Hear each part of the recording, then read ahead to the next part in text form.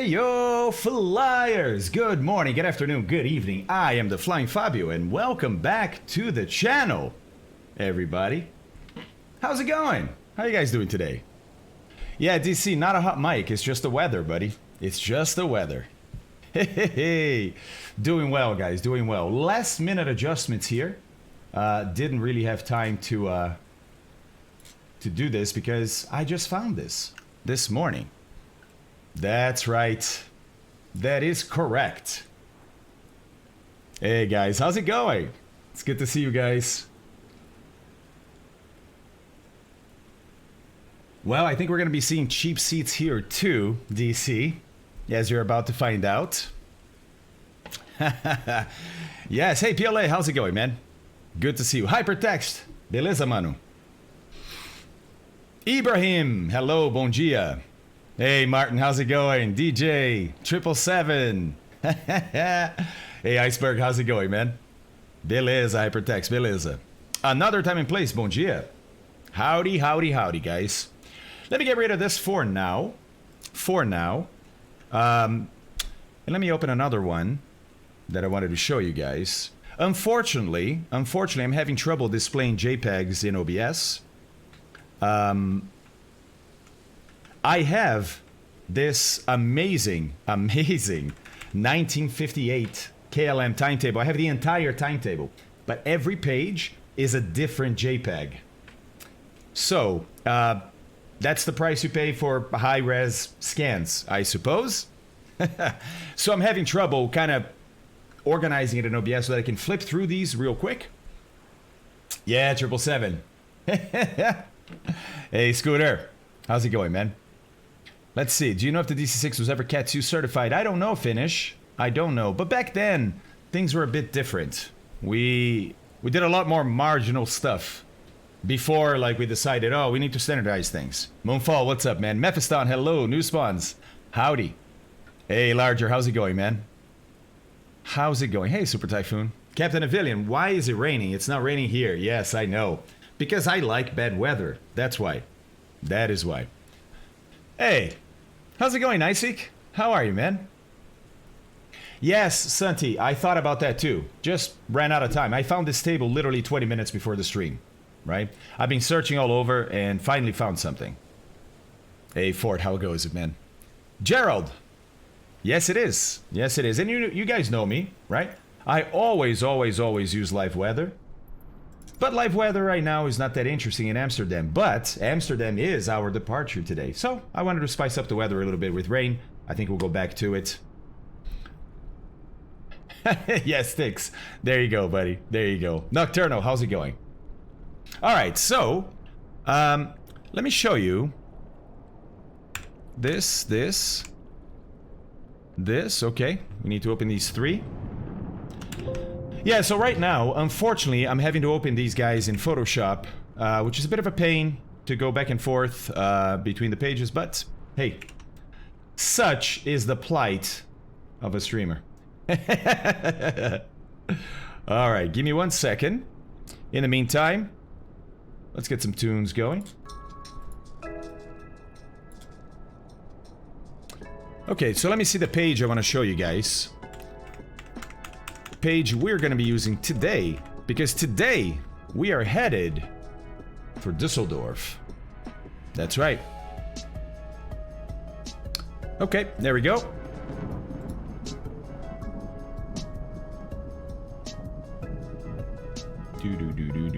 Okay, this one here. And now, to organize things a tiny bit, let me do this again.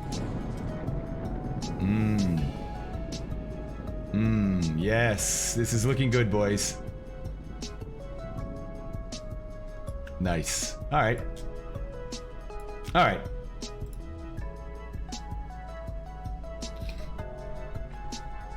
Hey, Jim, I'm doing great, man. How are you?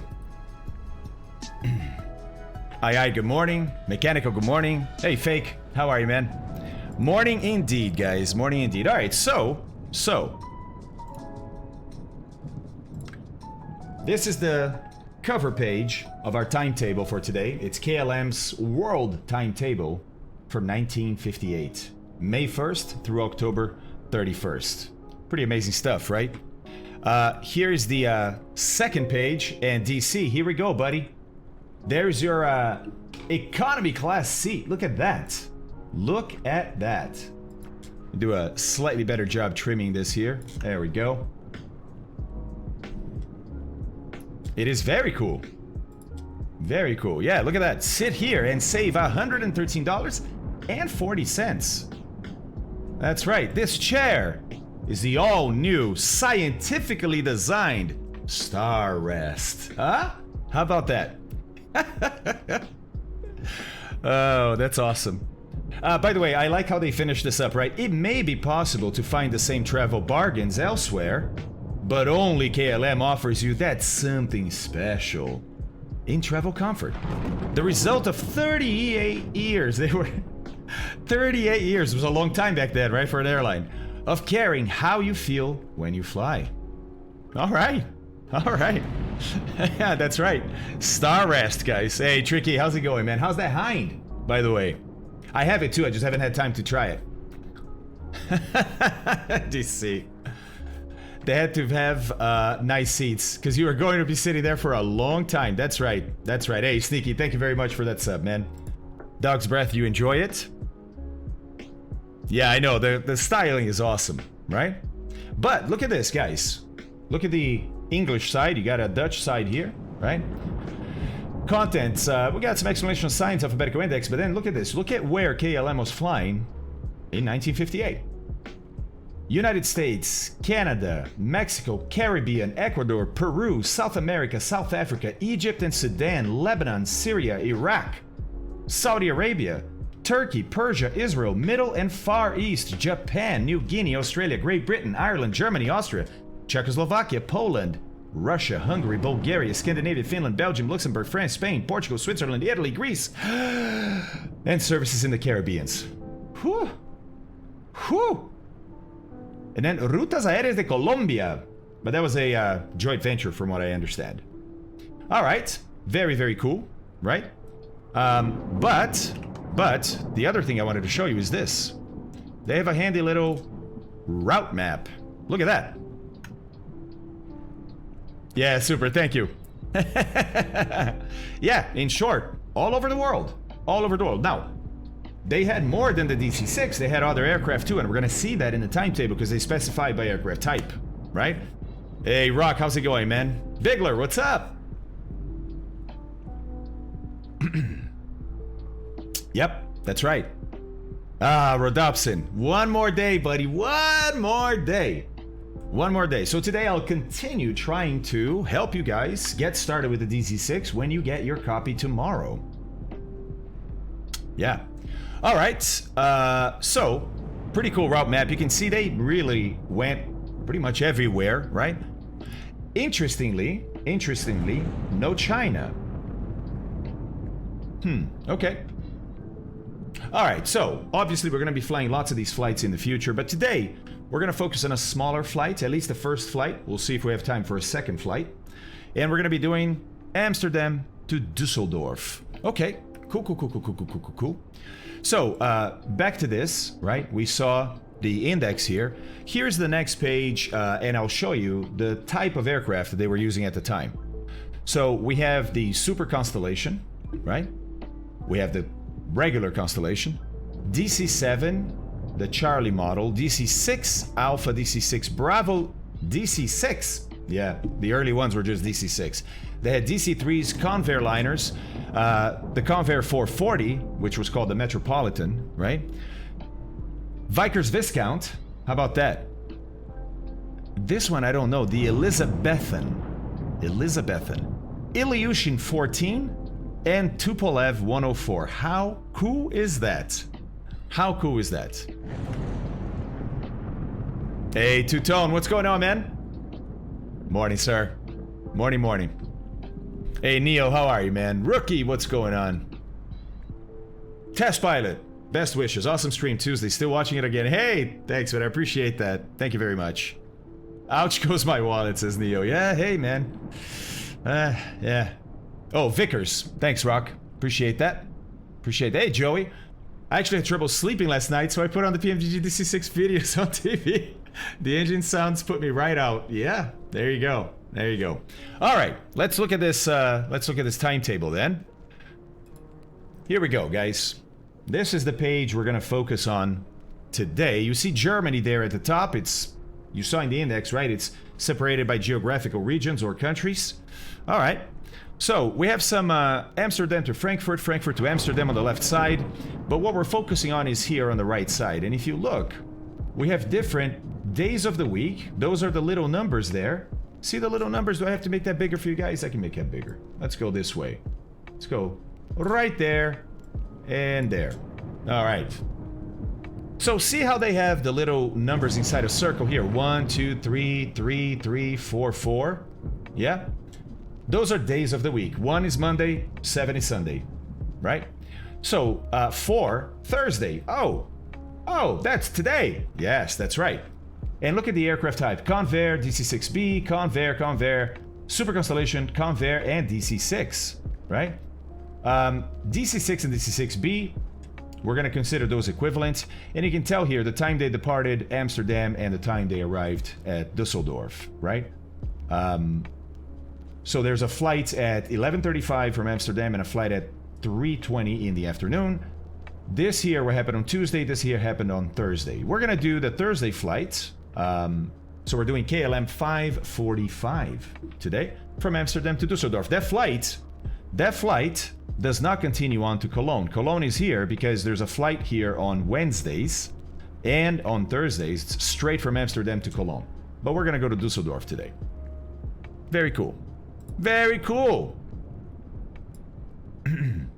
Hey, Mort, how's it going? Hey, Aki. How are you, man? Larger, this document, buddy. This document is this guy right here. It is the official KLM timetable from 1958 that we got our hands on. How about that? How about that? Yeah, man. Very, very cool. All right. Yeah, Neo, I mean, only you can determine that for yourself, right? That goes for anybody. But yeah, I think it's just amazing. Amazing. Yeah, Larger, I'm gonna make this available to you guys after the stream, not today, not right now. I just found it.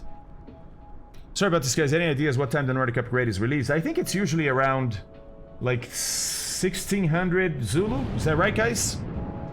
Yeah, you're welcome, man. You're welcome. All right. So KLM 545 is our flight today. And it looks like the flight takes about 55 minutes, right? About an hour. That's a nice little segment for us to get going with the aircraft, right? Today we're going to try and use some of the checklists that PMDG has provided. We're no longer doing tutorials. That was yesterday. We did tutorial 1, tutorial 2. If you missed it, you can catch the VOD. But it taught us the basics of how to operate the aircraft, didn't it? It did. It did. Okay. Well, now it's time for us to operate by ourselves. Whoo! Oh! Oh boy, I'm slightly nervous. Slightly nervous. All right. All right. Quick update on the vaccine I received yesterday. Recovered pretty well. Took a painkiller in the night, and I am all fit and fine today. Let's go, Aki. Hey, Kirk. What's up, man? Yes, I am. Yes, I am, sir. Abby went to town on my hair last night. V1, eu vou colocar isso no Discord depois. Guys, if you don't know our Discord, just hit up !Discord here on chat. You get the link. I'm gonna be putting this timetable on Discord later today. And there's a bunch of other stuff there you might want to check out. Thanks, Fort. Thanks, Ninja. Appreciate that, man. Andreas, good to see you too, man. Yes, let's see. Let's see if I can get the engine started today, right? Weirdly, we're getting thunder with live weather in Amsterdam when I thought the weather was going to be clear. So I'm not exactly sure what's happening. De nada, mano. Yeah, typically, okay, 1500 Zulu. All right, there we go. There we go. That was close. Not yet, Larger. Not that I've seen. Not that I've seen. Hey! Slarty, let's go, buddy! Let's go. That's right. You got it, Scooter. You got it. Yeah, I think so too, Scholar. I'm thinking so too. Hey, Scholar, by the way, how's it going, man? How's it going? All right, guys. We have a lot to plan for this flight. It's only an hour flight, but we have a lot to plan because it's the first flight that we plan ourselves, right? The tutorials did it for us. They had the routes, they had basically step by step what to do. Today we're not going to have that, right? So how do we do this? Well, I think you're going to be very, very glad to hear. I don't know if you know this already. I don't know if you know this. I think most people here know SimBrief, right? But I think you'll be quite happy to know that SimBrief does indeed have a DC-6 profile. That's right. That's right. And it's an accurate one too. What do I mean by that? Well, for example, look at cruise profile. You have 4 different options for cruise profiles. That's right. That's just like the manuals we have for the DC-6 that we're going to look at today. Yeah? I know, can't see the drop down. That's right. Thanks, DC. So basically we have 1100 horsepower, 1000 horsepower, 1200 horsepower, and 1240 horsepower. Those are 4 different settings. They have 4 different options on the cruise for the DC-6. It's just an example of how accurate this is gonna hopefully be for us. So we're gonna use SimBrief today, right? They did, they did. Hey FN, how's it going, man? Hey Vulture, did you see the latest YouTube video on PMDG? It's about how to land the plane like a pro. I did not. Not yet, man. Not yet. Oh, 36, Lardy. Holy crap. That's madness. Madness, I say. All right. I don't know, DC. Let's see. So, we're going to be using this to plan our flight, right? Which hopefully will give us enough, but we're also going to be using this manual right here, which is the operations manual. This is the big PDF that you get. Remember, there are 4. Tutorial 1, Tutorial 2. We got that out of the way. There's an introductory document, which you should all read. We kind of got that out of the way too. There's still a couple pages I haven't read. And then you have the actual operations manual. And if you look over here, there we go. See that table of contents there? Just for now, let me make that bigger for you guys. There we go. See it a little bit easier, I think. Right? All right, so check it out. All kinds of different sections here, including the recommended operating procedures, right? I think this is a little too loud. There we go.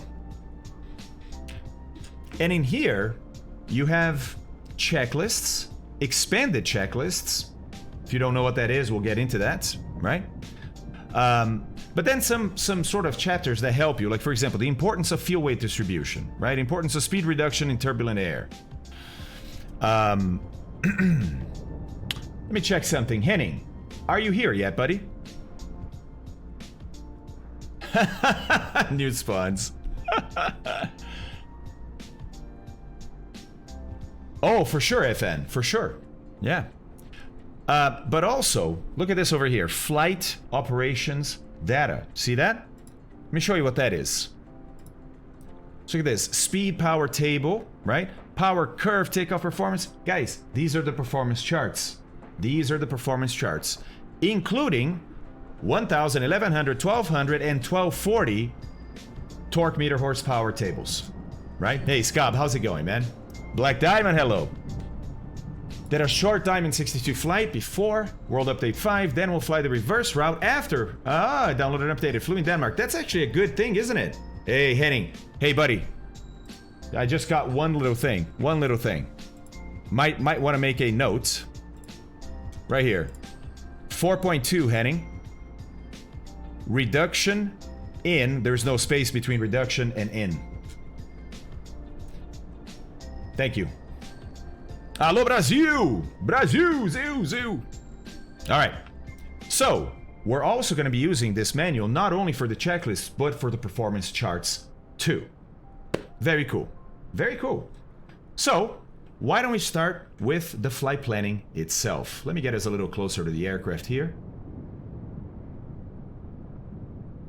Beautiful. Mr. Rice, nice. Yeah, Henning, I just caught this. I normally am just going to report this to you offline, but I just caught this now, and I'm not going to remember it later, so I figured might as well let you know. All right. All right. So, why don't we go have a look at that planning? All right, so we are KLM 545. Yep, 545. Departing Amsterdam to Dusseldorf, right? Alternating, probably not. Probably not.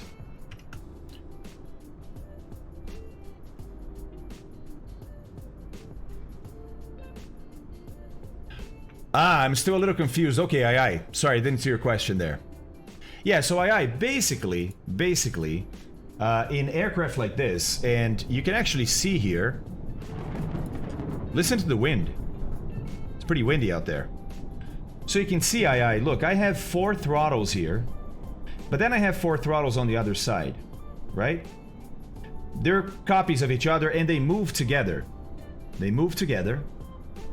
And it's just to make it easier than having it in the middle. It would be a little too far for the pilots to reach over, right? So they have a copy each. But in normal operations, especially takeoff and landing, actually I don't know about landing.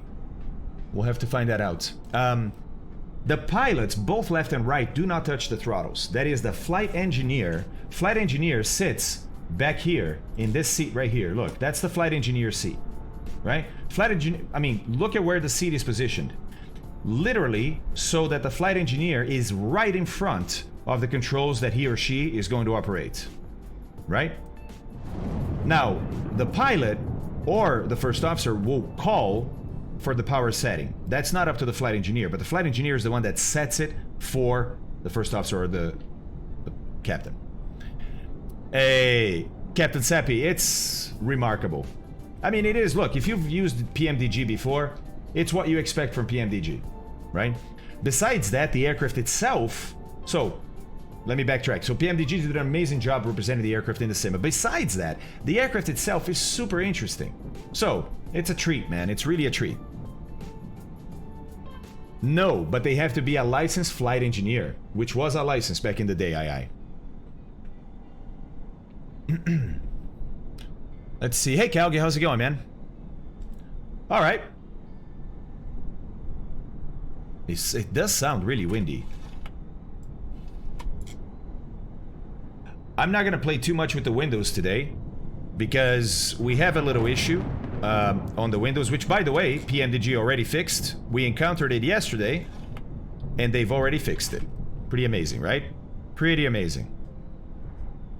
Yes, Andreas, that's what I did. So what I did here, guys, is in controls... Right? When you go to your whatever throttle quadrant you have, I have the Warthog, right? Which looks like this. So you can tell I have two throttle axes. This is a 2-engine throttle quadrant. Well, we're obviously flying a 4-engine aircraft. So how do we do that? Well, you can map anything you like to anything, but what makes sense to me is that engines 1 and 2 together are mapped to my left throttle, and engines 3 and 4, the right side engines, are mapped to my right throttle. So I don't have individual engine control. I don't have a throttle quadrant that can do that, right? So to me, that's the best solution, is throttles 1 and 2. So by the way, they're called throttle 1 axes and throttle 2 axes. If you're gonna look for yours, that's the command that you need to look for. The input, or sorry, the command you need to look for. No, you do not, Findle. Yeah, so, because this is an aircraft designed to be flown by 3 people, how do you do that, right? How do you do that in the sim? Well, we talked about that yesterday, remember? PMDG gives us the automated flight engineer, the AFE, and the AFE is going to do a bunch of stuff for us from literally before getting the engines going until killing the engines at the destination. It's a great tool that allows you to fly this single pilot, but not really, because you're getting help, right? Hey, fly with me, boa tarde, cara, abraço pra você também. All right. I don't know, Vulture. I think that would be pretty messy. Not that I've seen, Chris. Not that I've seen. Not that I've seen. All right. Let's get to planning, guys. So we put our origin and destination in there. I don't like this alternate. We'll look at it in a little bit, right? The flight is for today. We're going to take off at probably an hour from now. And you're like, what? Guys, this is not Control E and go flying. We're going to plan this, right? Especially because we're new to the aircraft. We're going to take our time. But I figured if you're going to get the aircraft, this is going to be very beneficial to you too, right? Getting a little bit of the learning out of the way before you even have the aircraft. Yep. Let me see, Seppi. Hold on. Oh, it was Captain Seppi. Okay. Wait, I gotta... Yep, there we go. I may need to rewind your video and review this in more detail. Thanks. You're very welcome, Captain. Thanks for being here, man. I appreciate that. Only 1 hour, says... He knows me. Very optimistic. I know, right? I know. Okay. We don't really need a lot of this stuff here, guys, right? Runway analysis, step climbs, ETOPS, nah. Detailed nav log, it's always on by default, right? You can change this and save a new default. Mine is always on. I just ignore those pages. Okay, now here we go. Advanced aircraft options. We have climb profile, and if you notice, oh, you can't see my drop down. There's only one here, guys. There's only one climb profile here. Interestingly, though, it's 37, 24, 150. What does that mean? What do those three numbers mean? Hey, stumbled.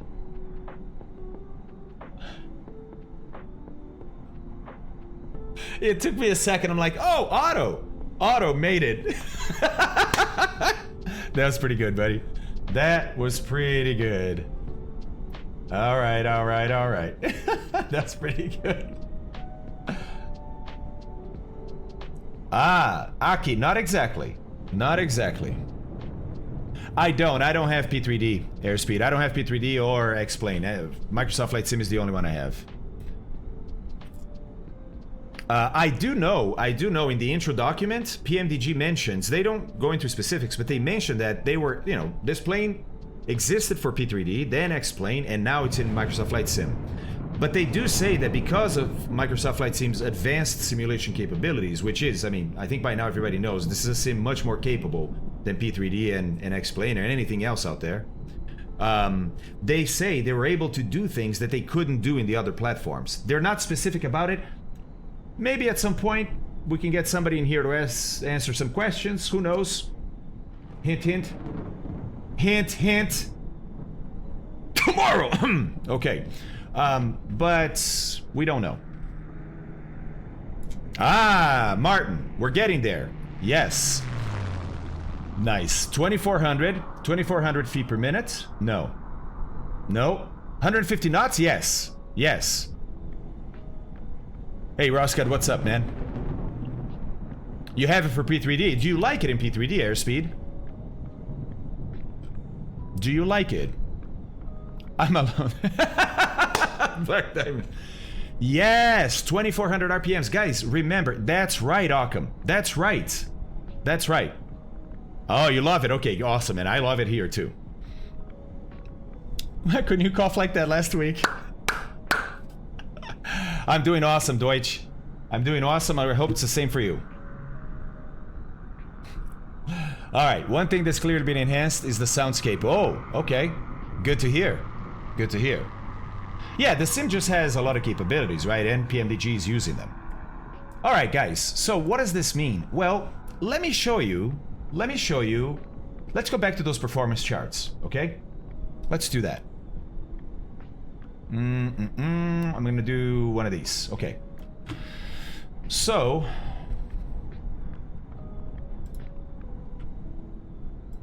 let's go to flight operations data. Okay. Cruise chart, performance. Let's see. Do we have anything on climb? I don't know if we have anything on climb. Oh, here we go. Here's some climb charts, right? Low blower and high blower. Hey, what is that? What do you guys know about that? Low blower and high blower. Some of you have been watching the tutorials. I know you know. Yeah, Ian.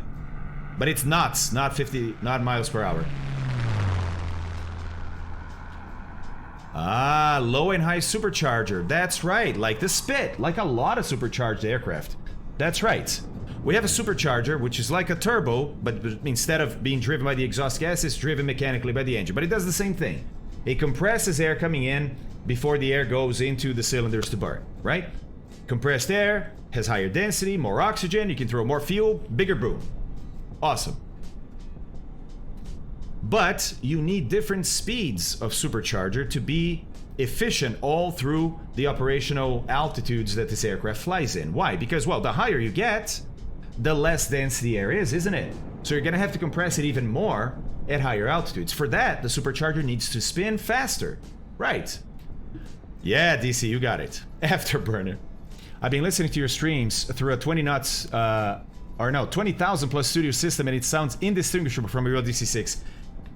That, my friend, is Mac Boots' work. Mac Boots was here yesterday on stream. He's the sound guy from PMDG, right? Props to him. All right.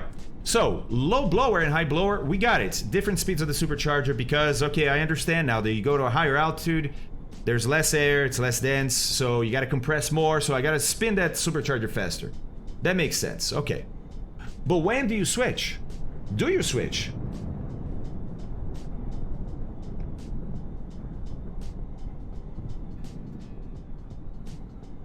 Hey, Dreadnought, what's going on, man? Snapshot is correct. Snapshot is correct. About 16,000 feet is when you're gonna start to notice that the low blower setting isn't producing as much power as you need anymore. Yeah, Vulture, exactly. So we normally operate the climb, for example, at 40 inches of manifold pressure, right? Manifold pressure, guys, measured right over here. See those? We only have 2 gauges because there's actually 2 needles per gauge. You see the number 2 there? Well, the other little white sort of tab you see at the top, it's actually part of the needle that's behind this needle that says 2. And you can't tell it because the needle, the pointy end here of the 2 needle is covering it. But right behind this, there's the number 1. So there's 2 needles here for engines number 1 and number 2, with number 2 being on top, which means that if they have the same manifold pressure, you will never see the number 1. You'll see the tab. That's how you know where number 1 is. But you can only see the digit 1 painted there when number 2 is deflected away, right?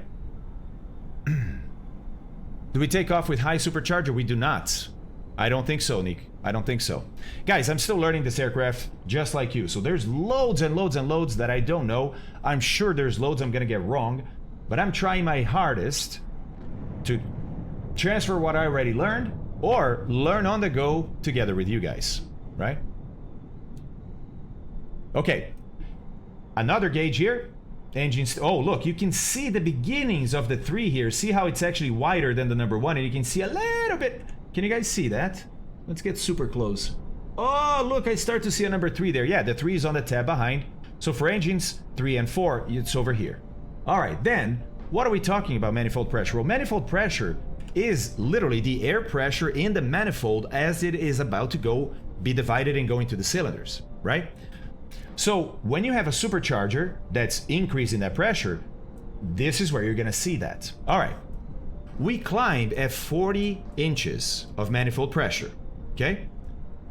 But like Vulture said, as you, hey, Cataron, hello sir, as you get higher and higher and higher, that supercharger is no longer gonna be able to keep the pressure at 40. Now, as it falls a little bit, say it starts to fall to 39, you still may have some throttle to go forward and go, oh, I see, you know, it's coming down from 40 to 39. Add a little throttle as you climb. You keep adding throttle. And guys, you've done this in other normally aspirated or supercharged aircraft here in the sim, right? In piston engine aircraft in the sim. All piston engine aircraft behave the same way when it comes to that, right? But it will get to a point where it will drop below 40. You will have already gone max power and it cannot keep 40. And you're like, whoa, I'm out of power. Okay, well, that's gonna happen at around 16,000 feet. Why isn't it exactly 16,000 feet? Why? Let's see. Let's see who knows. Larger.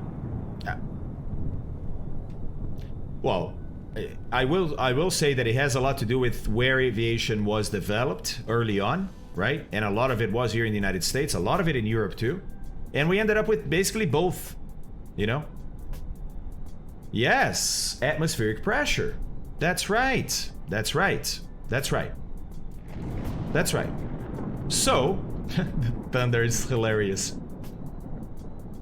So now what do? We're gonna flip that supercharger from low to high, around 16,000. If you go up to exactly 16,000 feet and measure the air pressure today, it will be different than it will be tomorrow, and it will be different the day after. That's why it's not exactly 16, is because that varies a little bit, right? But there will be an altitude around 16,000 where you can no longer keep 40 inches on your manifold pressure without the supercharger going to high, with the supercharging low. So at that point, flip the superchargers to high, boom. Now they're again producing, they're working harder, but they're producing higher pressures too, right? Well, same pressure by working harder. And so you'll be able to keep 40. Okay, okay. But notice then that this here is using 37. That's what that 37 there is. It's using 37 inches for the climb, not 40. And so that's why I want to go into the charts and see, maybe we have an option, because I'll tell you, this is the only profile available in SimBrief today, is 37 inches. The 2400, 2400, that's the RPM, right? Now, the RPM, we have been taught by PMDG to use 2400 RPM. That's down here, and same thing with the needles, guys. 2 needles here, 1 and 2, 2 needles here, 3 and 4. So 2400 RPM matches. The manifold pressure isn't matching. So let's go look at the charts and see what PMDG says about that. Oh, it's incredible documentation, Canaron. Incredible documentation. All right. Notice that low blower, we only have one climb chart. It says 1500, right? And then we have high blower, 2 climb charts, 1400 and 1500. All right, let's go take a look at the low blower. Why? Because we're only flying to Dusseldorf today. It's a 55-minute flight. We're probably not going to go above 16,000 feet. Let's see. No word yet. No word yet. I just realized after I started saying that, Canaron, that you were talking about failures and stuff. But listen, I think it's one of those where, hey, we just need to ask. You know? All right, here we go. So, 1500 climb is what it says there. Look at the pressure altitudes. This chart only works up to 14,000. Low blower, guys, right? Okay. Okay. Let's see. All right, so then we have standard temperature, and it's standard. You're probably not going to find it standard, right? Scooter, thank you very much for the subscription. Ibanez, thank you for the subscription. Appreciate it, guys. Very, very much. I may be lagging behind on thanking people for follows and subscriptions because I turned the alerts off. You can still see them visually, but there's not going to be an oral alert. Check the web. Something about circuit breakers. What do you mean? Mechanical? Oh, the EFB. But what do you mean about that? My money's on you, Canaron. All right, guys, then look at the manifold pressure at carb temperature in Celsius, right? Huh. This is interesting. We need to know the carb temperature to then determine the manifold pressure. Okay. But notice that for different temperatures, you have different manifold pressures, and they change as you go up. And look, I'm seeing some low ones here too, right? If it's super cold, you see some lower manifold pressures. Okay. By the way, how can we determine carb temperature? Let me see if I recall. Let me see. There's free air temperature here. I don't know. Oh yeah, right here, look. I knew I had seen something, and there it is. Carb air. You have 4 gauges here, engines 1, 2, 3, and 4. Always in that order, right? Left to right. Showing you the temperature of the air in the carburetor. Why do we need that?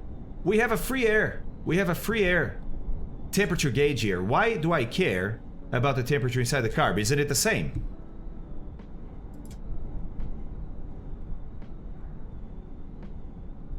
Venturi, okay. Venturi effect, that's right. That is correct. So, what's happening is, I don't know if you know how carburetors work, right? I think people of my age have an intuitive understanding of how carburetors work because most of the engines we worked on when we were young were carbureted engines, right? But a carburetor is a mechanical device that mixes air and fuel according to the stoichiometric ratio, all right? What does that mean? Well, it means that it basically gauges how much fuel is needed for the amount of air coming in. All right, cool. Exactly, a hammer. That's right. That's right. Well, now, Tolau, you can have carb ice, but that's not why we have this gauge. That's not why we have this gauge. This gauge helps with turning on carb heat, right? But this gauge also is going to help us determine what the manifold pressure is going to have to be because we're going to have to read that based on carb temperatures. All right? Oh, sorry. Show you sideways. So, the reason we have a carb air temperature gauge separate from the outside air temperature gauge is because the way the carburetor sucks in fuel, remember I said it's a mechanical device? The way that it sucks fuel out of the not the tanks, but there's a little pool of fuel inside each carburetor that's being fed by the tanks. Don't worry, just the way the carburetor sucks fuel and mixes with air is through Venturi, right? So I think a lot of people have done something like this or have experienced something like this. If you haven't, it's easy to do, right? When you have a stream of a fluid, could be air, could be liquid, doesn't matter, right? Flowing, okay? And let's say it's flowing in a pipe, right? And you make an opening on the side of that pipe.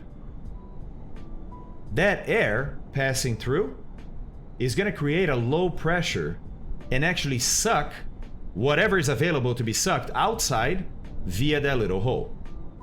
That's just physics, right? You don't have to fully understand the mechanics or how or why that works. It's really interesting, but not everybody's into that stuff. But don't worry, you don't really have to know that, right?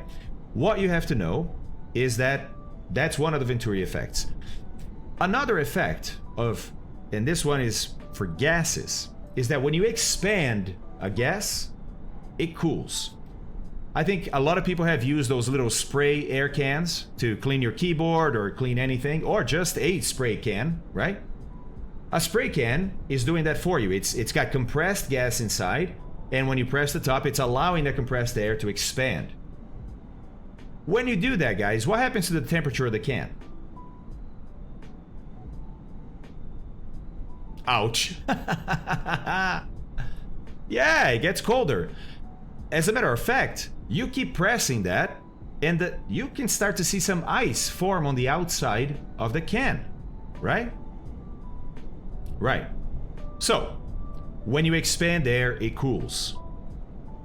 Carburetors are expanding air.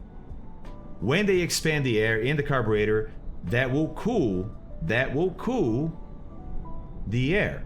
And you're like, why are they expanding air? I don't get it. Well, actually, it's not something you necessarily want, but it is a byproduct of first funneling the air through a Venturi, like you guys mentioned, right? Which is basically a funnel. You start with a pipe this big and you funnel it down to this, right? That's a Venturi. That forces the air to speed up through there, which is where you're gonna use that characteristic of a fast flow to suck in fuel. But then after this, you're gonna expand the air, right? A Venturi only works if you can funnel it and then expand it. So on the expansion side, after the fuel has already mixed, this air is now getting cooler. Cooler by how much? By about 10 degrees Celsius. Yeah, it's a pretty decent drop of temperature, right? So you have carburetor air temperature gauges also because it's not going to be the outside air temperature. And today we're going to see if we can actually see that 10 degrees-ish between these two. We'll see. Hey, Naboxman, how's it going, man? Fluid Dynamics 101, right? Listen, as a pilot, you end up having to understand a lot of these basic principles. You don't have to have a PhD in physics at all, right? But just like you have to know how to do basic math, because you're gonna have to do, heading, subtractions, and you have to do rules of thumb and stuff like that. You have to know a little, even trigonometry, right? To be a pilot. You also have to know a little bit of physics to be a safe pilot, because otherwise, if you don't understand what's happening in some of these systems that we have in the aircraft, you can't operate them safely, right? Aye, aye. All right. Yeah, carburetors are amazing devices, and they got us this far. Nowadays, we have all kinds of other electronic means of metering fuel to air, right? And much more precise means. But man, I love me a mechanical solution to something, you know?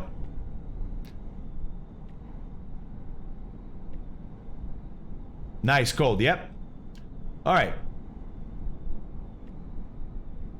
Oh, Martin, thank you. I appreciate that, buddy. I appreciate that a lot. All right.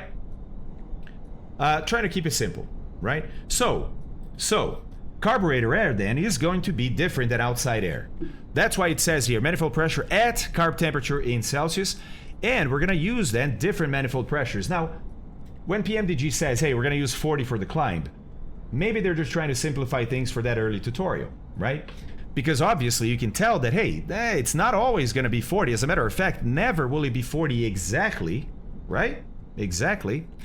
And as the altitude changes, even for the same carb temperature, which will probably change too, right? You would be changing the manifold pressure. So, interesting stuff, but it does tell me that the fact that SimBrief has 37 and not 40 is probably okay. Slarty, thank you very much, man. I appreciate that. Let's go indeed, buddy. Let's go indeed. All right. Okay, I think we're just good for now, as far as that goes. Now, how about cruise profile? Remember, you can't see my drop down, but I have 1,000, 1,100, 1,200, and 1,240 brute horsepower, right? Okay. What about that? Let's go back to the charts. So back to here, we see then that we have, look, here's the 1,000, 1,100. Oh, let's do that. Easier to read this way, isn't it? 1,000, 1,100, 1,200, and 1,240.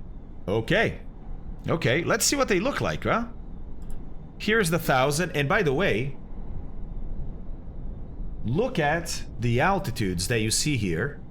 Oh, and look, the low blower switch here is between 18 and 19. Okay, all right.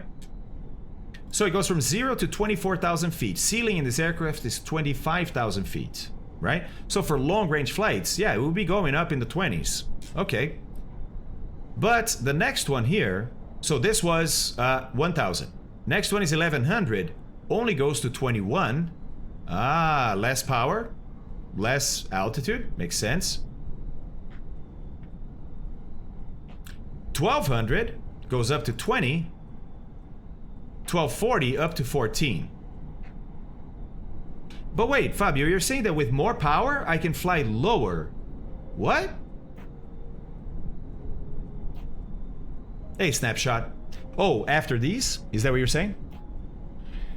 How can that make sense, guys? How can I increase the power of the engine but fly lower? Thanks for the follow, Savage.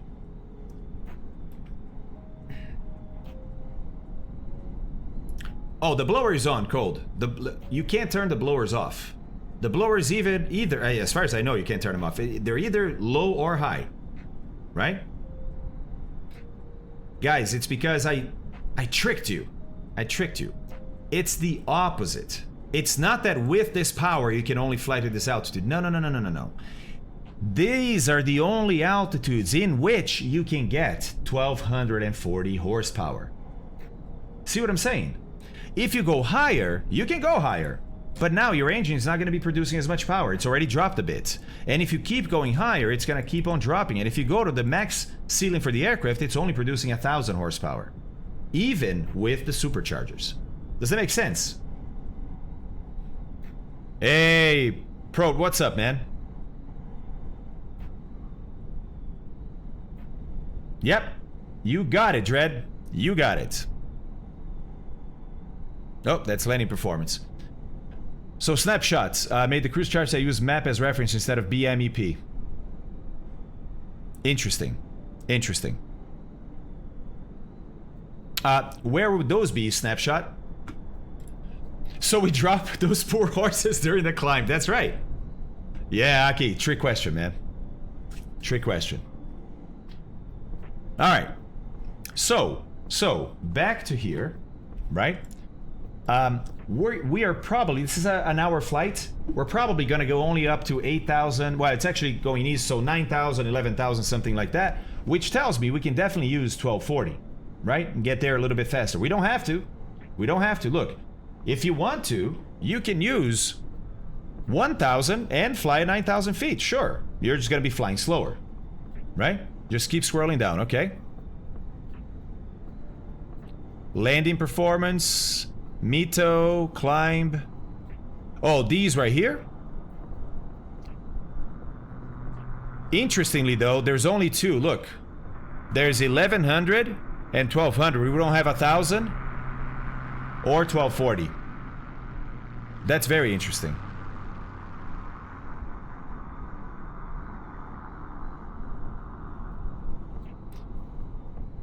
Same effect happens in cars, motorcycles, as you climb a mountain. Yeah, same thing happens to humans, really. We lose higher functions as we go hypoxic. That's true. That's true. This is why turbo-normalized engines are so awesome. Just a little extra weight for intercoolers and such. Yeah, Dreadnought, of course. Of course. Mm-hmm. Yeah, but we don't have as much data, right, Snapshot? We're only limited to 1,200, 1,100. Okay. Okay. Cool. Cool. So, I'm gonna leave 1240 here because we're gonna be low enough that we could use that, then, you know, gets us there a little faster. I like to go fast. Descent profile, 26,750. What do these numbers mean? Oh, Captain, that's awesome, dude. That is awesome.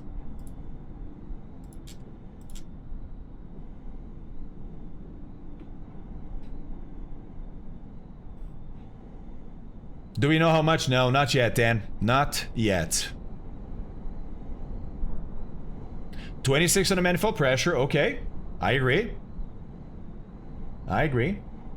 Oh, no. The RPM, Vulture.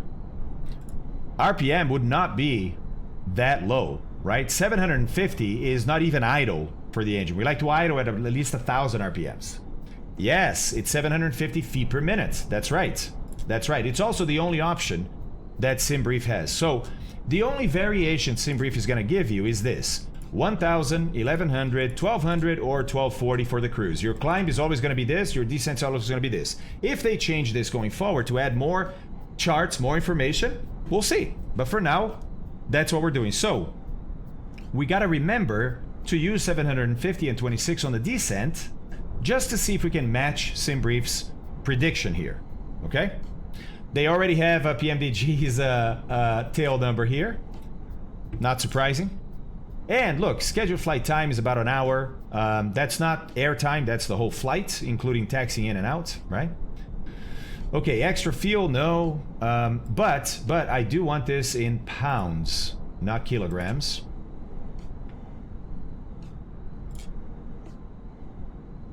Wrong one. Let me go here and see something. Cool. Cool. Yep. All right. Here is our route. Let's have a look at that. Right. Oh, by the way, passengers auto. Let's go full. Full passengers, and we'll throw in some cargo in there. It's in pounds, so let's put in 2,000 pounds of cargo. Okay. Route's valid. Let's see what the route looks like.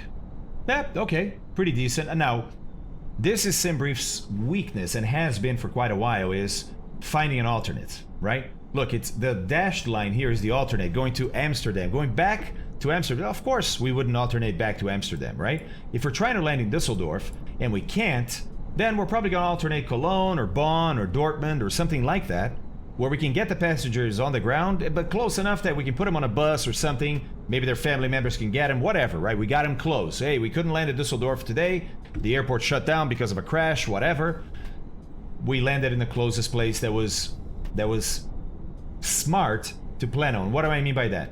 Well, if you're just thinking about the passengers, let me turn on other airports here. Look, there's an airport right here. It's a smaller airport, but let's say that you could land here, right? Oh, great. I'm gonna go to Dusseldorf, and then my alternate is gonna be the closest airport I could find, which is Mönchengladbach.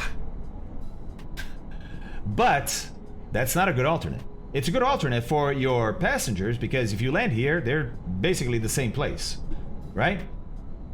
But, exactly, Roskat. But, why would you not be able to land in Dusseldorf? And I said, oh man, the airport closed because there was a crash. That could be it. That could be why. But let's be honest. How often does that happen? Not very often. Right? Luckily. Often, you can't land because of weather. Hey, Raid, how's it going, man? How goes it? Often you can't land because of weather. And if the weather sucks here enough that you can't land, what do you think the weather is going to be doing 10 miles up the road? It's going to be... chances are very high it's going to be pretty much the same thing. Right? Exactly, Andreas. So, and there's other considerations too. Like, for example, do you have ground support for your aircraft at the alternate, right? When we land somewhere with the DC-6, we need air stairs for people to get out. What if you land at a field that doesn't have air stairs? How are people going to get off the plane? Right? So there's a lot of considerations that go into picking an alternate. But a lot of it is driven by weather. Now, if you look over here, look, we have Dortmund. Dortmund might be far enough already that the weather is going to be okay, right? Or you have Cologne down here. I'm going to use Cologne as my alternate today, EDDK. And all you need to do is come up here to SimBrief, type in your alternate, and it will reroute you and calculate. Look at this. It calculates how you're going to get there, right? It's doing it IFR, so it looks a little weird because it's got to hop on arrivals and approaches and stuff, but it does it. All right, so that's more like it. I think this is all good. Save this flight. Yeah, so optimistic. So optimistic. But that's okay. Let's generate the operational flight plan. Just one question. You know where I can find the manual prior to release? I don't think you can. Sometimes PMTG releases the manuals ahead of time. This time, I don't think they did. Dan, that's the manifold pressure set for descent. All right. Here is our operational flight plan, OFP. Let's have a look at this, right? And see what this trip is going to look like.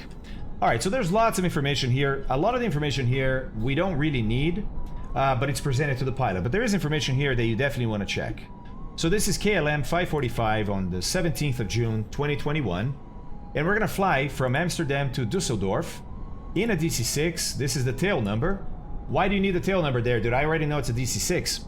Because in one airway or airline, you may have a bunch of DC-6s. They're all DC-6s, but they have different engine options. They have different this, different that. They climb different, you know. So it's specific to this aircraft. Okay? I'm learning always a lot from you, so it's really... thanks, Raid. Appreciate that.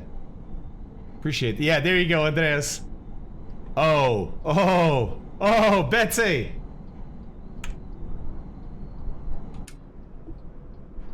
Is there?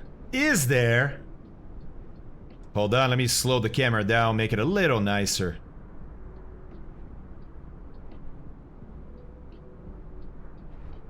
And of course, it is the Flying Dutchman.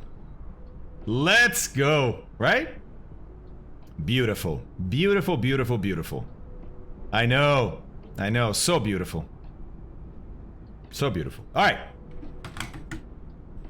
Back to homework. It's not homework. For me, it's pleasure. All right. Released 1404, that's when the time on 17 June 21st. Operational flight plan number 1 for this trip, because sometimes you get a revision to the flight plan, then you know like, oh, 3 here is because it's revision 3, right? Hey, thanks for all the follows, guys. I'm not stopping to say your names. I normally recognize people, but there's so many follows nowadays that I don't have the time. So I'm seeing you. Thank you. I really appreciate it. All right. It's from Schiphol to Dusseldorf, right? Weather prognostic or prognosis is from the 17th at 12 Zulu, the 17th at 15 Zulu, the 17th at 18 Zulu. The observations were at 6, 6, and 6. So the observations were earlier today. The prognosis forecast is later, which is great, right?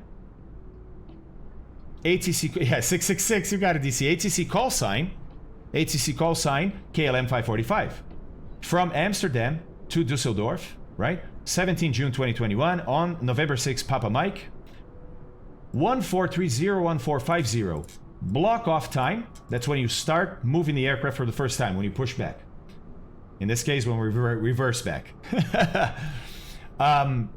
Takeoff time, 1450. Landing time, 1531. On the gate, at the gate at 1539. That's the forecast, okay? It's a Douglas DC-6 with the R2800 CB16 engines, right? Don't know what STA is. Don't know. All right. Cruising. We're going to be cruising at 1240 bhp. That's what we chose, right? The ground distance between Amsterdam and Dusseldorf via the route, not direct, via the route that we're flying. Hey, 94. Thank you very much, man. I appreciate that. Thanks, guys. I appreciate that. Beautiful but difficult to learn everything. Of course. Of course. That's why I try to go step by step. Guys, if I'm going too fast, too slow, let me know. Or if you need something else explained. Alright? Something time of arrival. Yeah, but it's even before we touch down. You know, it's interesting. Anyways. Scheduled. Scheduled time of arrival? Yeah, you might be right. Standard time of arrival? I don't know. Hey, Jefferson, what's up, man? You should promote your YouTube channel. Only yesterday I realized that you have one. Yeah, Vulture, it's just starting. It's just starting. But yeah, guys, we do have a YouTube channel, and we're starting to put content in there. For now, it's some of the streams where I teach a lot. We put in there for you to have it, right? Could be a QGIS. QGIS. Ah, nice, Ford. Thank you. All right. So ground distance is 138. Air distance, look, it's a little longer because there's a little bit of headwind average, right? So through the air, we're flying more miles, if that makes sense. Imagine this. If the wind was 100 knots down the runway and your plane flew 100 knots, that means what? That you take off, but you don't move in relation to the ground, right? You know what I mean? Because you're flying 100 knots, but the wind is 100 knots. You've seen people do, I've done it in the sim, where you kind of just hover there. And so over the ground, you're not moving at all. But through the air, you're moving at 100 knots. You see what I'm saying? So the air distance through the air, if you flew for an hour, would be 100 miles. Your ground distance would be 0. Does that make sense? Does that make sense? Hey, Nix, thank you very much, man. I appreciate that. Thank you. Goblin, thank you for that sub, dude. Really. Okay. That's why you always get ground distance and air distance. Right? Okay. This is the Great Circle distance. If you flew in a straight line, it would be 96 miles. Average wind is 202 at 24. Okay. Average wind component minus 003, meaning a headwind of 3. Average ISA is International Standard Atmosphere, is plus 11. Ooh, the atmosphere is pretty hot today. It's 11 degrees hotter than the standard, right? Hey, GSR, thank you very much for that, man. Hey, guys, consider subscribing. This is my full-time job. I love what I do, but I really appreciate the support. Thank you. I know, DC, I know. Good morning. Hey! Andy Meyer. Andy Meyer. ¿Cómo estamos? ¿Cómo estamos en Argentina hoy? ¿Cómo está Argentina hoy? All right.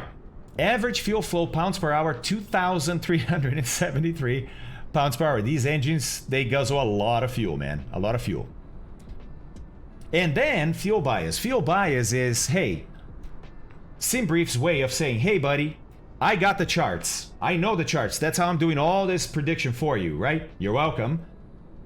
But the charts are designed for a brand new aircraft operating at perfect performance from the factory. And now we're flying a plane that's 37 years old, and it's not exactly the same performance. And so it ends up using a little bit of extra fuel, right? You can do a bias on the calculations of SimBrief to say, hey, you know what? I flew a bunch of flights using the SimBrief profile, and I realized that my aircraft actually is using 1.6% more fuel. I did a lot of math, 1.6% more fuel than the charts. Okay, great. Go into fuel bias and put plus 1.6. That is 1.6% extra fuel than what you think you're gonna get, or than what you get from the charts, right? Whoa, whoa, whoa. Holy moly, guys, level 1 completed already. Yes, it is aircraft specific because every aircraft's gonna have a difference regarding it and the charts, right? Wow, 300 bits from Kirkness, 300 bits from DC, 500 bits from Hammer Nails. Thank you, guys. Awesome, awesome stuff. Really appreciate it.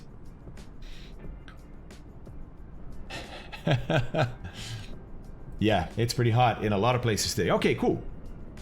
Cool. The alternate is Cologne, right?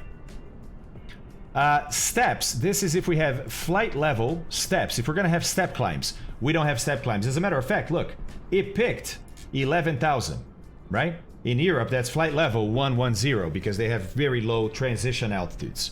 So we're going to be flying at 11,000 today, 11,000 feet. Okay, good. Remember, I said we're probably going to go at 9. Well, 11 is the next one after 9. Can't do 10 because we're going east. If our heading is between 0 and 179, we have to fly odd altitudes. 7, 9, 33, right? 25. If you're the SR-71, 77. All right, guys, I'm checking chat once in a while because I'm explaining a lot of stuff. I want to make sure I'm catching any questions you guys have. Okay. Oh, Flies, thank you so much, man. I appreciate that sub. Let's go, buddy. Let's go. Let's go, chat. Appreciate it. All right. Dispatcher remarks, these operational flight plans are prepared by a dispatcher. Airlines have a whole slew of dispatchers doing this work for you, right? No remarks. Okay. I think I'm using... I don't remember. Lido? I think it's Lido. Pretty sure it's Lido. I started using this format a long time ago and I got used to it, and so I use it now. Every airline has their own different format because why would they standardize anything, right? So if you change airlines, it sucks, man. It sucks because typically they're quite different and then you're lost for a long time, right? It's hard to lose a habit and gain a new one at the same time. Andy, that's awesome, man. That's awesome. Gracias. Sí, tengo un sentimiento de que empatamos de vuelta.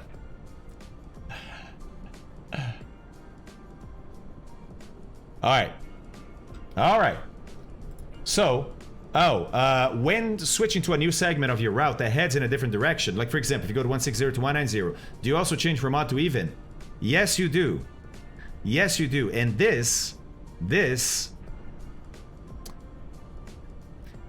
the lack of doing this killed everyone on board a Gol 737 in Brazil about 10 years ago because the plane coming the opposite way did not change their flight level once they went from even to odd. Or odd to even, actually, in that case. Very sad. You guys know what I'm talking about? It's an Embraer Legacy whose winglet sliced through the wing of a 737 coming the opposite direction. Yeah, Andy. Yep. That's right, there we go. Ah, Santiago. No es verdad. No es verdad. Muchas gracias, pero no es verdad. Alright. So, here we go. Plan fuel. This is one of the most important things, right? And they're going to break it down into, look, we need fuel for the trip itself. We need to get to Dusseldorf. Okay, great. Then we need a contingency of 15 minutes. Okay. It's just for hey, safety. Let's add 15 minutes there. Okay. Then we need fuel to get to the alternate, because maybe we get to Dusseldorf, right? We cannot land for whatever reason. We have to go to the alternate. Okay, well, we need fuel for that too, obviously. So fuel for the alternate, and then a final reserve, a FinRes final reserve. Okay, so why is there a contingency? Because I think a lot of people know that you need a final reserve when you legally to fly. You need a final reserve, and it's usually 45 minutes, which you see here, right? And in this case, it's saying, hey, 45 minutes of flights in the conditions here today are going to be 1,500 pounds of fuel. All right? GC, thank you very much, man. Appreciate that. The Embraer was at the wrong altitude. Andreas, well, I would say only two, Portuguese and English. But I speak a little Spanish. Citizen, thank you, man. I speak a little Spanish. I speak a little bit of French. Oh my God, aye, with 10 subs. Let's go. Thank you, buddy. I speak a little bit of French. Like, I don't know, 5 phrases in Italian, right? And then I know how to say hi and bye and some swear words in quite a few languages. Aye is indeed a legend. By the way, it's time to mention. We got 335 viewers right now, right? Enough people here for me to mention. Tomorrow is release day. Tomorrow, all of you are going to be able to go out and buy yourselves a brand new DC-6 from PMDG. It's an amazing, amazing day. But we're going to help you. Well, we're going to help one of you by giving away a PMDG DC-6 in tomorrow's stream. That's right. Let's go, everybody. Tomorrow, a lucky viewer is going to win a PMDG DC-6. Yes. Yes, yes, yes. It has been donated to the channel by Aye, sir. Aye, sorry, buddy. I give you the recognition because you deserve it, right? Aye is a huge supporter of the channel, but also a supporter of the community. And I want you guys to understand that, right? Aye loves what we do here, but he loves all of you guys too. And so he likes to give back to the community also. And that's why he's donating the aircraft. It's not for me, right? And of course it helps the channel, but it's for you. So tomorrow, a lucky viewer is going to win a DC-6. Let's go. Let's go. Oh my God. Oh my God. Denise. Hello, how are you? Denise with 10 subs too. Let's go, man. This is incredible. Thank you, Denise. Thank you so much. I hope you're doing well. Hope you're doing well. We have a bunch of legends, man. Bunch of legends in this channel. Got it?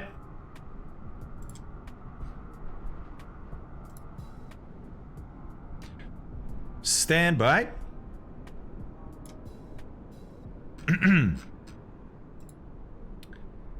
Ah, yes. Thanks for the reminder, Scooter. Thanks for the reminder. Very important. The giveaway is for subs only. Guys, the channel is growing, right? We have a lot of people. We have a lot of new people coming in too. But we also have a lot of people that have been supporting the channel for a long time via subscriptions, right? So the giveaway tomorrow will be subs only, right? So if you want to participate, if you have a subscription, you're good. If you don't have a subscription, consider getting a subscription to the channel. It helps me, helps you, helps the community. Thank you very much. On the rocks, thank you very much for the subscription, buddy. Appreciate that.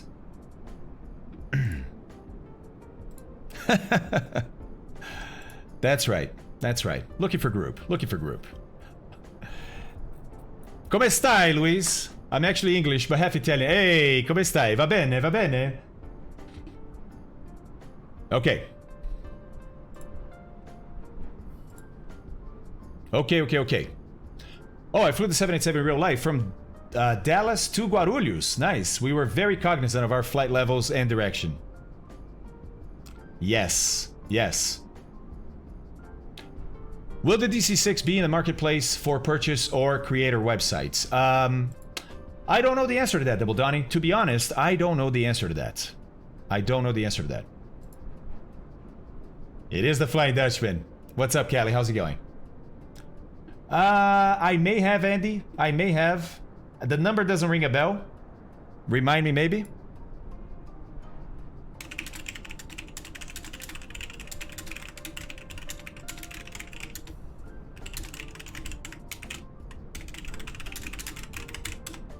All right. So let's keep going here with this guy, yeah? Back to fuel conversation. So, a final reserve of 45 minutes is legally a requirement. Got it. We, of course, need fuel to go to Dusseldorf. We need fuel to get to the alternate. But why do we have a contingency of 15 minutes, guys? I didn't ask SimBrief to do this. Why is it doing this?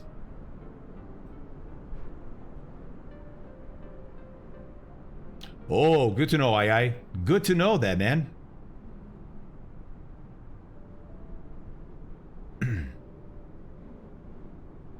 Guys, why do we have a 15-minute contingency? And I'll give you a hint. It is between Dusseldorf and Cologne. Not for weather. Not for weather. Amazingly enough, not for weather. Ewald, it might be. It might be. But it is one that all the airlines leave on.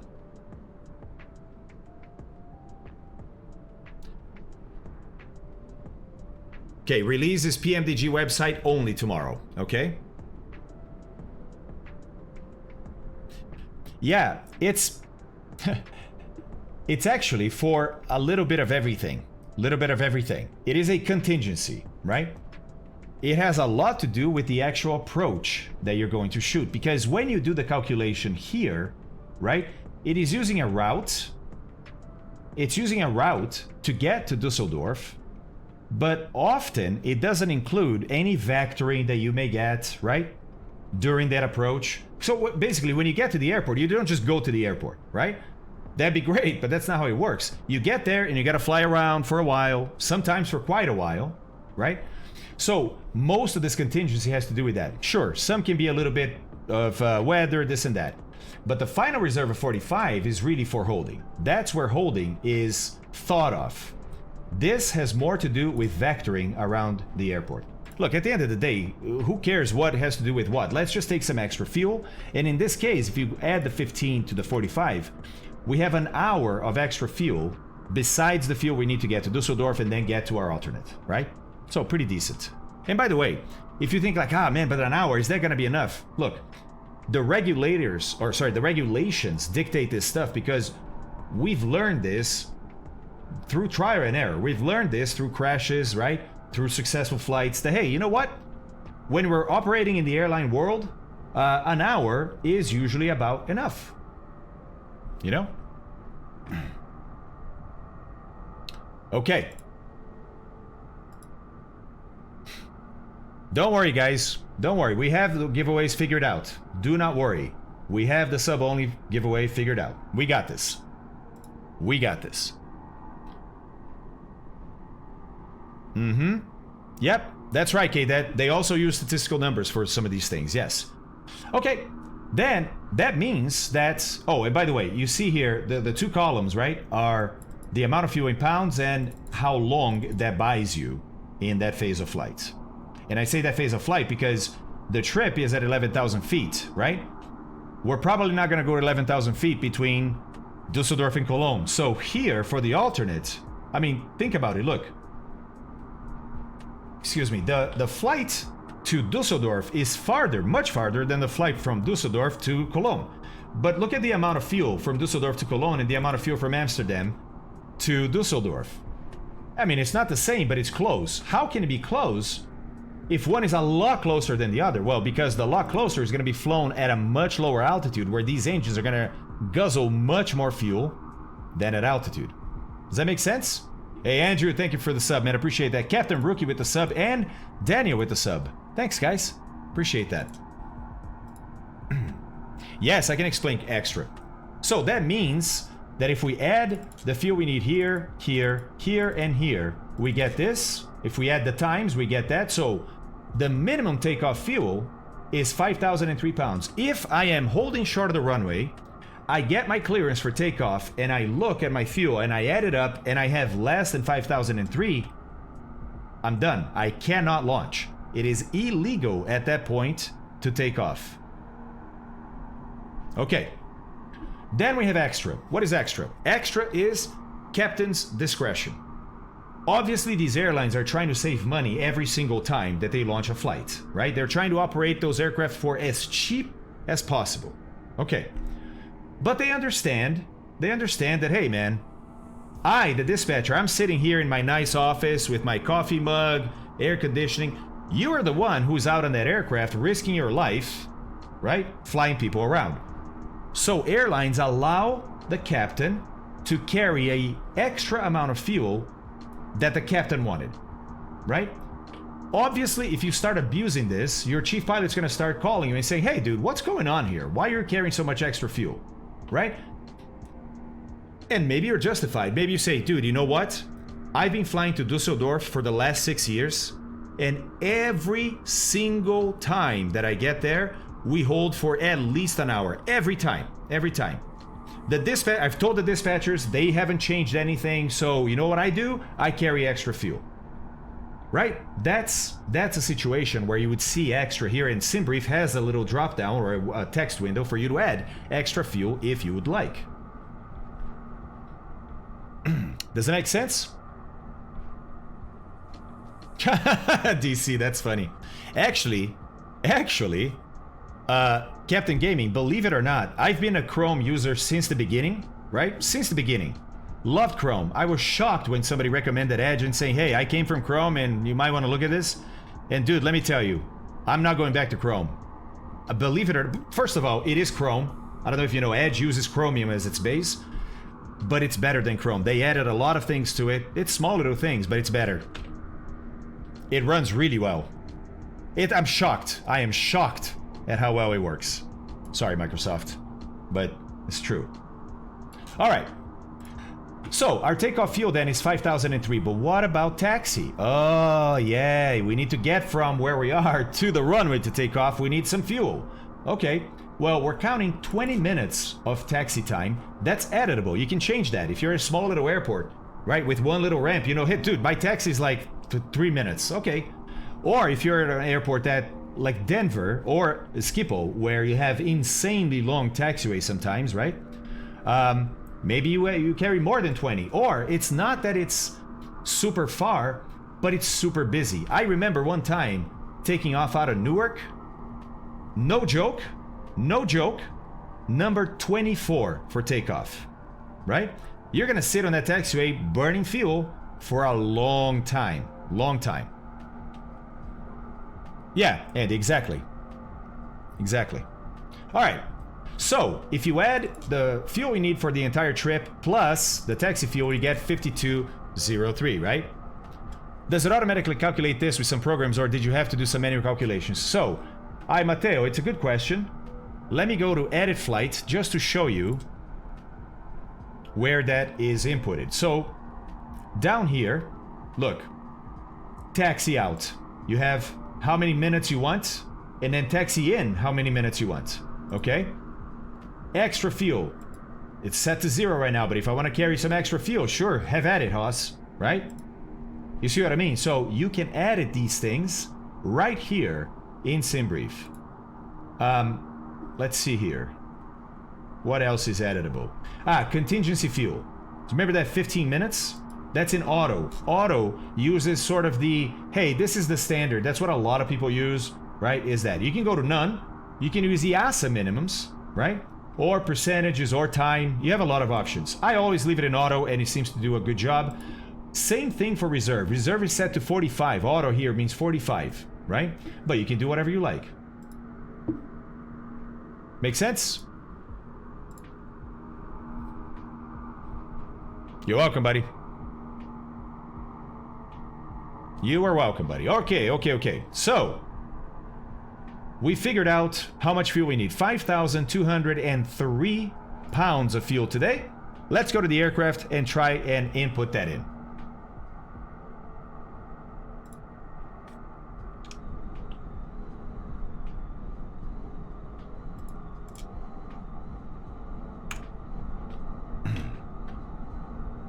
There we go. And here we're going to go to Fuel Manager. Or, Fuel Load Manager, right? Can I change the brightness of this screen? Does anybody know? This is power on and off, but there's no settings, is there? I'd like to make it brighter. Okay, here we go. So, total fuel, because look, remember, we have 4 main tanks and 4 alternate tanks. So when you load fuel up, how do you split this up? Well, there are ways to do it, and usually the RAM people know, the pilots know it, right? I don't know how to do that here. So, hold on, let me lower that. So, we have a total here where we can go in and scroll until you get, whoops. Oh, okay, I see. 3, 4, 5. Now, look, each scroll here is only 1,000 pounds, right? But then I can go here, look, and click for plus 10 and minus 10 and scroll for plus 100 and minus 100. How cool is that? You see that, right? All right, so we needed 5,203. Let's go bump, bump. 5,203. I was lucky on the 3, but we got it. And look what it did. It only used the main tanks. There's no fuel in any of the alternate tanks. Okay, great. I don't think so, DC. Don't think so. Now, you can consume fuel from different tanks if you like. For example, engine 1 can use up fuel tanks from 2, right? And vice versa on this side. We'll see that when we get to fuel management in longer flights. Right? Okay. Okay. So, we're good on fuel. Great. What else? Okay. Oh, it was Ellen Ortega. I don't often watch streams, but when I do, it's... You're doing a great job, man. Thanks, Corporate Dad. By the way, guys, Corporate Pilot Dad here. Have you guys checked his channel out on YouTube?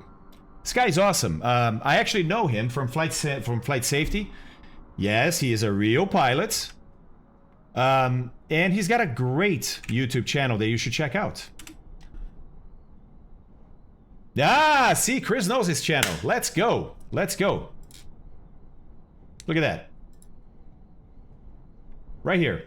Let me just show you the slew of amazing videos that he's got, right? For example, explaining, hey, how does the automatic gear extension work in the Just Flight Piper Arrow, right? Or winds aloft tutorial, or NDB approach, or how to obtain and decode METARs, right? I mean, amazing, amazing stuff. Localizer backcourse tutorials. Just, he's awesome. Give him a check out. Yep. A lot more, and lots more to come. That's awesome. That's awesome. The Corporate Pilot Dad. Hey, man, thanks for stopping by the way. Appreciate it. Appreciate it. Oh, leaving work for today. Okay, we'll catch you again when I get home. Sounds good, Amika. Sounds good, man. Fly me to the moon. No, I can't do that. After you did that, I can't do that. All right. All right. I thought I already subbed him. Guess not. Subbed. Hey. Good. Good. Yeah, DC. Ah, come. Jesus, Amika. Come on. It's more like Rotten Tomatoes. Okay. Alternate route. Aha. Yes. To. Should have said Dusseldorf. But it says here. It's Dusseldorf. It's planning runway 24. Right? And notice the flight level. It's a little bit lower. Flight level 900 now. Okay. And it gives you wind component -1, so you're going to have a little bit of a headwind, right? Time is 35 minutes. Fuel is going to be 1256. Okay. And here's the route, which we already saw on the map. Good. MEL, CDL, we don't have any items that are MEL'd right now. Don't have to worry about it. Here is the route for our flight today, right? This is the actual flight from Amsterdam to Dusseldorf. And it looks like SimBrief picked runway 36 Charlie or center. The reason SimBrief picks runways for you is based both on the size of aircraft, but also the weather, right? So he tries to find runways where the weather is going to be beneficial to you, or the wind is going to be beneficial to you. Had to step away to make breakfast. Glad I didn't miss the takeoff. Oh, Scholar, yeah. Now we're going through the operational flight plan for a bit, buddy. Okay. Let's see. So, guys, you know, you look at this and you're like, oh, awesome, man. Okay, so... where do we put this into the FMS? Yeah. We don't, do we? There's no FMS, guys. Okay, well, how do we fly this? All right.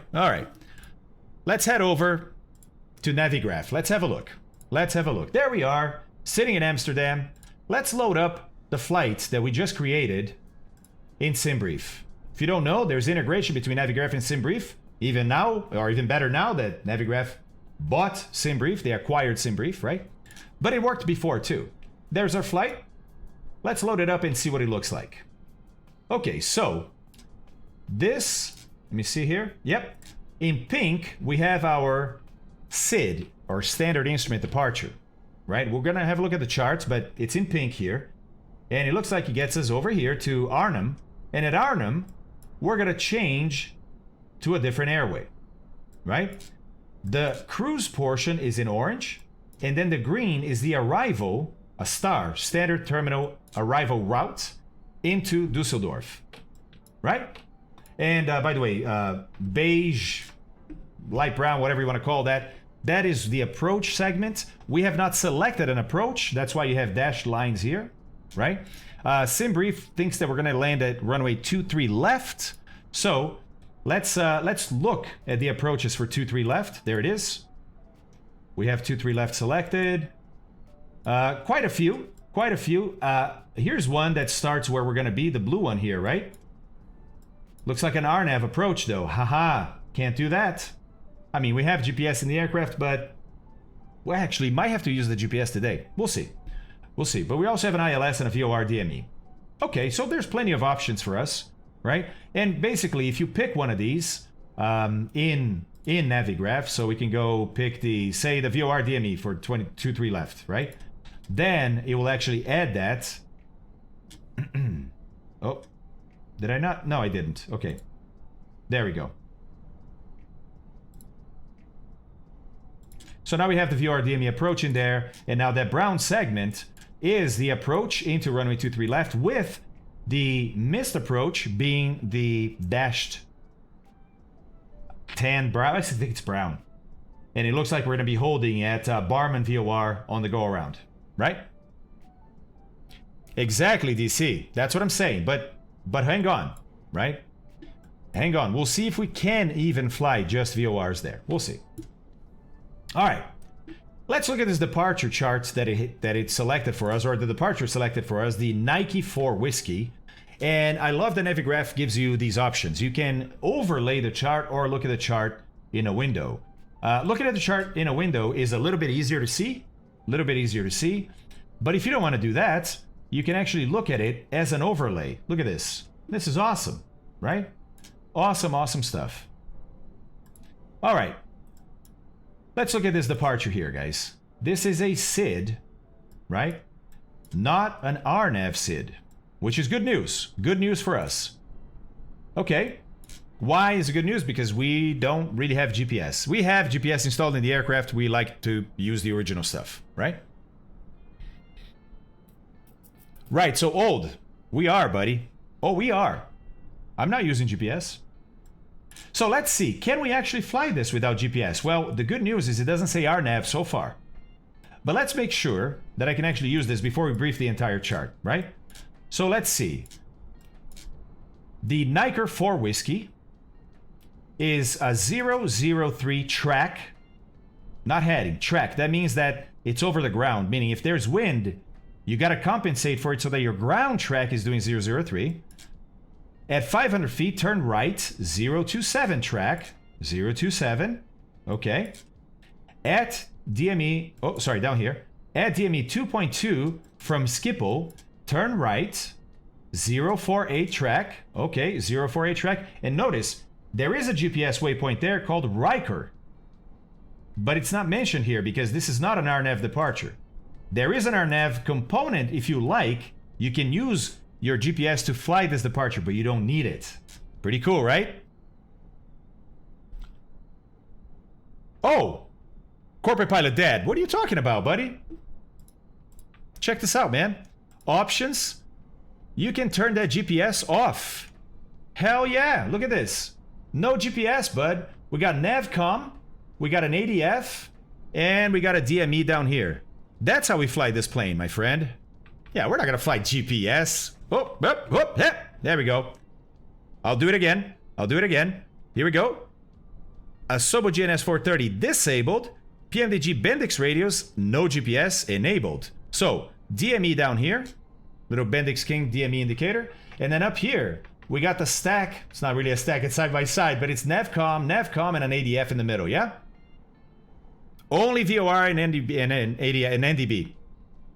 Yes, of course. Come on. I think flying a plane like this with GPS is just a sin. Just a sin. All right.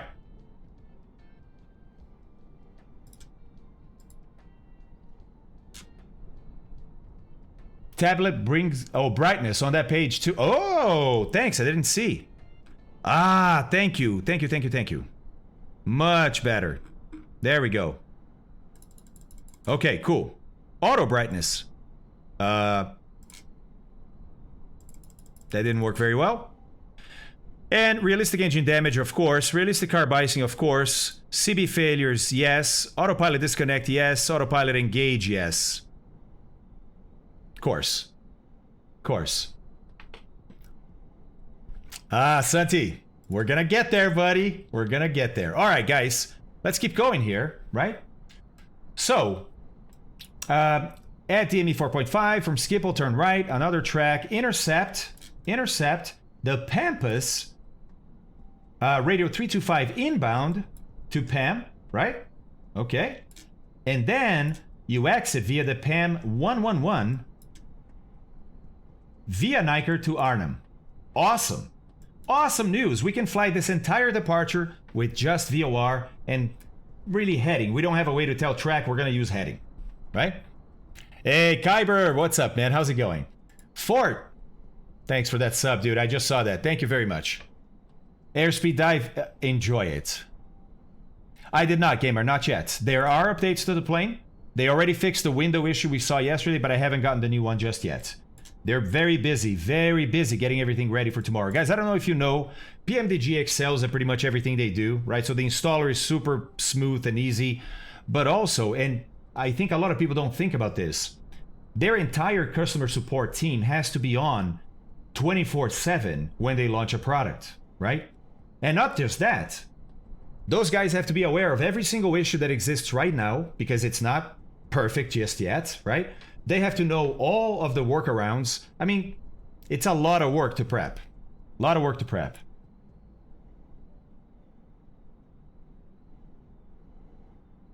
That's a lot of instructions to carry out in a short space of time. Yes, it is, Ibanez. Thank goodness for the flight engineer that we have in this aircraft that's going to be doing a lot of the stuff after takeoff for us, and we're just going to be looking at the panel and just flying, heading, intercept, radio, right? That's how I fly. Is there a SimBrief non-RNAV route generation option? There isn't. Unfortunately, Kay, that I wish there was. But I haven't found one. Lots of the lower areas in Europe are RNAV 2 or 5 and are based on waypoints, non-nav aids. That's right. So, as a matter of fact, look. So we can do the departure all the way to Arnhem, right? No worries. It's all heading and, well, track and VOR. Great. But when we get to Arnhem, which we can identify via that radio and the distance, okay, great. We now have to do a turn to fly to Tebro. And if you notice, this is a T route. A T route in Europe is a GPS route or an RNAV route, right? Because it starts at a waypoint that's in space, which that waypoint you can identify, okay, but it's not a VOR, it's not an NDB, it's not a station that you can track, and it ends at an intersection that's not anchored on any NavAid. Armin is anchored at the PAM VOR, Pampas VOR, right? Look at this. Do you see? Oh, actually, sorry. No, that's not true. That is not true. Tebro is also off of PAM, right? On the 2903. Sorry, my bad there. Okay. So, we can identify Arnhem, we can identify Tebro. Both are radios and distances from Pampas, but how do you fly from one to the other without GPS? You don't. You do not. Okay. DC. Okay, so we got a problem. And then how about from Tebro to Pisap? same thing. We got a problem, right? Oops. What about the arrival? Let's look at the arrival and see if that's an RNAV arrival or not. We still have to figure out the cruise, but let's see what happens on the arrival. Let's look at it windowed first.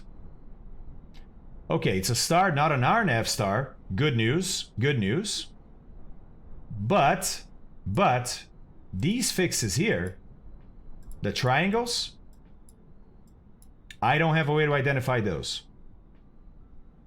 Don't have a way to identify those.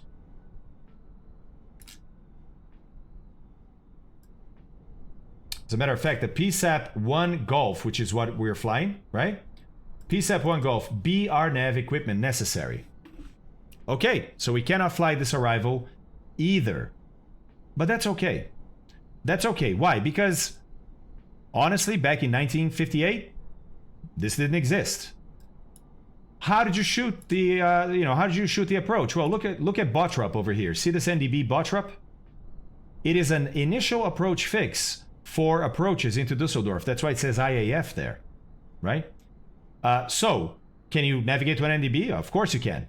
Yeah, we have the equipment. We have an ADF in the aircraft. Okay. So, let me see something here. So what we could do is go direct to that NDB from cruise and start the approach there. Let's see. Does the approach link? I chose the VOR approach, I think, right? Yep, I did. Does the approach link with that NDB? Yes, it does. There's Bottrop. So as long as I can navigate myself to Bottrop, I can definitely shoot this approach, can't I? Okay, so approach-wise, I'm okay, right? We have VOR approaches, ILS approaches, I can do that. They link to an NDB that I can definitely go to, but I have to figure out my cruise still, right? The departure is figured out. The initial part of the cruise was figured out. The end of the cruise wasn't. All right.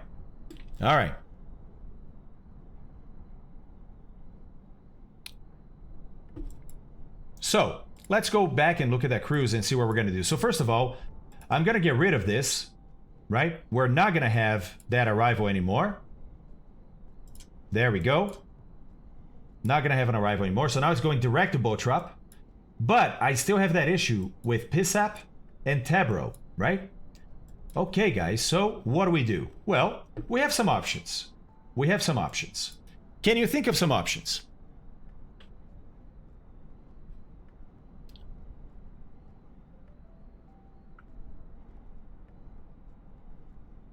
Captain Avillian, the issue here is we're looking at modern airspace designed for modern aircraft, and we're trying to fly an old aircraft in it. What do I mean by that? If you, in 1958, got a chart for Europe, it would not look like this.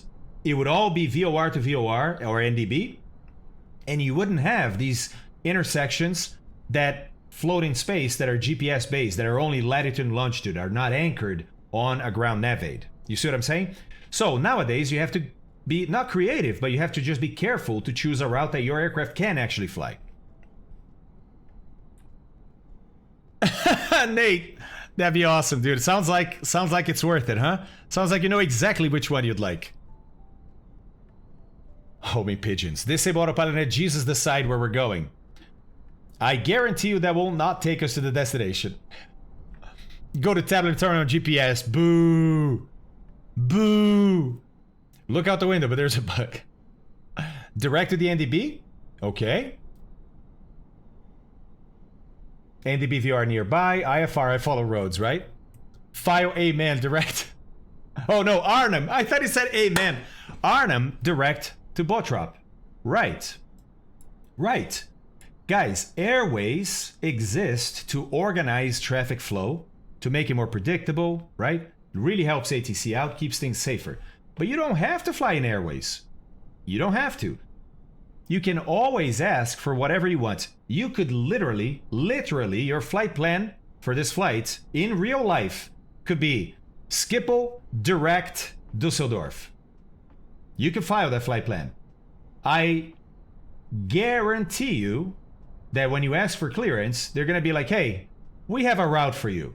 Meaning they're not going to let you fly direct, right? But you can ask. When you file a flight plan, you are asking what you want to do. You're not telling them. You ask. ATC tells, pilots ask, right? So you can say, I'm going to go direct. And they're going to be like, dude, do you even understand how flying works? No, you're not going to go direct. Here's a route we have for you. And then you have to fly that route, right? Well, in this case, we're not saying we want to go direct. All we're saying is, hey, once we get to Arnhem, couldn't we just go direct to Bottrop? Because I feel like we might be able to pick that up, right? Let's see what kind of distance that would be. So we have about 18 here, right? It's about 36 miles. Yeah, we should be able to pick that NDB up. So what I could file is delete this and delete this.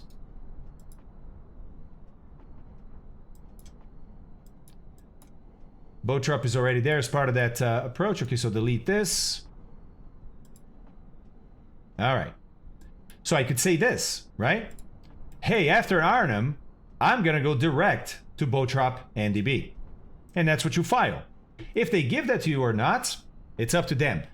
But in the real world, one of the things that you put in your flight plan is the equipment that you have in the aircraft, your capabilities. So ATC in this case would know that, hey, we have no means of area navigation. We can only do VOR NDB. So that basically is a heads up for ATC to look at your route, understand, first of all, why are you doing this instead of the more usual route through the airways? Oh, because he doesn't have GPS. Okay, got it. But it also helps you during the flight, because if there's a reroute or some deviation necessary, they know they can't just, like, say we're here, right? We're flying along, and all of a sudden they say, hey, Papa Tango, Tango, Foxtrot, direct Tabro. They know I can't do that. There's no way for me to identify where Tabro is with the equipment I have in my aircraft. See what I mean? Let's see. Oh, that would be amazing, Captain Anubis, right? Wouldn't that be awesome? But by the way, we can still fly a lot of this in VATSIM. Like I said, you can just request this and tell them, you know, I'm not RNAV capable. If you are not RNAV capable, they may, not that they're annoyed with you, but they can't fit you in as efficiently, as quickly as other aircraft. So you may be flying for longer. You may have to hold a little bit until they can get you in, but you can still do it. Ooh, fog, yeah. I agree, buddy. I agree. I know, right, Weasel? Unbelievable, man. Unbelievable. I'm very lucky. Thank you, guys. All right. So I'm happy with this because I now know we can fly this entire departure procedure with just VOR and a heading compass. Then from here, I'm fairly sure I can pick up that NDB. And if I can't, that's fine, guys. Just put yourself in the heading that you think you need, and eventually you're going to pick it up, right? And from here, we know we're going to shoot the approach, which is a VOR approach. So I think we're good. I think we're good. Route-wise, I think we just figured out what we're doing. Any questions there?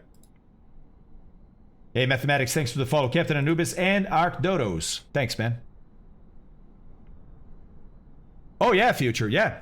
I've flown, I like flying VOR stuff, so I've flown a lot of VATSIM with just VORs, too. Whoa, whoa, whoa, whoa. Zasran is gonna like that number, gamer. All right, all right, all right. All right. Questions? Any questions? 24 is active if you want headwind. Thank you, Green. Appreciate that. I appreciate that. So let's look at where we are. And then we have to look at the weather too, guys. Schiphol is a humongous airport. Very easy to get lost here, right? Oh, are you talking about on the destination, Green?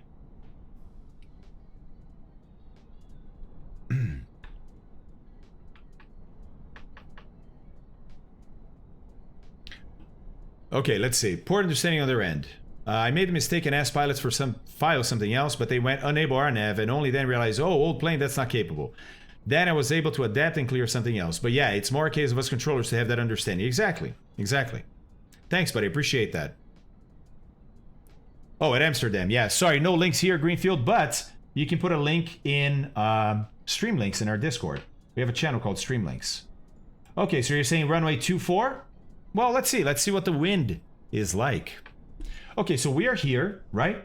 At ramp by Golf and Hotel Terminals. Let's go see. Let's go see what the weather is doing today. Oh, and also, we should probably do one of these. Hold on.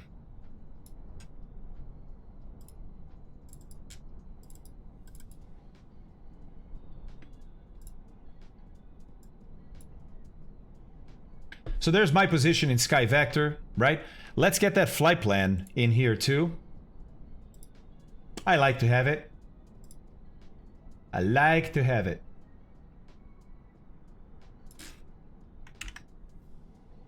Let's see if this is gonna work.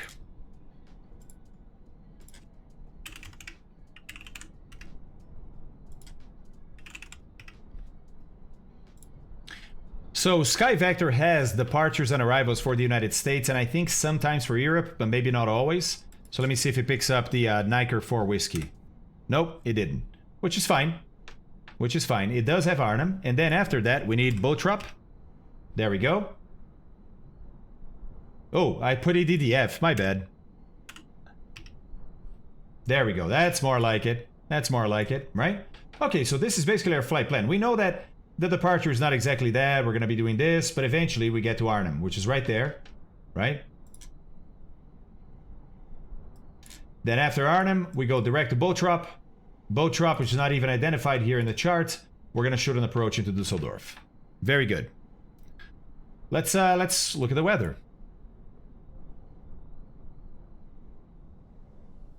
Hey, Coots. What's up, man? How's it going? Thanks for the follow, too. Appreciate that. Welcome in. All right, let's see what the weather is here in Amsterdam. All right. So, winds 240 at 12. Yeah, so it's definitely runway 24. Visibility unlimited or greater than 10 kilometers. Few clouds at 3,500. Temperature 25, dew point 17. Polderbahn for takeoff. You'll be taxiing for 15 minutes. Yeah, that's the far runway, isn't it? Hey, Coots. This is an amazing community, my friend. Amazing community. You'll see. You'll see. And no significant weather.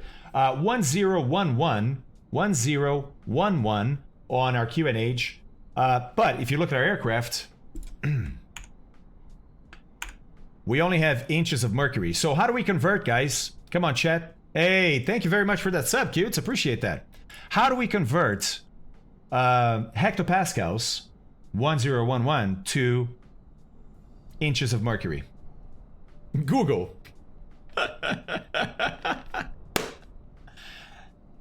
Greenfield. Right, right.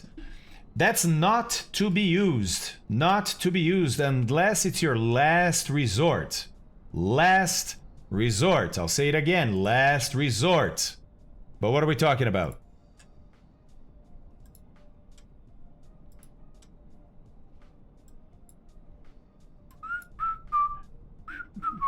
See this airport elevation? Minus 11 feet. Minus 11. Yes, Amsterdam is below sea level. Minus 11. Okay. Well, let's go in here and put this to minus 11. It actually doesn't go past. So let me zero it. And maybe 1 or 2 clicks. So, not super precise, but you could do this. Match the altimeter to the airport elevation, and you should read very close to what the altimeter setting is. But it is only last resort. Only last resort. Okay? Hit the B key. Yeah, you could do that.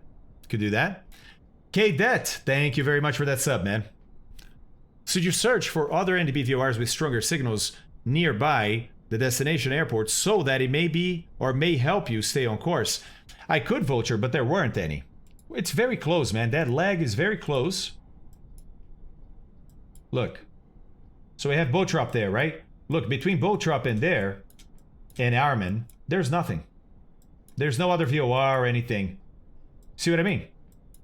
Which is fine. It's fine. We're close, buddy. We're very close. It's not going to be a problem. Because that's a good question, Madam Stell. Because most planes are not going to do this. They're going to do what ATC tells them to do, what the weather reported is. And that weather reported could be slightly off. Normally it isn't, but it could be slightly off. But even if it is slightly off, as long as everybody's using the same wrong altimeter setting, but it's the same, everybody's altimeters will say the same. So when this one says 2000, this one says 2000, they are at 2000. Does that make sense? Ah, Zasran. Nope. You know why?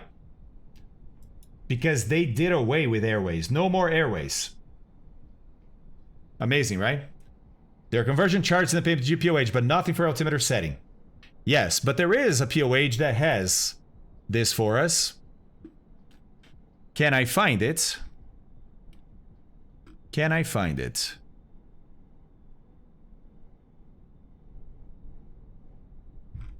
You guys remember me using this? Let me see. I don't know that I have it on the new computer.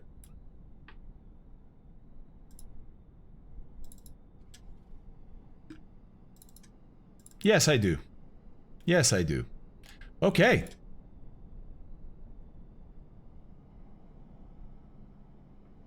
Nice. Okay. This here, boys,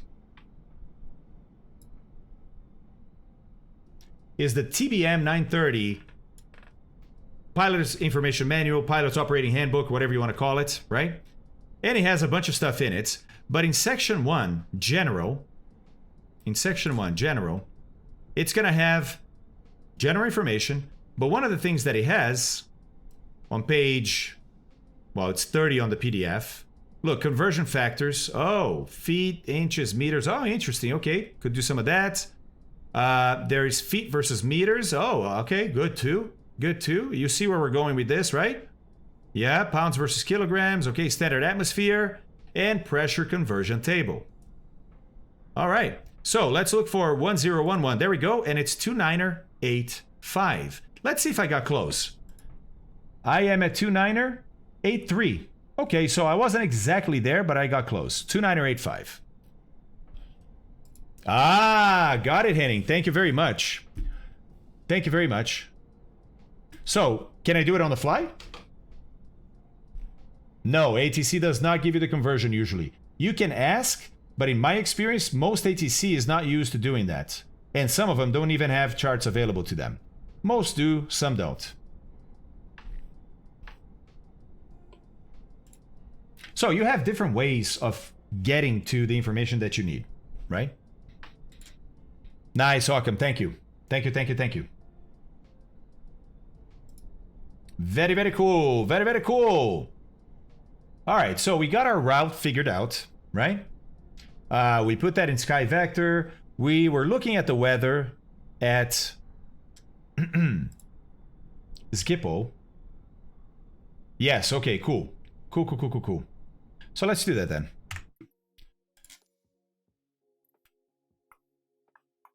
Is it miscellaneous? Yeah. So, US system is feet, gallons, pounds, inches. Okay, great. But here's the thing, Henning. The reason I don't like doing this, is because if I go to metric, I get kilograms, and I want to keep it in pounds. See what I mean? And you can do the hybrid, but the hybrid is feet for altitude, but everything else is still metric, so you still get kilograms. Right. So I like to keep it here to have my fuel in pounds, and then use... Will that change the FB units too? Does the FB... Oh, yeah, you should, I guess, huh? Oh, I don't know. Let's try. Let's try. Metric system. All right, there it is. Nice, nice. Good job. Good job, Henning. And let's see. And it's still pounds. But maybe there's a way to switch that here? Thanks, Fabian. I'll link the shortcut to a conversion table in my VetSim folder. Awesome, Ephiston. Appreciate that. They should have the option to choose every unit separately. I agree, Raf. I agree. Not PMDG, I mean the sim. If only the entire world would embrace modern science and use the metric system. Ah, Nate, tell me about it, dude. Tell me about it. Tell me about it. All right. Okay. So. Oh, here's my question. Does the fuel change to kilograms? No, it's still pounds. See, and that's the problem, right? Because that's what I figured would happen, Henning, is these guys stay in pounds. But then when I go here, whoops, when I go to my fuel here, right, it's in kilograms. And I know I'm supposed to be using the EFB, but you see my conundrum. Freedom units, oh, DC. Oh. All right. Nonetheless, we shall prevail. Okay, let's finish up looking at the weather. There's some becomings here, but that's later on. So later on, and tomorrow, there's going to be some rain in Amsterdam, but not right now. Nice, Cub. That's awesome, man. I do. DC, I know you're just joking, dude. I know. But I don't miss an opportunity to throw the English system under the bus. The elevation of the airport is needed to calculate the glide path. That's right. Where, Occam?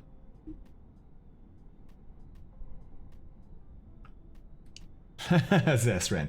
So look, Dusseldorf wins 270 at 10, but variable 240 to 300. Okay, that's the 240 V300. That means the wind. Yeah, look, it's coming from 270, but it keeps varying, right? It goes up to 240, up to 300, so it's changing a little bit. So be careful when you're landing, or take it off. Temperature 33. Oh, that is not for me, man. And then QNH 1010, but no significant weather, which is good too. Okay. Car drama and child issues later. Are we nearly there yet? Are you joking? Rock? Yes, I did. I got it, Henning. Somebody on chat told me, or maybe they saw it. Yeah, thanks, buddy. I appreciate that. But, Henning, look at this. If I do that, though, if I turn on auto brightness, look what happens. I mean, it goes down to 30, and I don't know, in the daytime, I know there are clouds and stuff, but to me, it should be brighter. So I just go max. To the max. All right, guys. Oh my God, long. That's amazing, man. I don't like that. I do not like that. Okay. So we got the weather is fine, right? We got our route figured out. We got our weights. Well, we got our fuel. Now what we need to do is finish up the other parts of this, which is we had 2,500 pounds of cargo. Remember that? So it's going to be through here. 2,500. I'm going to put about maybe... Oh, I see. There's not front and back. You guys split it yourselves. Okay. Because there's a front cargo compartment and a rear cargo compartment. There we go. Nice, gamer. Thank you. All right. And we're full of packs. So let's go. All right. Let's look at our weights then. Hey, let's look at our weights. Okay, empty weight 61,258 pounds. Baggage 2,500. Passengers 12,580. Fuel 5,203. Checks. Maximum allowable fuel 33. Okay, gross weight is 81. Hey, is that a dry or wet takeoff? Let's see who was paying attention yesterday. And then a max gross weight of 102.8. Okay.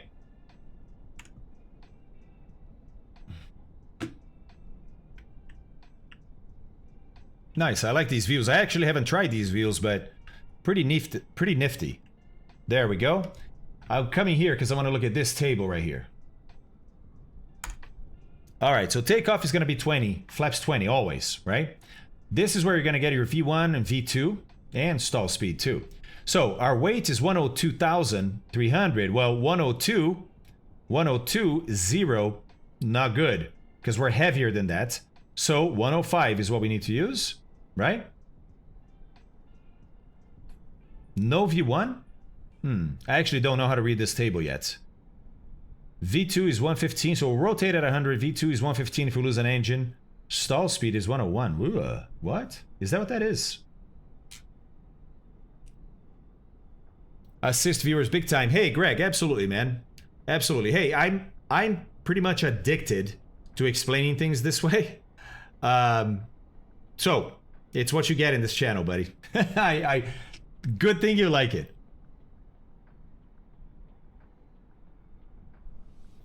Yeah, she's very heavy. She's very heavy. We got the cargo, we got full packs, right? And it's not a lot of fuel, but she's heavy. To change tablet brightness, go... Oh. Henning, is that a repost? Because I did see that, bud. I even replied. Yeah, I think that's what it is. I think that's what it is, Occam. I hadn't thought about that, but I think that's what it is. Good thinking there, buddy. I think these are sea level to 2,000 feet, 2,000 to 3,000 feet, pressure altitude, maybe density altitude perhaps, where you're taking off from. Nice. That's right. That's right. Nice, nice. Oh, big update, huh?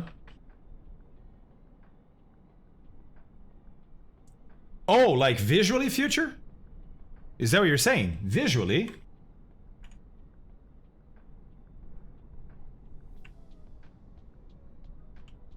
Oh, that was 6. Okay. DC. Oh, actually, hold on. I think my cargo hold is not open. No, they are.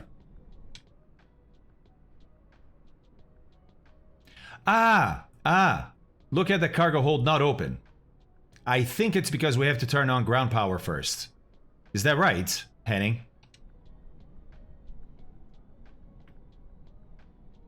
Let's see. Do I have ground power connected? Yes, so let's go ground power. Let me cycle that and see what happens.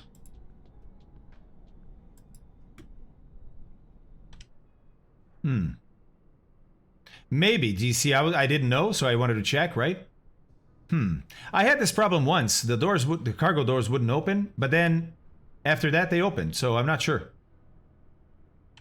Yes, yes, the Flying Dutchman. Look. Hey, hey. Yes. That's awesome. That is awesome. All right, so don't know how to open the cargo door, but we don't need doors where we're going. We don't need doors where we're going.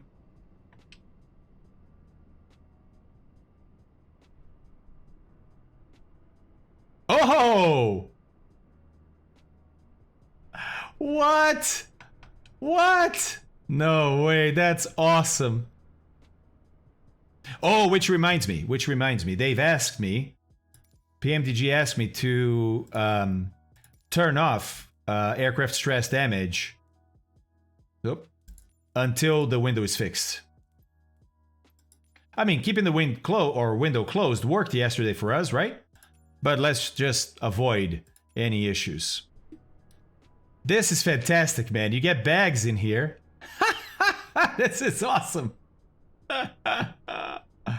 How cool is that? How cool is that? Let's go to the other one. Yes. Let's go.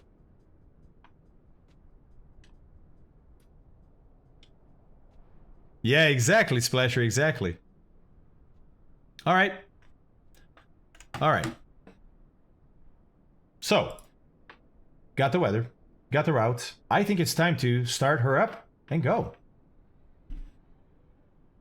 Ah, yeah, DC, exactly. Oh my God, Jolly, it's my pleasure, man, my pleasure. Thank you for saying that, but it's my pleasure.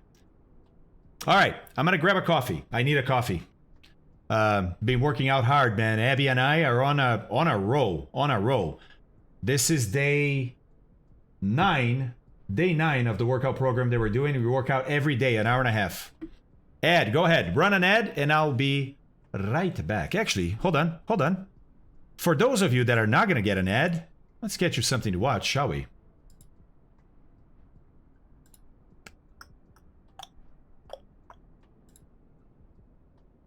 Ad is running. Okay. Thank you.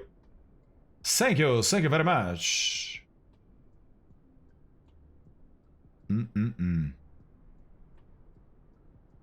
All right. Think I got one queued up. All right, guys. I'm going to grab a coffee, and I'll be right back. When we get back, we're going to fire her up and fly. Thanks for sticking with me. Appreciate that.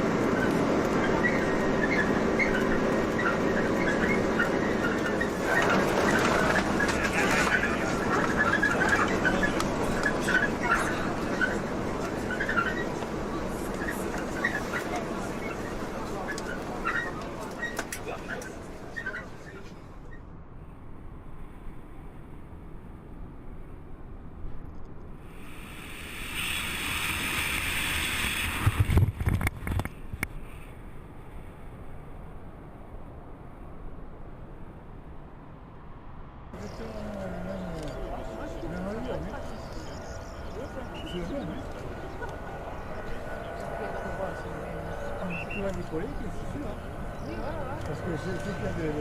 C'est ça, c'est d'avant, tu dis qu'on va tant pis, quoi, c'est bien.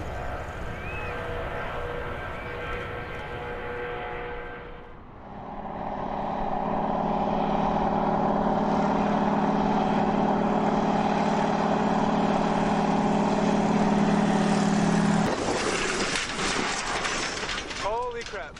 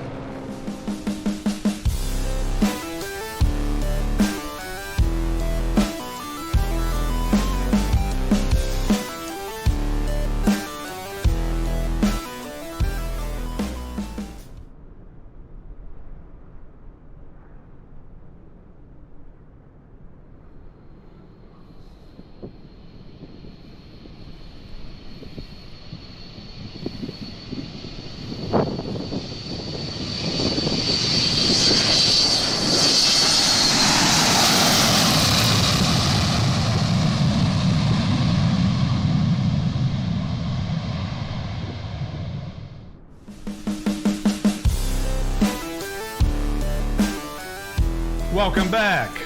Welcome back, everybody. All right. Some entertaining, if not dangerous, flying there, right? I know, Rock. There's some cowboys out there. Rookie. Exactly, Hammer. Super dangerous, super dangerous. Of course, Snapshot. Of course, buddy.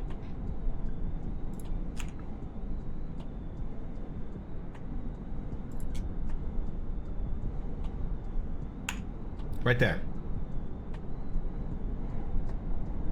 Anything specific, Snapshot?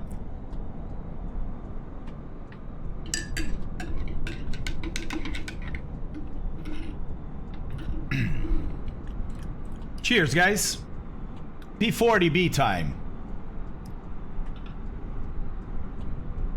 Oh, DC.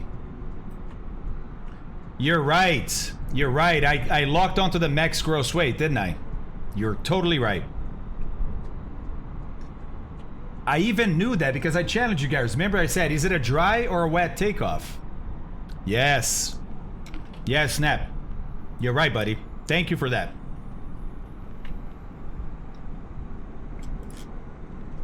Realism options, tablet brightness, and GPS or no GPS. Gracias, Chewy. Gracias. Guys, it's an airline flight. You gotta have some peanuts. Just curious if you know, why do all Russian military planes have that blue paint in the interior? They say they've done psychological studies that the teal color of the cockpits is calming. Because, you know, the Russians, they care a lot about their pilots.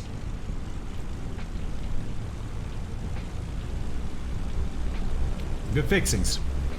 Until we learn how to fly, no timer. I know you're joking, but no timer. Mm-hmm.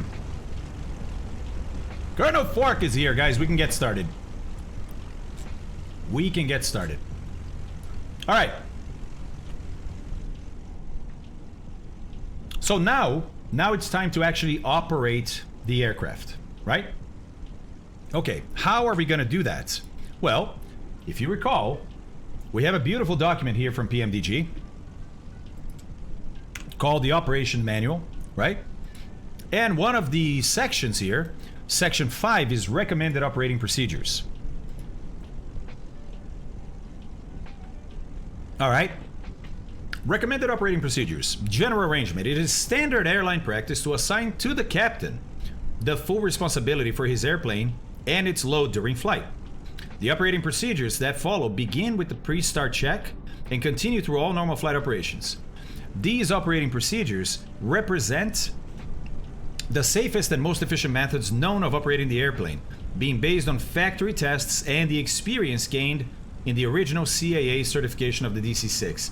That's right, it's got certified before the FAA even existed. Back then it wasn't FAA, it was CAA, Civil Aviation Authority. Oh, all right, Knights, good luck. Good luck, buddy. Purple Kona. That's funny, man. All right. It is recommended. This is not mandatory. You fly the plane the way you want. It is recommended that these procedures be established as fixed habits. Okay. These procedures are designed for a three-man crew, pilot, co-pilot, and flight engineer, for normal airline operation. The procedures are listed in direct sequence for the first flight of a series of operations and are so arranged that checks and adjustments can be made with a minimum of cross movements. Nice. Oh, Knights. Okay, sorry, man. Then tomorrow. Well, Purple, who knows? Maybe one day we will. You know? Maybe one day we will. Okay. Now, this is the important part here. The following operating procedures are divided into two checklists. The first, it's called the abbreviated checklist, is a concise, standard type flight compartment checklist. The second is an expanded checklist wherein more detailed instruction on specific operations are given. A before entering flight compartment check is not included in either checklist, since it is assumed that a thorough external check has been made by the ground crew and that the airplane is ready to fly. This is an airliner, guys, right? When you get to the plane as a pilot, loads of things are already done for you. The flight planning is done for you, there's a weather briefing ready for you, right? What else happens here? The maintenance crew, especially in a radio aircraft like this, gets a bunch of things ready for you. So you don't really have to do a lot of that. Old school. Yep. That's awesome, dude. That is awesome. No emergency or abnormal operations are given in this section, which is based entirely on the normal sequence of operating steps. Refer to Section 6 for emergency procedures and Section 4 for operating restrictions and limitations. This is just normal operations. Okay. Now, I'm definitely not gonna know where a bunch of these things are, right? So bear with me, guys. Bear with me. Maybe some of you guys know. Maybe you can help me. But let's see. We do have ground power. And it is on. I've enabled it because I wanted to check the cargo door. But let's turn it off because we'll see if the checklist talks about that. Okay? All right. Cabin attendant's temperature control panel. Okay, I already don't know where the first one is. Already don't know where the first one is, but that's okay. Does anybody know where the cabin attendant... Not that we really need to do that, right? But... Nothing here.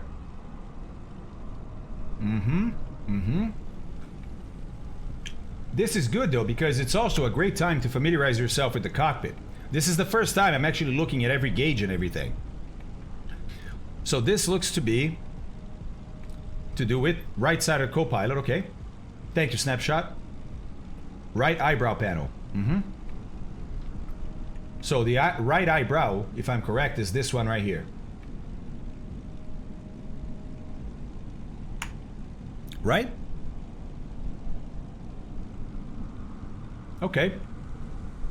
And you know what? Instead of me doing this, let me just do this. Okay, 6 is here. Oh, hold on. Gotta recenter myself. Okay. 6 is here. 7 is here. 8's here. 9 is here. Okay. Temperature control. This looks to be cabin attendant temperatures. Okay, so temperature control. 65 is a little too cold for me. I'm gonna go to 70. All right.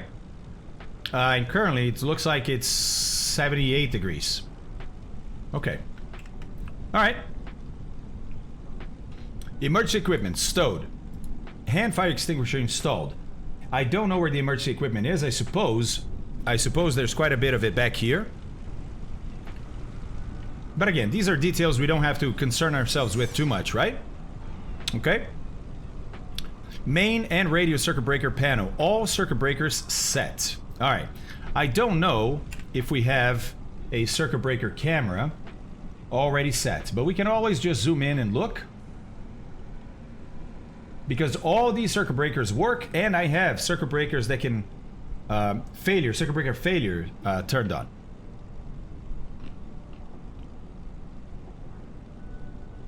Okay. Main and radio circuit breaker panels. I can't read them, they're too far. All circuit breakers are up though, so I'm gonna consider them done. Checking, okay. Oh, radios, master radio. Got it? Look, right here, guys. Master radio. Inverter.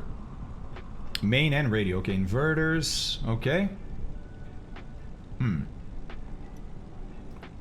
Generators. Okay, cool. Okay.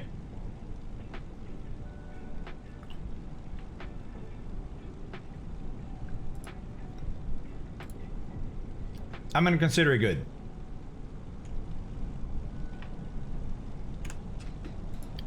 Inverter circuit breaker panel, we did. Delete it. Battery and ground power switch to on. Battery selector switch, ground power, amber light on. Alright, so battery and ground power switch to on. I believe that's gonna be up here.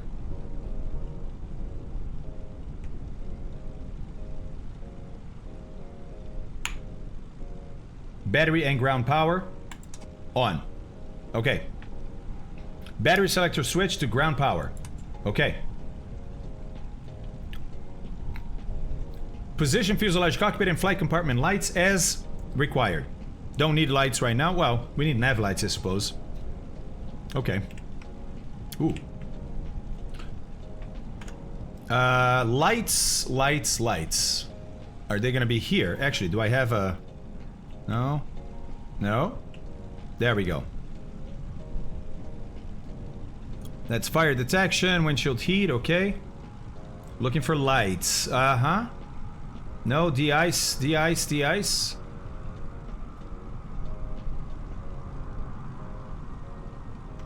We have landing lights here. Cowl flaps. Left of the engine starters are the external lights, okay?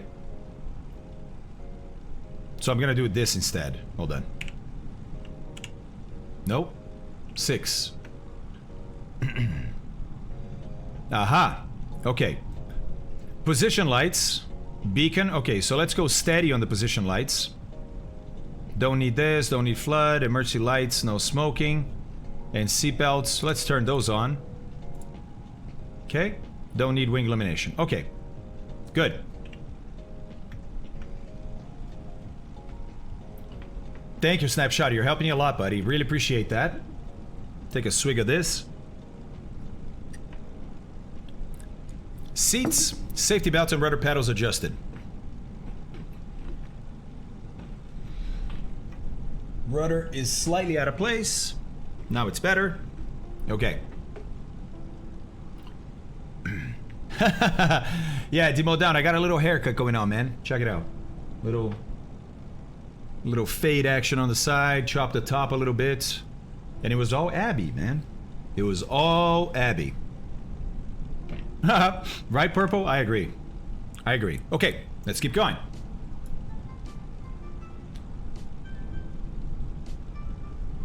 No smoking and seatbelt signs on. We did that. Water injection pump switches off. Okay. Water injection, actually, here. Here. Water injection pumps. See that? Right here. Water injection pumps. Off. Got it. Got it.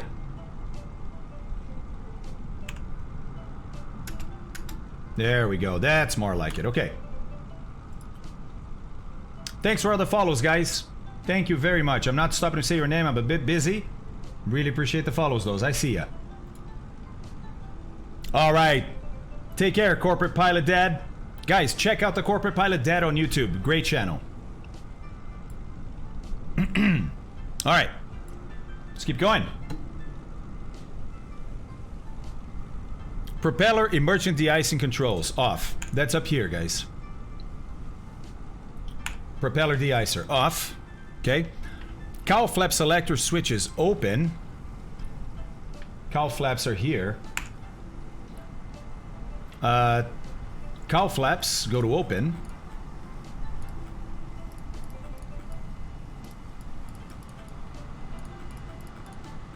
Okay. Yeah, Pate, it's not even a comparison anymore, is it? Whoa, whoa, whoa. Let's go. Thank you, Anonymous. I don't think so, Ark. I think a lot of people might not understand, but hey, that's how they keep learning, man. Because we keep going over these things. There we go. There we go. Hey, Gregory, what's up? How's it going, buddy? All right. So, we did cowl flaps. Fuel booster, pump, circuit breakers. Circuit breakers are back there. I'm not going to check them now. I think we need to set up a camera way closer so we can actually read the labels. Cooling turbine switch. As desired. No idea where that is. No idea where that is. By the way, guys, remember we were talking about the superchargers, right? And how I don't think you could turn them off. So look, engine superchargers are either low or high. They're always on because they're mechanically connected to the engine. Very interesting though. Okay, Ark. Very good, man. Very good. And Ark, ask whatever questions you have, buddy, and I'll do my best to get to them. Yeah, DC, but it gets more complicated, more things to break, heavier. And why would you turn it off? Right side of the eyebrow panel, cooling turbine switch. Snapshot, my man, my guide.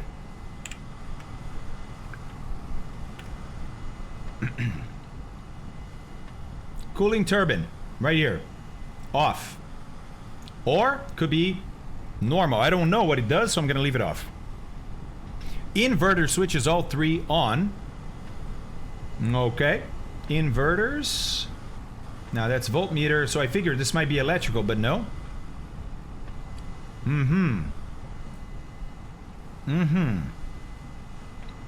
Hey, Wolf, what's going on, buddy? How's it going? How is it going?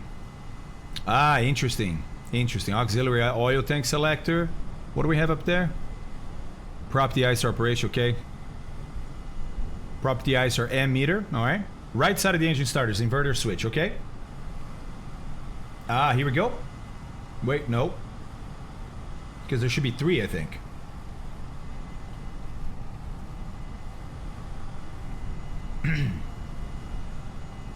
Generators, okay. Makes sense. Fuel pumps. Ah, inverters. Here we go.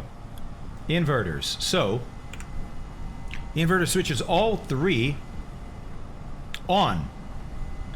Let me see. Can I move this? Oh, look at this. Look at how that works, guys. Did you see that? Look. This is cool. That's so cool. I like that.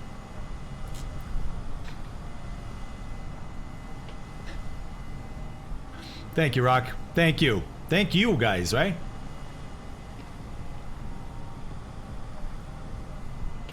Ark, keep coming back. I'll keep teaching. D-Hark, it's turning on the switches for me. I don't fully understand why to do it mechanically, because obviously you can just come here and do this, right? So I don't fully understand this. I just think it's kind of cool, but I wonder. Alright, but inverter switches, it says all 3 on, and I only have 2. The other one is engine instrument inverter. Ah, okay. Got it. Got it. Alright. You guys know what inverters do? Why do we have inverters in the aircraft?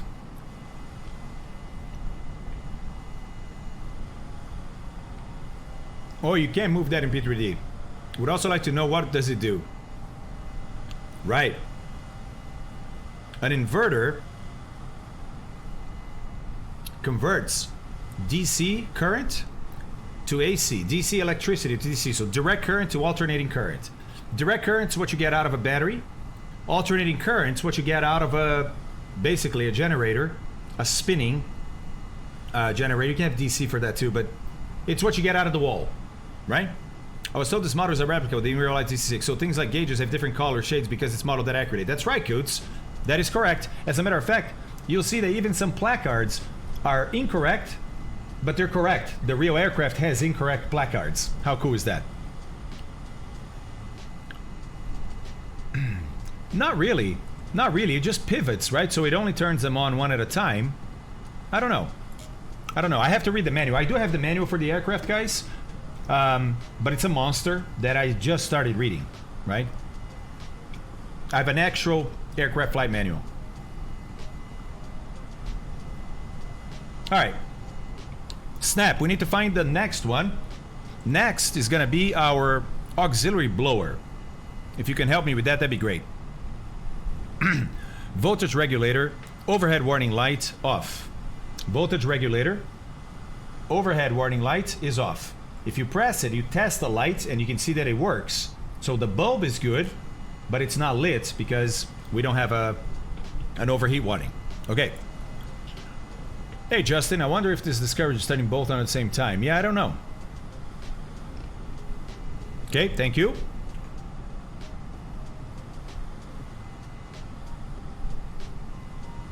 Looking for that auxiliary blower. Auxiliary blower. Okay, and it is off. Then we go to, we did 20, 21, 22 is deleted. 23, emergency instrument switch, if installed, off. I think I saw that somewhere.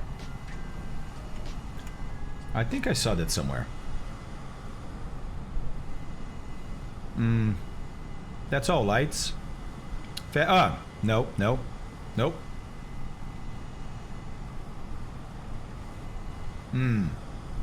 This one I may not know where it is. The one with the red bar? Ah, emergency instrument power. Okay, okay.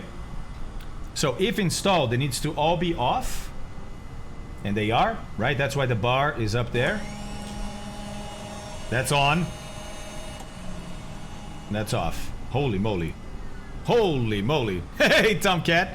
I may have just broken the aircraft. All right. Generators on. So generators here, we need to turn them on, right? Now, watch this. You can turn them all off that way. Oops, turn the battery off that way too. Did you see that? That's really cool, right? It's a quick way to turn them all off, but to turn them on, you turn them on individually. Got it. All ignition switches to off. Those are these guys right here. All four are off. These are the magnetos, basically, right? Yep, crash firebar. Heater fuel switch to normal, down. Where's that gonna be? And guys, yes, this first time you fly a plane like this and follow a checklist, you're gonna be hunting all over the place. All over the place. Imagine that at flight safety, where I taught, sim sessions are 4 hours long. Always, right? The first sim session for a crew that hasn't been in an aircraft, they don't fly. They sit there for 4 hours doing this, right? Going through the checklist and being like, okay, where is that switch? They should have already studied. They have panel posters that help them and stuff. But you still have to build muscle memory and stuff. So real crews will spend about 4 hours in a cockpit looking at switches. We're kind of doing the same, aren't we? Got it. Thank you, Snapshot. Oh! It's a fuel switch for the gas heaters. For anti-icing. That's what that is. That's what that is. Okay. Okay. I got it. 7? Yeah. So the DC-6, guys, uses gas heaters to heat the wing leading edge. Yeah, literally. It burns gas to produce hot air to throw down the leading edge. And you see that the leading edge... Look. See that line, right? So ahead of that line, this entire leading edge is heated with hot air to avoid icing.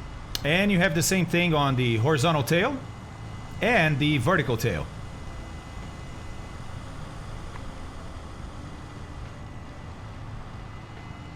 That's right. That's right. DC is correct. All right. So we're gonna look over here and make sure that heater fuel switch is off.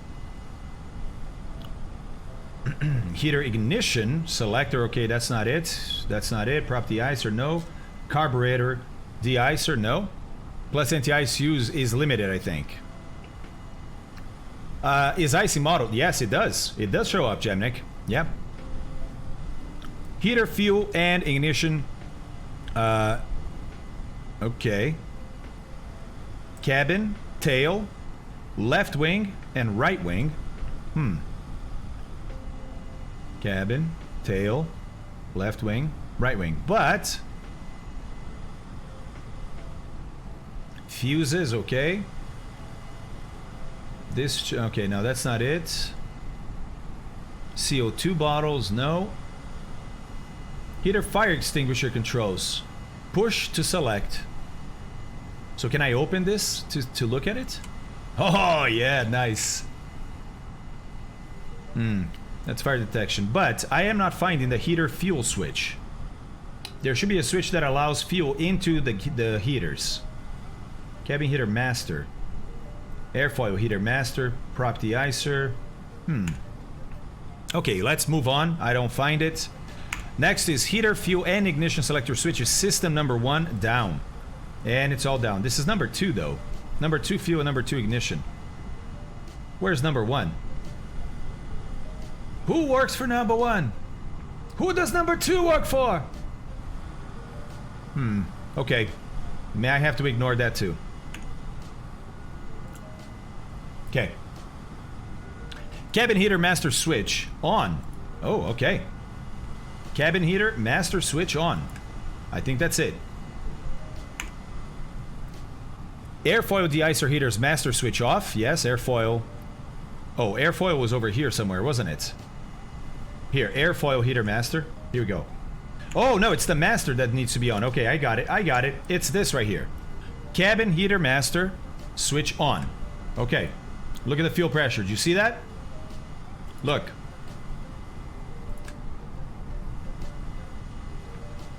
Airfoil de-icer heater master switch off. Propeller de-icers off. Carburetor de-icers are off, all four. You can see there. Anti-ice fluid quantity checked. All right, we got to check the quantity. No, this is all temperature, pressure. I think it's got to be up here. Ah, anti-icing fluid. Look at this. Full. Cool. Cool. Hydraulic fluid quantity. Check. Okay. We're gonna, instead of doing this, we're gonna do one of these. Or, better yet, one of these. Okay, there we go. Here is the hydraulic reservoir, and it's full. Okay. Okay. WA quantity check. Must be full for wet takeoff. It's water, but we don't have a wet takeoff today. But just so you can see, here it is, right? Outboard and inboard in gallons. How much water we have? Okay, very good. Yeah, it's awesome, isn't it? Yeah, Snap, I think I got that. It really is, man. Really is. Okay.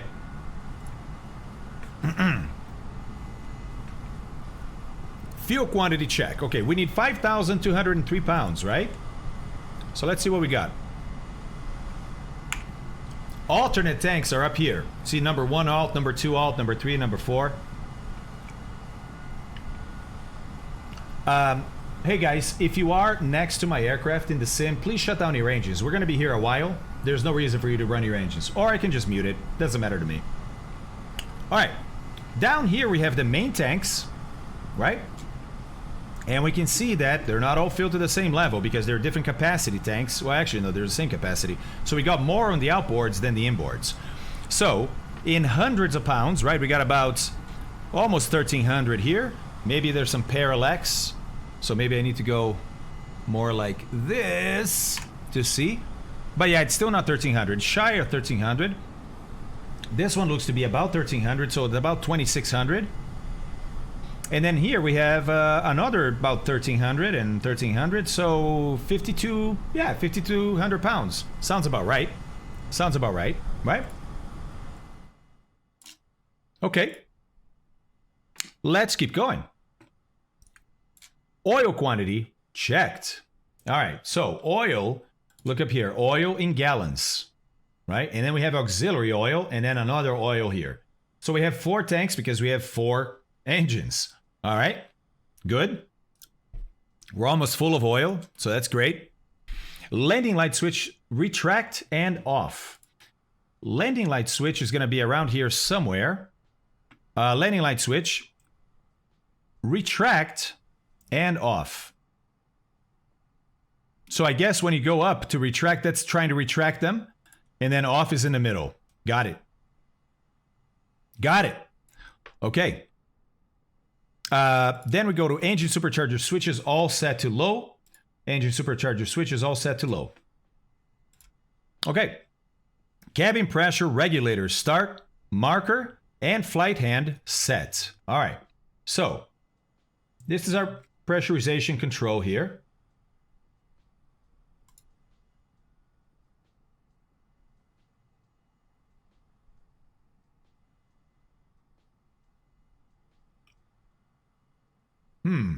So the controller, I have a manual controller to increase or decrease the cabin altitude, but I don't see a marker that I can set. You see what I mean? There's cabin differential pressure, and it looks like 5.5 psi is about where you want to be. Supercharger airflow rate. Interesting. We have a cabin vertical speed indicator, a cabin altimeter, okay, and then a cabin pressure controller from Coleman. Yeah, it's Colesman, and it's in hundreds of feet. Okay. Start marker. Okay, I got it. And then a hand. Okay, so for flight, I guess I set what kind of cabin altitude I want for flight. Or my flight's gonna be, hold on. Because if this is in hundreds of feet, how can I set my flight altitude, right?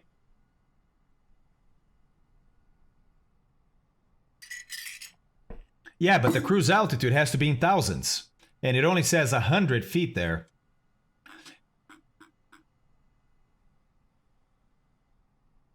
And so I guess the cabin is gonna start at 0, is that right? Because I am at 0 feet. Oh, it says 1,000?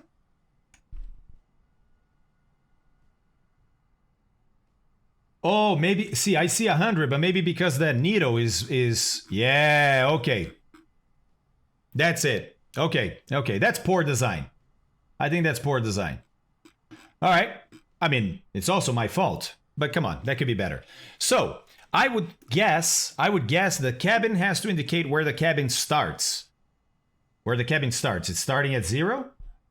And the flight's going to be at 11,000. So we're going to put this up to 11,000. Oh, look at this. Look at what's happening. Why would the cabin be moving, guys? Why would the cabin hand be moving? That's awesome. I just understood that like that.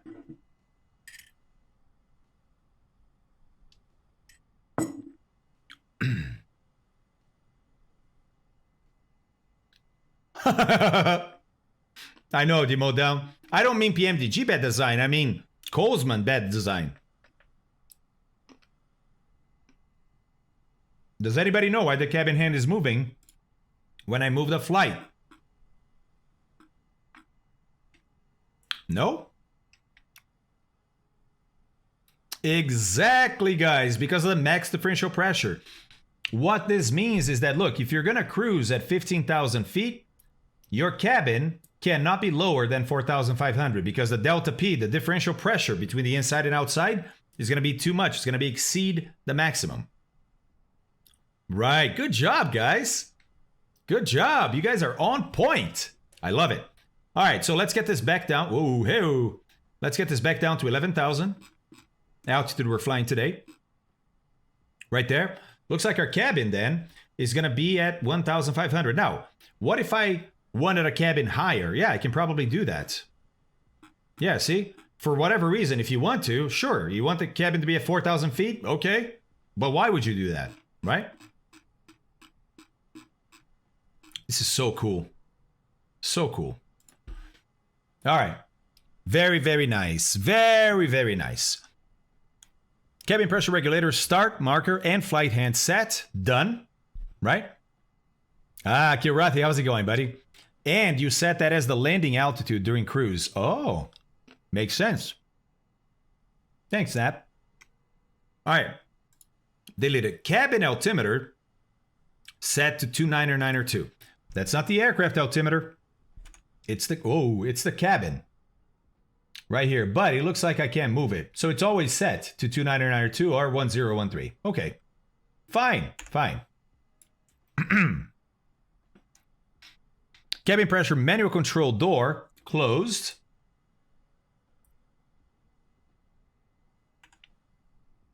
I think it's a guard, not a door, but it's closed.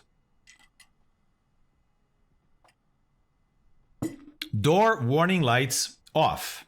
Door warning. We have door warning in cabin cockpit. It's on because they're open, right? Let's close them. Let's close them and see if we can extinguish those lights, shall we? All right.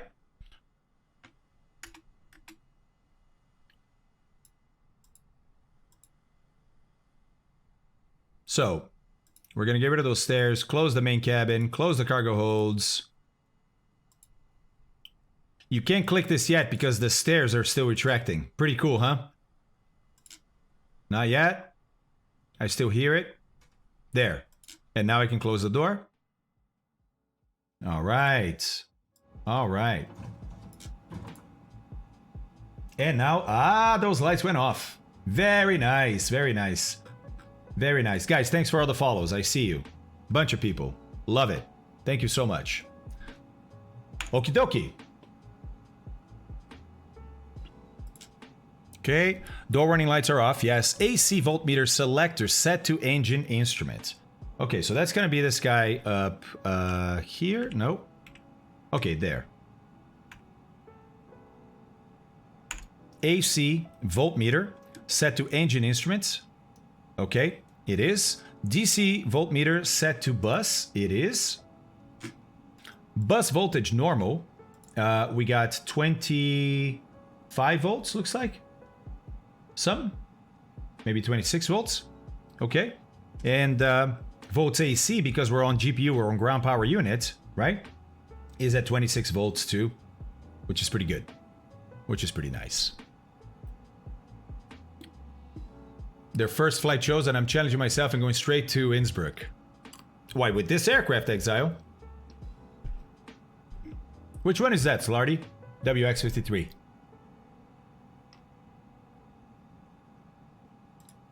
All right.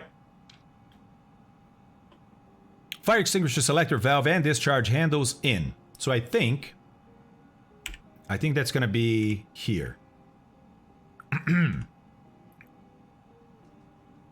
Fire detection test. Maybe not. This is heater fire extinguisher. Where are the fire extinguishers? Oh, hold on. Is it these guys? These are the discharge bottles for putting out fires on the engines and stuff. But this is the selector valve and discharge handles. The discharge handles are in. I don't know about the selector valve. One above the engine gauges, yep. Yeah, but I don't know where the selector valve is at.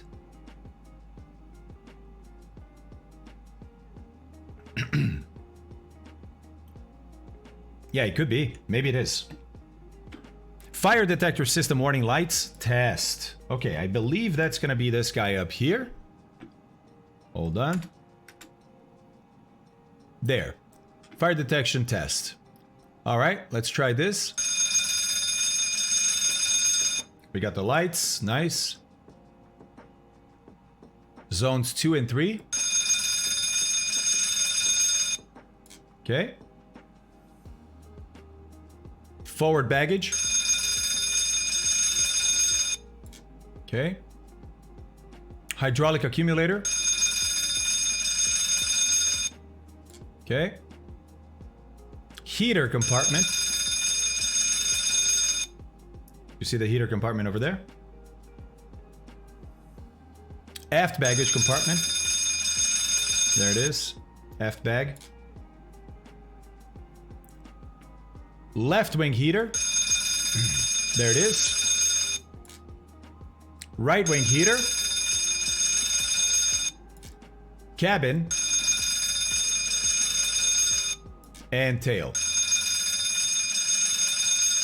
Awesome. Pate. Nice. Nice. Nice. So we did our fire detector system warning lights tested. Good. Cockpit heat control as desired. I'm not going to bother. Windshield heat control as desired. So windshield heat control is normally on. Normally on. I don't know. I don't know how to turn that on. Hey, Aggie, how's it going, man? I don't know where that is. Cockpit heat control or windshield heat control. We'll have to worry about that. Above that fire test panel. Thank you, sir. Oh, yeah. Do you see one of the hallmarks of old aircraft like this is exactly this? Meaning lack of proper human factors. They kind of just threw stuff all over the place, right? Okay, so it is not raining or icing right now, so I'm not going to have it on, right? But here's where we can. Look, it's It's an interesting system because it has temperatures here. See that? If the temperature outside is 0 to 10, you put it here, right? Off or above 10 is off. 10 or 10 to 0 here, 0 to minus 40 here. And then, I guess an anti-icing and radome. I mean, wouldn't that be a further temperature? Weird.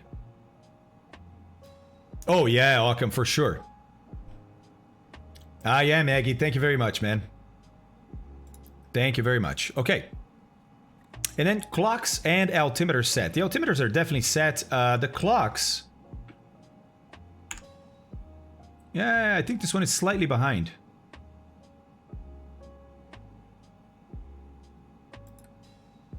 Oh, look, Loco or Zulu. Nice. That's cool.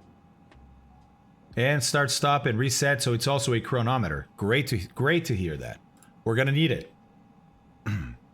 Okay, hydraulic system bypass control lever on. Down.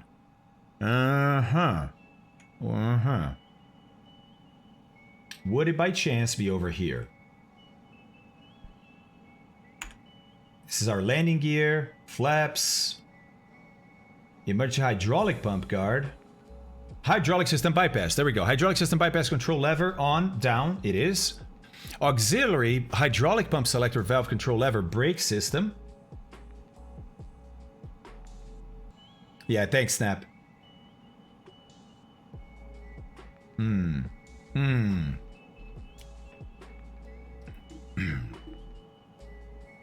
Auxiliary hydraulic pump selector valve control lever brake system. Not here though.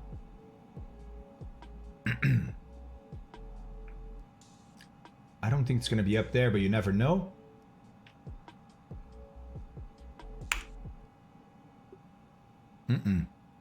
Not finding it. I think we're going to skip that one for now. Hydraulic system pressure, 2600 to 3050 psi with auxiliary hydraulic pump. Well, I don't have the hydraulic pump turned on, so I don't know. Emergency air brake pressure, 1500 psi. That's also going to depend on hydraulics. And if I can't turn on the hydraulic pump, I don't know. Well, I can't check the pressures, right? Fuel tank selector valve controls main. Check targets. Okay. I learned a little bit about this yesterday.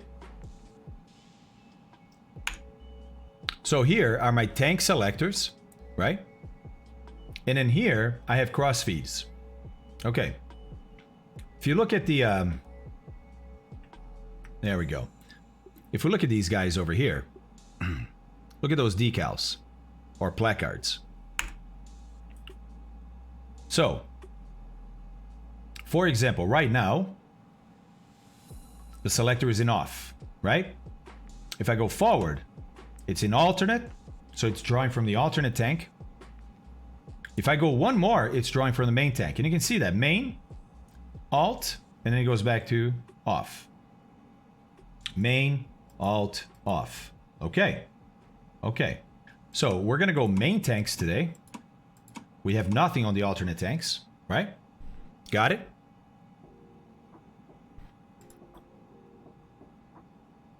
Crossfeed and auxiliary tank valve controls off. Okay. Crossfeed. If you look over there, off is forward. All right, so it is off. And you have a couple of positions. You have engines 1 and 2, and then you have all engines. Very interesting. Okay. What else we got? Oh. Propeller master RPM control lever forward takeoff position. Aha. That's going to be this guy right here. I believe. So this controls propeller pitch for all 4 propellers. What's this guy? Throttle lock. Okay. I know, right? Can you imagine, Zesran? You can increase and decrease RPMs for the props individually using these guys here. But this is a master. So master RPM control lever forward. Okay, so you can move it around, right? But it's forward. For sure, Rock. For sure. Throttles 1/10 to 1/4 open. All right, let's do that now. So they're closed here, right? Let's open. Look, and this is full. We got the interlocks. See these interlocks here? Oh, I can't. How do I flip the entire thing forward? Interesting. You can lock. Oh, that's fascinating. Do you see what's happening? Fascinating. Look at this. Yeah, we can unlock it there, the whole thing, I believe. But there's a throttle interlock. Look at this. That then precludes engines 3 and 4 from moving forward, or engines 2 and 3 from moving, or engines 1 and 2. But how do we remove this entire lock? Release the gust lock to release the interlock. And where do I release the gust lock?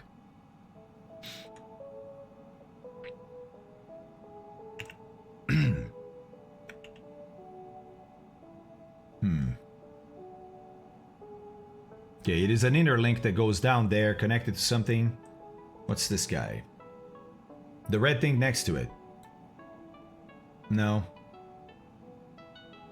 Yeah, it is, right, Tickle? On the left side.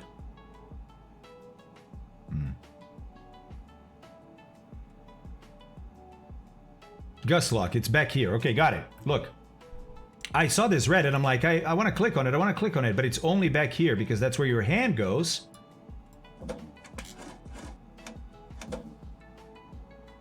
But it didn't move, did it? And those guys are still there? Gust lock disengaged. There we go. Oh, clever. Did you see how that worked? Look, let's do it again. Look at that. It's a mechanical interlink. Look at that. That's awesome. That's awesome. No, the white ball is the master prop pitch for all 4 props. Very clever. Very, very clever. Okay. This is awesome. This is awesome. Autopilot. Oh, and I gotta crack my throttles open. Remember, that's the whole point of doing this. So, full is this way. Idle is this way. I'm gonna say about this much. Right? Hey, Oban, what's up, man? How's it going? Good to see you, buddy. Good to see you. Yeah, I agree, Greg. I agree. Yeah, Rock, it's amazing, right? Amazing. All right. Autopilot off. Parking brake on. Okay, well, parking brake is on. There. Autopilot. So the gyro pilot is off. Altitude control off. And it is in gyro pilot. So I think the autopilot is off. Mixture controls idle cut off. That's down here. So idle cut off, idle cut off, idle cut off, and idle cut off. They're all down, right? Okay. Fuel oil pressure warning isolation switches on. Ooh, I don't know where this is going to be. I don't even... Usually when I read something, I have an idea of where to look. This one could be anywhere. Fuel oil pressure warning isolation switches. Oof. Oof. And notice that the checklist does not follow a logical flow like a lot of checklists today do, right? In front of the FO, okay? I'm looking. I'm looking. Oh, FO, not FE. Jesus. FO. Hey, there we go. Engine 1, fuel and oil pressure warning isolation. Okay, so all 4 need to be on, and they are. I'll take this off so you can see the 4th one there. Yes, yes. Nice. Autopilot servos disengaged. Well, I think that's what these guys are here. Right? The gyro pilot and the altitude control. I don't know. I don't know.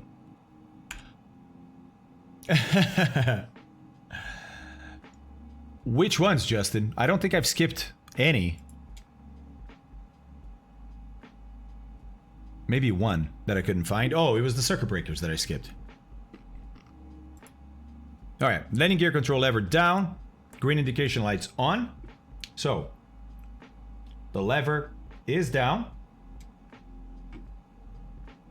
We have, oh, I keep forgetting to, we have 3 greens, right? Hydraulics, okay. Oh, the hydraulic system bypass control. Oh, yeah, right. I couldn't find them. I still can't find them, so I can't go back until I know where it is. Okay, let's see. Trim tabs set. Where do I have trim indication? Because obviously my trim is here for the elevator. My trim for the rudder is here. There we go. Rudder trim is centered at 0. We don't have an elevator trim indicator here. Thank you, Snapshot. I so appreciate that, buddy. So appreciate that. Oh, is there an indicator on that side? Yeah, I think so. No, maybe not. Maybe it's just the same as this. Here we go. It is a trim indicator, boys. Look at that.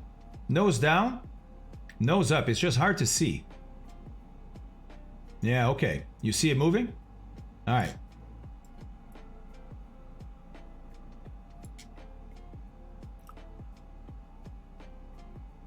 Well, no, I know it's the big wheel. I know it's the big wheel. I was looking for the indicator. The indicator is tiny, tiny, tiny over here. Kind of ridiculously small. All right.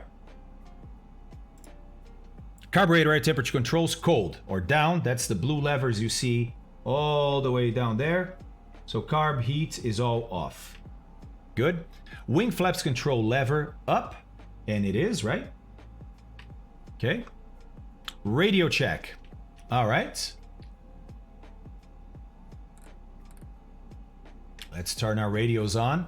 And this is where we would actually talk to ATC to do a radio check. Won't have to do it today because we're not flying on VetSim. All right. Mechanics interphone, standby. Okay, so we've got to be talking to the mechanic and telling them, hey, I'm almost ready. Oh, Deutsche, it's amazing. It's remarkable. Both the real aircraft and PMDG's representation of the aircraft in here. All right, starting engines. Start engines in the following order. We're ready to start, guys. But, oh yeah, it's amazing, amazing. The attention to detail, what this aircraft can do, how engineers at the time solved the problems that they solved, how ingenious some of the things the plane does are. It's just amazing. And Deutsche, let me tell you, a plane like this, look, flying a modern aircraft is exceedingly easy compared to what old aircraft are, right? Flying a 777 Airbus, you don't fly it, it flies itself. You literally program it, right? Which you don't even do it nowadays. You just download a flight plan to the FMC, right? And you take off in nav, and you take your hands off, and the thing does everything. The reason I love this aircraft is because you have to do everything, right? For me, that's way more flying than following a magenta line somewhere. I like doing that too. I enjoy flying the 777. I enjoy flying the Airbus. But it's from a pilot's perspective, that's nothing compared to this. Do you see what I'm saying? The management that you have to do here, what you have to be thinking about at all times, how easily you can break things here if you do it wrong, that provides me a challenge that modern aircraft don't. Modern aircraft, let's be frank, everybody, modern aircraft don't need pilots anymore. We have pilots in the front because nobody's willing to fly with a robot flying the plane. Except 99% of the times there is a robot flying the plane because the pilots are in autopilot, right? Ingo. Right. This is a pilot's airplane, exactly, Rock. Whereas the other ones, the new planes are all managers' airplanes. You don't fly those planes, you manage them, right? So, with this, I feel way more connected to real flying than in a modern aircraft. I'll still fly the pants off a new aircraft, and I by the way, I love technology. I think it's incredible what you can do with those planes. But if we're just talking about flying, those things don't come close to this. Ah, Justin. Mm-hmm. Yeah. Yeah. Oh, it does, Deutsche. It does. That's why I enjoy this aircraft, is because the plane is super cool. Flying a plane from this time is super cool. And PMDG did an incredible job making this. You know? Kirk.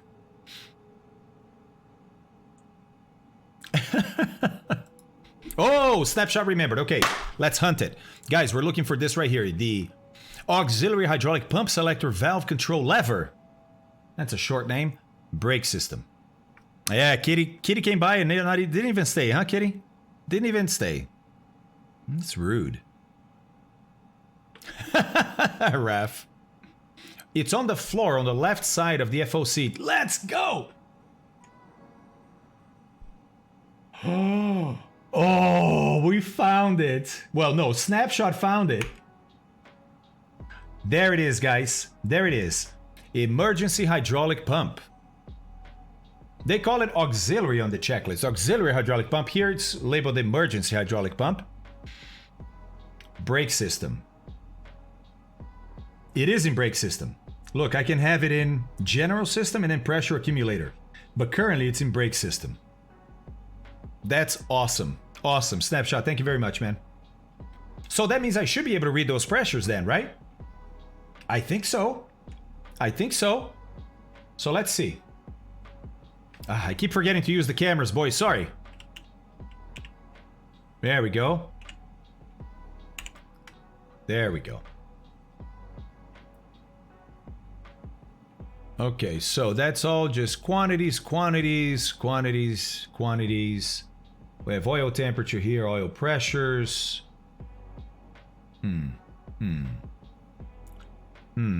Where would I be reading my hydraulic pressure indication?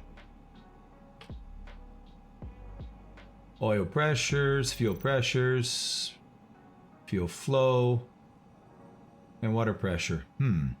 I don't know where my hydraulic pressure indicator is. These are cylinder head temperatures, yeah. Huh. Does anybody have a bright idea? On the right front of the FO. Oh, here? Oh, I think it's there. Oh! Okay. Let's go to the FOC. Okay. So, all right. There we go. Hydraulic system and emergency air brakes. All right, so for emergency air brakes, if you look at the checklist, it says, hey, the pressure should be 1500 plus or minus 50 psi. Okay, and it looks like it's about 1530. You see right there? About 1510 maybe. Okay. But the hydraulic system pressure, right? Look, it says hydraulic system pressure 26 to 3050 with auxiliary hydraulic pump. But the hydraulic pump is already in brake system. So I don't know why we're not getting the pressure. Yeah, isn't that amazing, Rock? Ei, Mineirinho! Beleza, mano? Abraço aí pra você e pra todo mundo no Brasil, cara. Tudo em cima? Legal você tá aqui, bicho. Valeu, hein? Below the flap handle. I thought that was snap.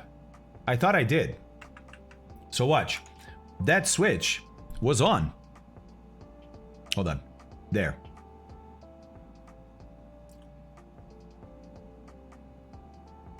Oh, I see. No, it's not on. It's in bypass. Now it's off. Oh, now it's bypass. Oh. So is there not an on position? Oh, there's a guarded switch. Okay.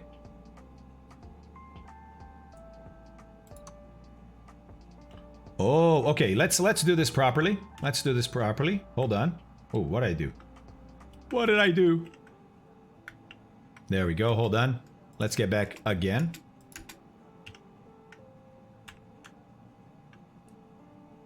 Oh, I can't go lower. They don't let you move the camera lower. I wanted to see what was written in there, because you can tell that, look, there's something written in there.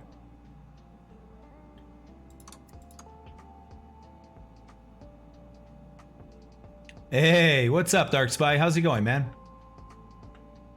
Oh, I see the switch now. Look at the switch. Man, that's hard to reach, isn't it?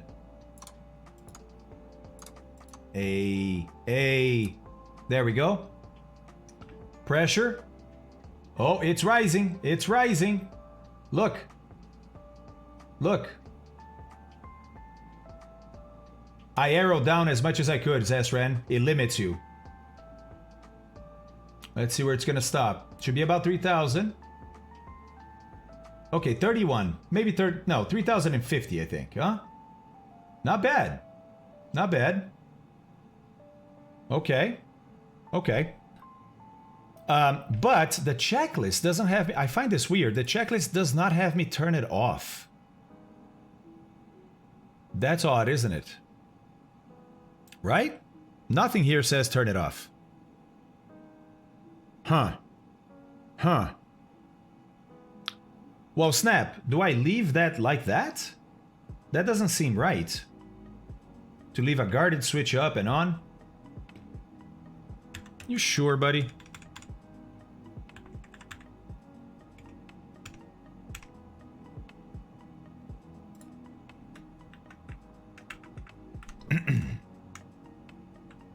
All right. I think it's time to start the engines, guys. Okay. Hey, Snap, thank you so much for looking that up. Okay. Engine selector switch. Position to engine being started. So it's...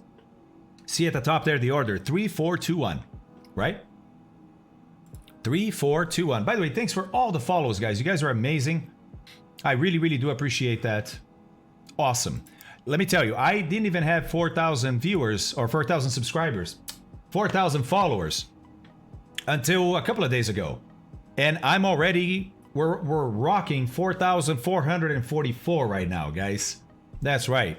That's right. Let's get to that 5,000, shall we? Let's get to that 5,000. Look at that. Look at the follows coming in. Thank you, guys. Oh, nice, Fort. That's awesome. That's awesome, man. So you bump the guard on the switch, it turns it off, and when you or you... Maybe. Maybe. Ah, Kirk, I appreciate that. Thank you, man.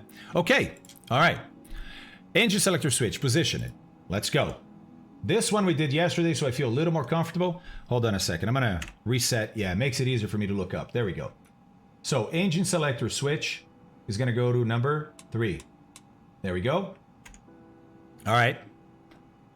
Safety switch on first, then start switches to on. Okay, so the safety switch here goes to on, but I think, correct me if I'm wrong, they are connected to the starter. So when you press this, the starter switch will move too. So let's read through this before we actually start, huh? Turn engine over with starter. Watch propeller motion. If any sign of hesitation or stoppage occurs, disengage starter and investigate. You know why that could occur? Because of hydraulic lock on the bottom cylinders. So if you, that's why you're rotating. You're making sure the prop can actually rotate, and you're bleeding the oil out of those cylinders because of that mechanical motion. If you see the prop, you know, the prop is turning. If all of a sudden it kind of like, up, and then keeps going, stop.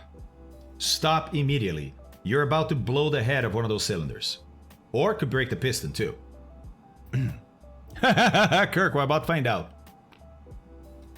Okay, Snap, so I think they're missing it here. Henning. Henning! Hi, buddy. Hey, Henning, if you're listening, look. Item 59, page 200. You do the hydraulic system pressure test, and then I think this checklist is missing the fact that we need to turn off the auxiliary hydraulic pump. Oh, thank you very much, sir. Appreciate that. Appreciate that very much. Oh, yeah, we will. We definitely will, Chris. Oh, Citizen. Thanks, man. You guys are so nice. Yeah, Kaki. Exactly. Kaki. Are you Kaki Rosberg? All right.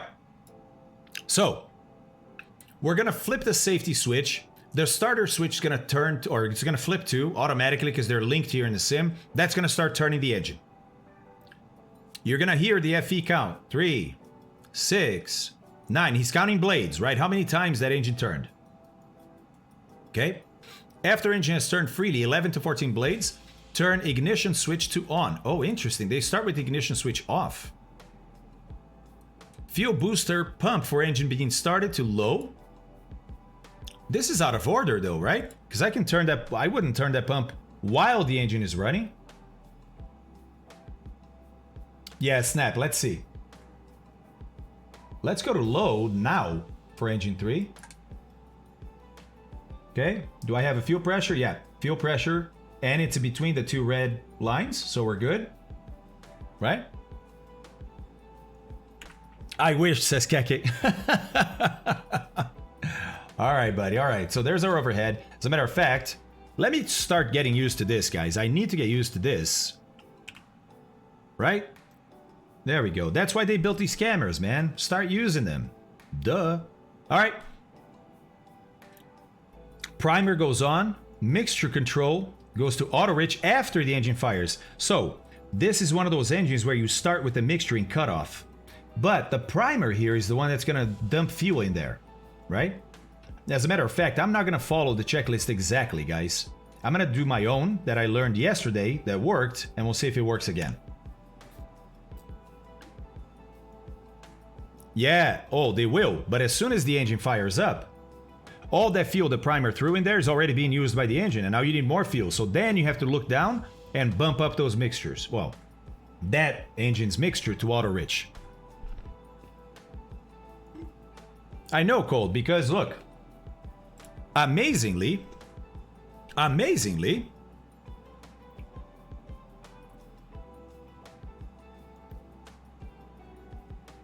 where did I read that? Oh yeah, here. Look, they wait until the engine is basically about to be fired up to turn it on. I don't understand why. I don't understand why. I'm not gonna do that. I'm gonna turn them on now, like we did yesterday. And I'm gonna prime at 9.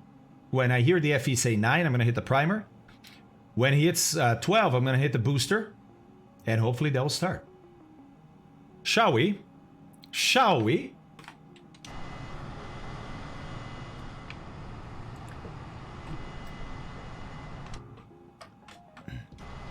All right, good luck to us. Tio Pernas, beleza?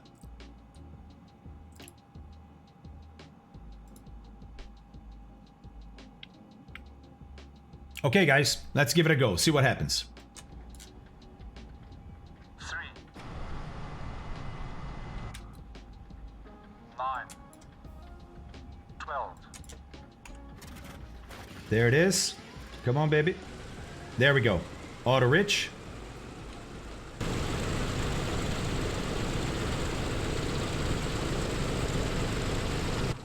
Let's go. Let's make sure now that we have oil pressure.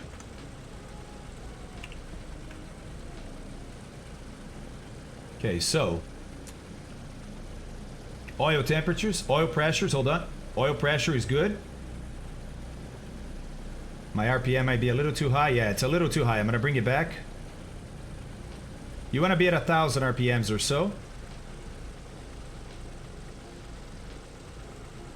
All right, boys, we got the first one started. We got the first one started. Let's go. Wait a second. This is more like it.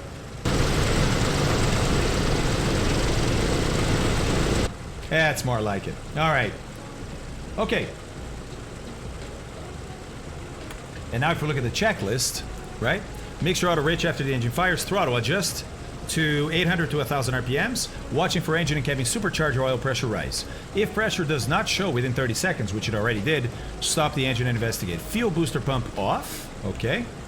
So we're gonna go here and turn our fuel booster pump to off.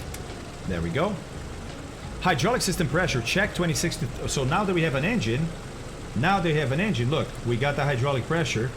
Did I ever close that guide? Nah, I didn't. Okay, let's do that. Did I keep the hydraulic pressure? Oh, it's a little low, but it's working. Let me add some power to the engine and see if it bumps up the hydraulic pressure. No, stays the same. Stays the same, okay. Oh, fuck, I can only imagine. I can only imagine. But to be honest, there are people out there who, they don't get it, right? I mean, that's the only thing they know is magenta line. So, you know, they're speaking out of turn, but they're also speaking out of a little bit of ignorance. They've never tried something else. I know, Dark.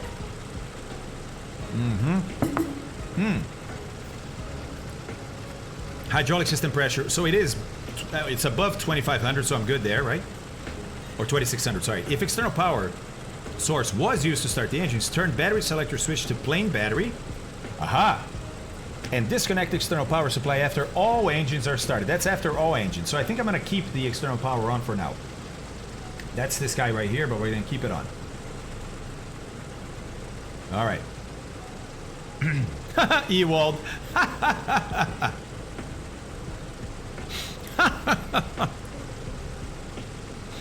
All right.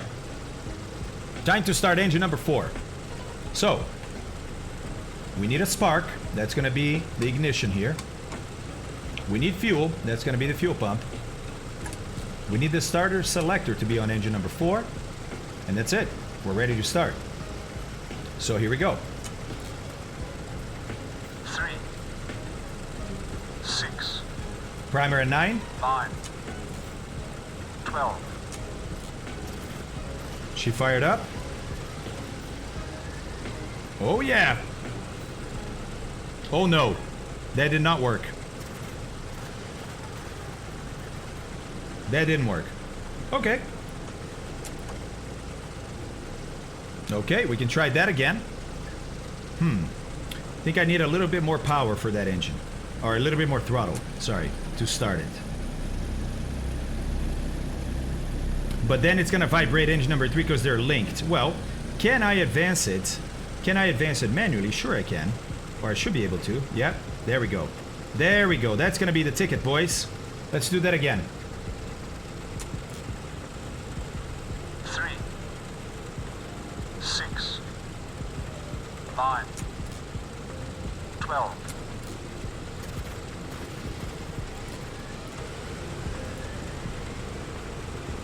Ah, she's running. She's running. Come on, baby. Yes, yes. Okay. We got oil pressure in there too. Very good. And oil temp coming up. All right. All right. We got the right side started, boys. Let's try and maintain them at 1,000 RPMs now. See the split here? That's because engine number 4 was started later and it's not as warm. So it doesn't run. It basically has more friction inside than a warm engine, so the RPM is a little low, but once it warms up, it will come up to the same RPM as the other one. Amazing, right? All right, time to start 2 and then 1.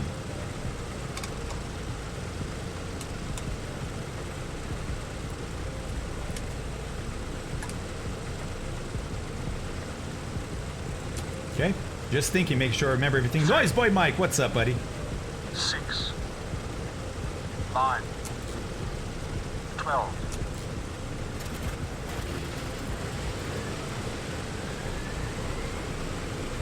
Oil pressure. Very good. Okay. Bringing that RPM up to 1,000. These guys are going to stop soon here by themselves. There we go. And there we go. All right. Fuel pump can come off. And main 1. Engine selector 1, ignition to 1. Let's do it. 3, I know, right, G-Neck? I feel like it's actually not bad at all now. 9, 12.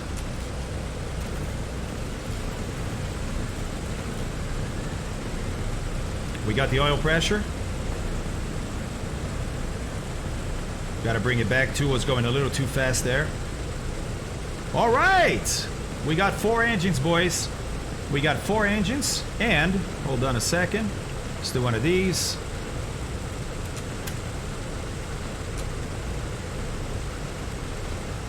Yep. Everything good there. Oil temperature still has to come up on some engines, right? Which is nice. This is nice. Got the fuel pressures, so Fuel pump off. There we go. Selector to off. Let's go plane battery. And let's disconnect the ground power units. There we go. All right, the plane is now working on its own power.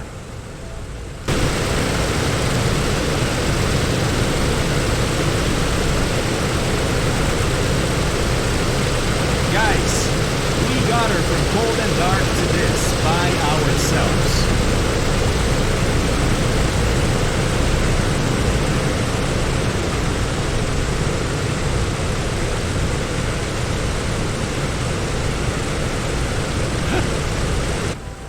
Breen, are you saying this is the most reliable 3-engine aircraft in the world? Oh!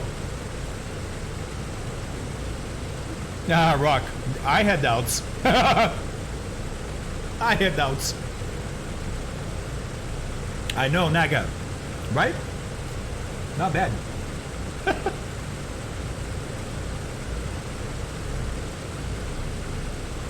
Pedro, here's how I do the pushback, buddy. Hold on. Hold on. Engine warm up. Adjust to 1,000 RPMs until the engine and cabin supercharger oil temperatures are at the minimum. So it's not just the oil here that, look, it's still too cold, right? We are, oops, a little high, 1 and 2. Let's bring it back to 1,000. There we go. So we gotta wait. But it's also, look, supercharger, gearbox, oil pressure, and oil temperature. And it looks pretty low on the right, doesn't it? Look at that. That's not looking good.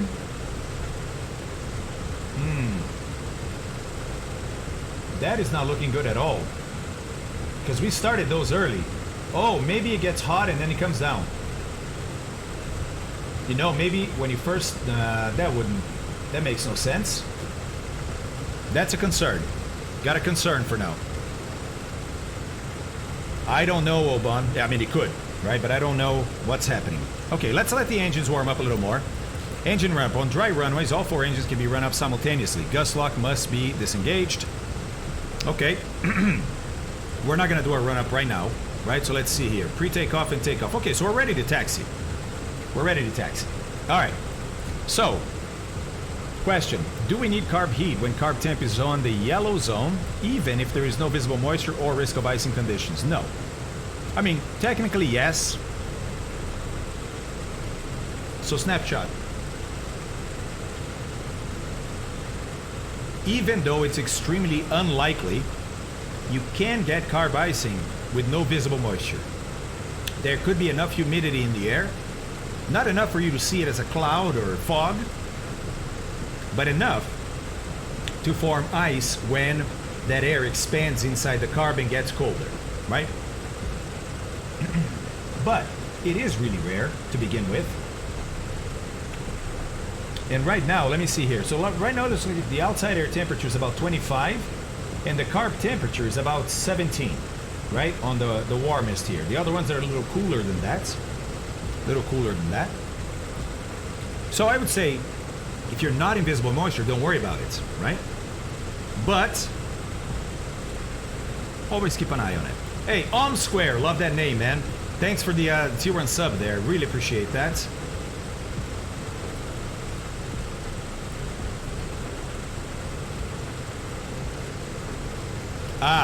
I don't know, Breen. Normally it's power. Which costs fuel.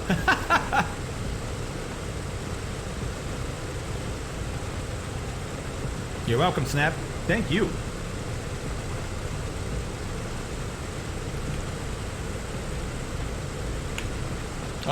Better now. But why? Isn't that odd, guys? We started the right side before we started the left side. The left side got hot very quickly. The right side didn't. So that's really interesting. Really, really interesting. I don't understand it. But we're going to keep, this has now planted a seed in my brain that like, hey, there could be something wrong. Look, we're getting a split again. Oh, I got it. I think I got it. Look at how much cooler this is now. I think there's a cycle. I think it gets hot, cold, then hot again. This one already did that. This one got hot. Now it's getting cold. Then it's going to get hot again. That's my guess. That's going to be my guess. Mark, very good observation there.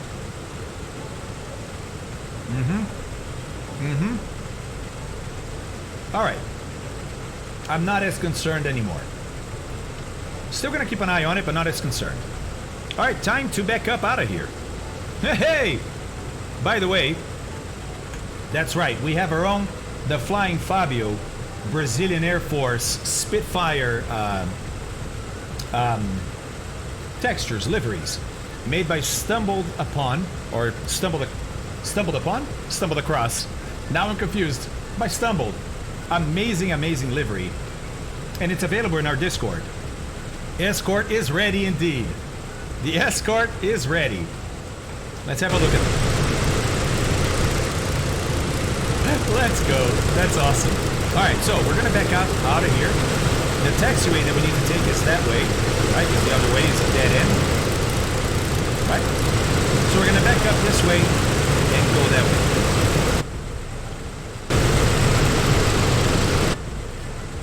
Yes, that would be amazing, DC. And by the way, Stumbled is already planning on it. PMDG always has amazing paint kits. Guys, I know, some people are like, dude, you're a PMDG fanboy. No. You know what I am? Factual. It's just like saying, wow, Apple makes good products. Yeah, they do. Yeah, you can say they're expensive, you can say blah, blah, blah. But they're really good at engineering, right? PMDG is really good at paint kits. Their paint kits are... Mwah. That's it, Ford. That's it. But of course, now there is a problem with the windows, Ant, that we haven't figured out yet. So I'm going to try one more time. Hopefully it doesn't break anything.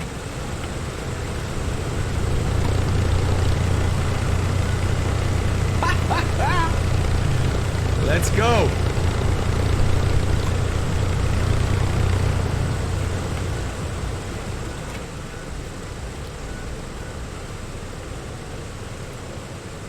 I know, right? I know. Okay, guys, how do we back up out of here? Well, first we got to take our parking brake off.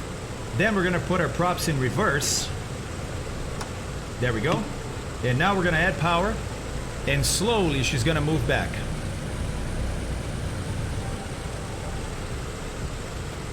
Don't ever do this too fast. And please, for the love of God, do not use your brakes. Do not use your brakes. If you have to brake, you get out of reverse and you add forward power.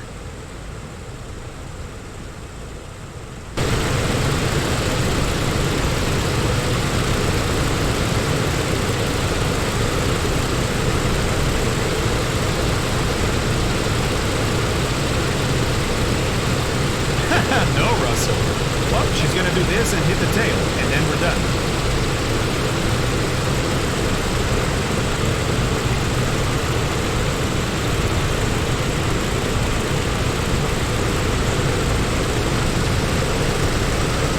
Stop with power, so I'm adding forward power now. And she stops. All right, perfect. No brakes.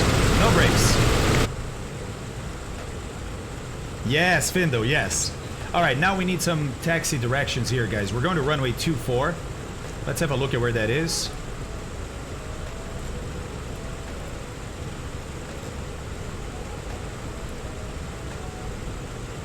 All right. Okay, so it's gonna be we can do Alpha, but let's do Bravo to be a little bit away, right? So it's right on Bravo up here, and then we're gonna stay on Bravo after the terminal wraps around, and Bravo is gonna take us all the way to it's still Bravo, and then we can use one of these guys over here, right? Let's see, this is for DTLC 10-9B 9 Bravo. Is it gonna capture all this? I think so.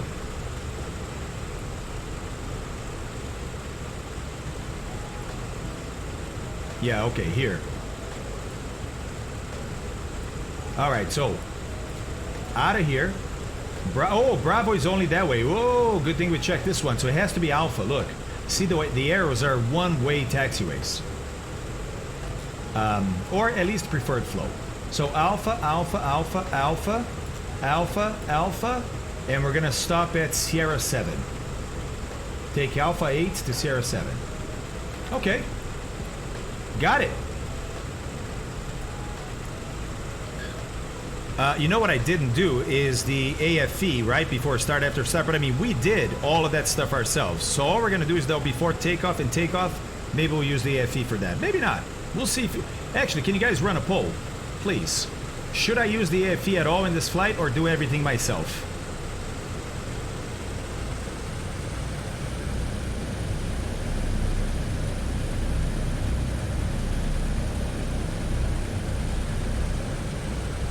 Inners and pelters.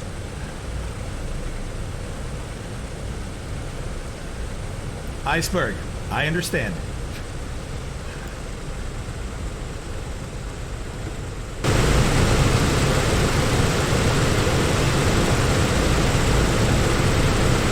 Pelta loader. Everything yourself, more fun, full manual, see if she explodes. Okay. All right. Oh boy. Alright guys, we're coming up on Alpha, yep. Yep, this is Alpha. Going a little too fast. Those were the brakes that you just heard. Clear left and clear right. Poll is live. Thank you, Scooter.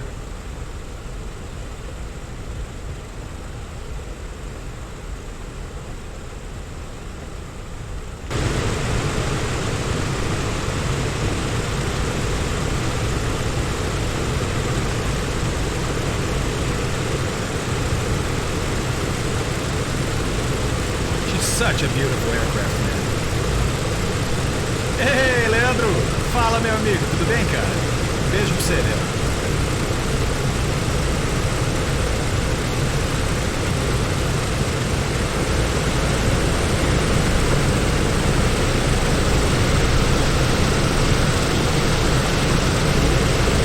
This is incredible, isn't it? Exactly, Singleton. Exactly. Exactly. All right, so here's all the terminals at Amsterdam, right? You know what we should do now, since we have a little bit of time here in the taxi. We should brief that departure again. Remember the departure? Niker 4 Whiskey, right?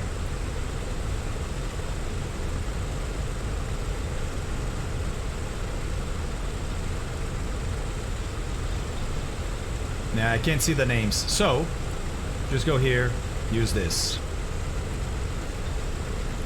Alright, so let's do a briefing here, guys. This is a SID for Amsterdam in the Netherlands. Just making sure I know where I am here. Okay. Okay, we're good. Alright.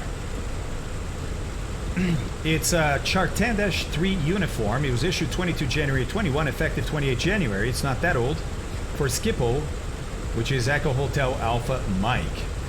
Transition altitude is 3,000. All right. Remain on tower frequency until passing 2,000, then contact Schiphol departure. Got it. For departure instructions, refer to 10-3 Bravo. Oh, looks like there's another chart we need to look at. Okay. We're doing the Niker 4 Whiskey. This is for runway 36 Charlie. That's why. We're not on runway. Okay. Okay. Let's see. Let's see if we can change the runway. Runway 24. There we go. Let's see if we can get a departure out of runway 24. That takes us to Arnhem and a non-Arnav one. Oh yeah, there is. I don't know if they're Arnav or not, but look, it's gonna be this one here, then this, then this. So it's like the Arn 2 Sierra Whiskey or the Arn 2 Sierra. Okay. Let's go look at those.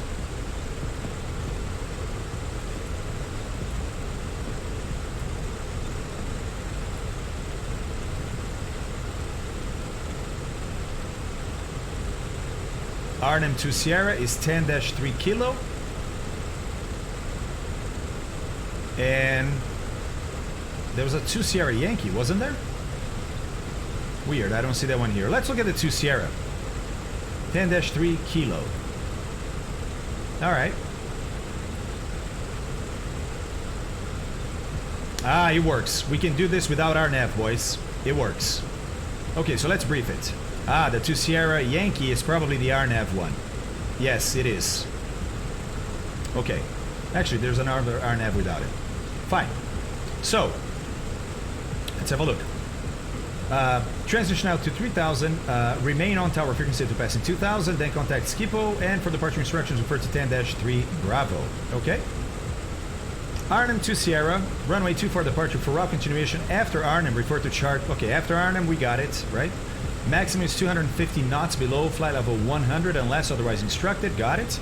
And we're almost at the beginning of runway 24 here, I believe. Okay. So, it's a left turn, right turn, right turn. Okay. It's going to be based out of Schiphol VOR and Pampas VOR. So let's put both of those in right now. Yeah, 1084 and 1178. 1084.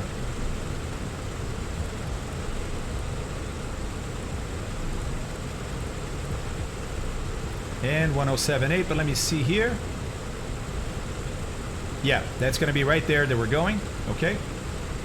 And 1178. I'm going to do that in nav2. 1178. Okay, we got the VORs dialed in. Whoops. So this is going to be a 238 track right after takeoff, which is basically runway heading at DME 4.2 from Schiphol. Which are we receiving? We got to turn this on. Yes, we are. Okay. Hanging a left here. I'm going real slow to give us time, right?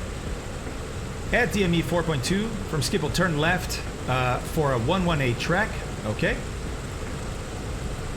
At PAM, radio 225, turn left, intercept a 073 bearing from NV. Ah, there's an NDB in here too. Yep. We need to tune this in. 332. Let's do that now.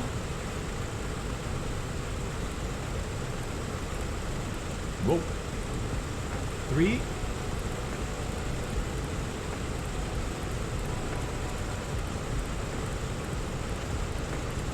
I believe it was. 332, and let's see if we are receiving it. VOR. Oh, wait, hold on. Where's my NDB indicator? I see. There's an ADF here. Do I have it on this side? I don't have it on this side, huh? Oh, it's only on the other side. Is that right? Is that correct? Guys, I should have turned there. Sorry, my bad. I'll turn over here. 18 left. Wait. Stop everything. I see what happened. I see where I am. Look, 2-4 is this one. I turned early because I wasn't paying attention, right? Okay. Well, I can still turn right here and go out that way to go to runway 24. Thank you. Appreciate it, Green. Let's do the correction first, then we'll look at the charts.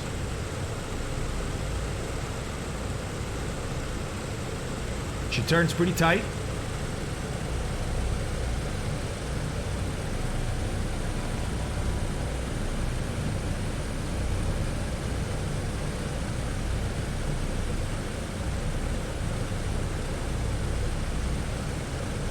All right. Thank you very much for that correction. And now we have some extra time to look at the charts.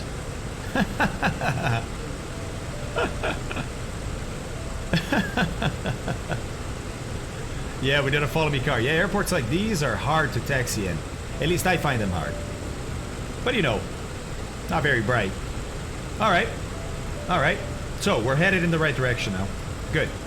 So we're going to intercept a 118 heading and then intercept a 073 from Schiphol NDB. The problem here that we identified is I think I only have indications here, and it's not picking up the ADF just yet. Okay, well, we'll see what happens. Hey, gasoline, yep. Yep, that's the hallmark of this stream, buddy. The hallmark of this stream is learning. Flying is a byproduct. All right.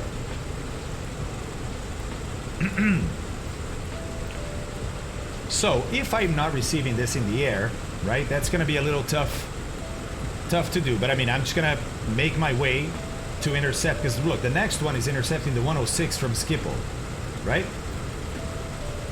So if we get this right, that's easy. We stay on the 073, we look for the 106 radio. When the 106 radio comes in, boom, we know to turn to 095, and at 095, we're going to intercept the 111 radio from Pampas, and that takes us to Arnhem. Okay. Permission for VFR flights without ATC clearance. Huh, interesting. Alternate route to enhance noise abatement. Nah, our plane doesn't make any noise. What are you talking about? Approved for RNAV1 operators required. We don't have RNAV1, so we can't do that. So forget this guy in here, right? We already figured out what this is. I mean, graphically, that's enough description for us to figure it out. We have the VORs dialed in. All we need to do now is have the correct radios dialed in. So the first radio I need dialed in is the 106 from Schiphol. So let's put that in.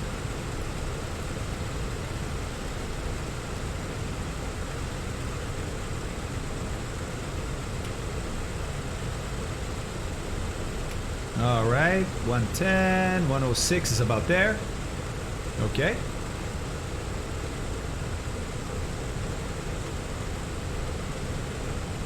Aha, Zephyr, that's right. That's right.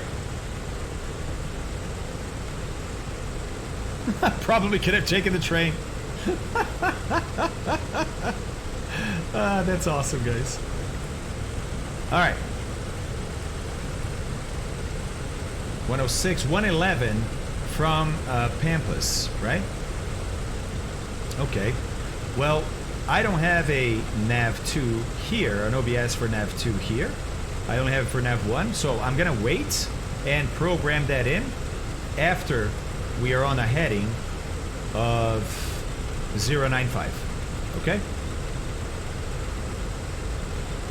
Should be looking around during the taxi. I'm not. Too busy looking at charts.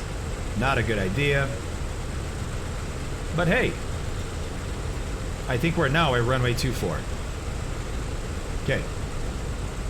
There's runway 24.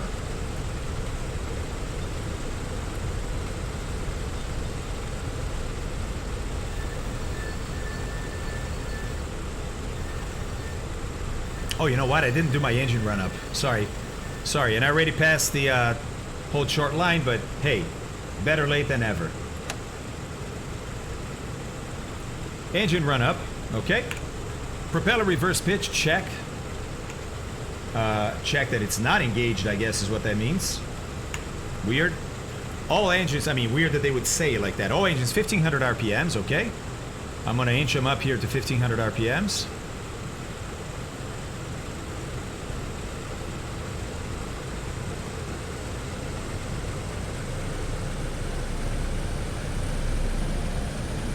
There's that harmonic that we got to get through.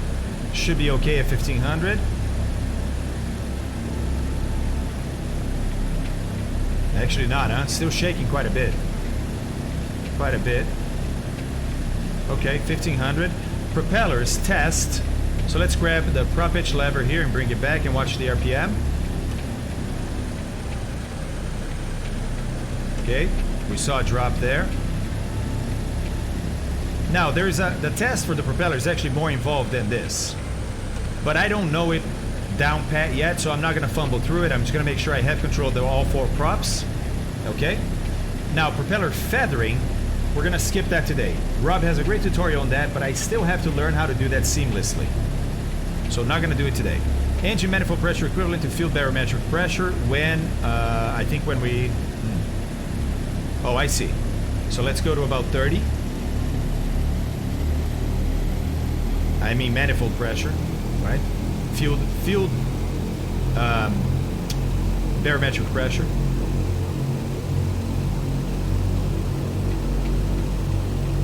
Yeah, we're about to rely. We're about to put our lives on the line by using these engines. So we want to make sure the engines are good before we go, right? Okay. Fuel and oil pressure's checked. Okay, so let's move around now and take a look at this. All right, so oil temperatures are good. Oil pressure is good. Fuel pressure is good. Fuel flow, I gotta get used to it, but I would say that about 600 pounds per hour seems to be what we need at 30. Okay. Carb air, look, carb air, guys. Look at this. Now that there's a lot of air flowing through, right? It's like 12 degrees. It's a good 10 degrees lower than the outside, huh? All right. How about the superchargers? Yeah, this looks pretty good now. Same for the oil pressure. Okay. All right. That's awesome. That's awesome. Cylinder oil temperatures check, and we didn't check cylinder temperatures. I forgot. That's down here. We're above the green, but below the yellow, so we're okay there. Okay there. All right. Generator aperture and voltage check. I think that's going to be up here.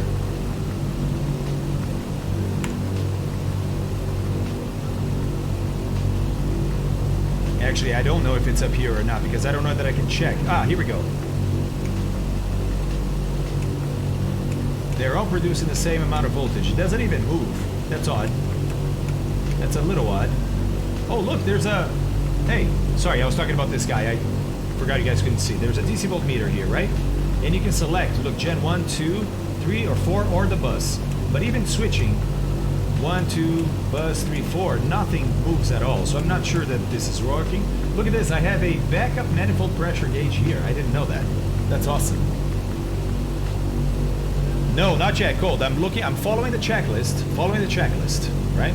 If the checklist doesn't say to do it, I'm not doing it. All right, inverters check voltage. I think that's over here. Okay. C phase, A phase, and C phase and A phase. Okay, both inverters are good. Blowers high then low. Okay. Blowers are here. Let's put them to high. And let me see something here. Oh yeah, look at this. See the bump in manifold pressure, guys. Watch. All right, we got manifold pressure down here. And up here I have the blower switches, right? So watch the manifold pressure here for engine number 2 when I turn that blower to high. Wow, that's quite the jump and fast too, huh? I'll bring those back. I don't want to keep it in high for too long. Okay, well, high is definitely working, right? Magnetos, check. Okay, so we're gonna go up here and go from both to just left or right mags on each of these engines. So let's do engine number 1. And by the way, look at the RPMs right now. That's what's gonna drop. We're about 2200, just about 2225. 2225. There's the drop. It's a drop of about 120, 110. Go back to both. Make sure it recovers. Yep. Let's go to the right. And we got about the same drop. Go back to both. Make sure it recovers. Yes, okay. Engine number 2, same thing. I'm gonna zoom out so we don't make people seasick as much anymore. About the same drop. Both. Okay.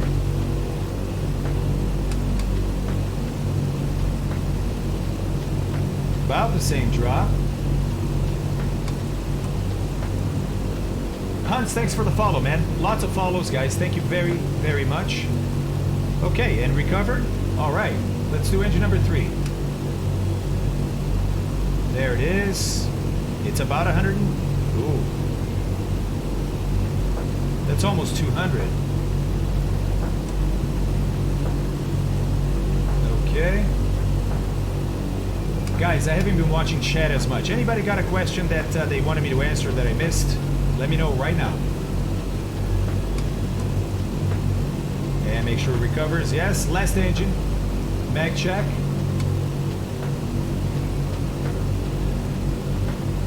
Okay. Recovers.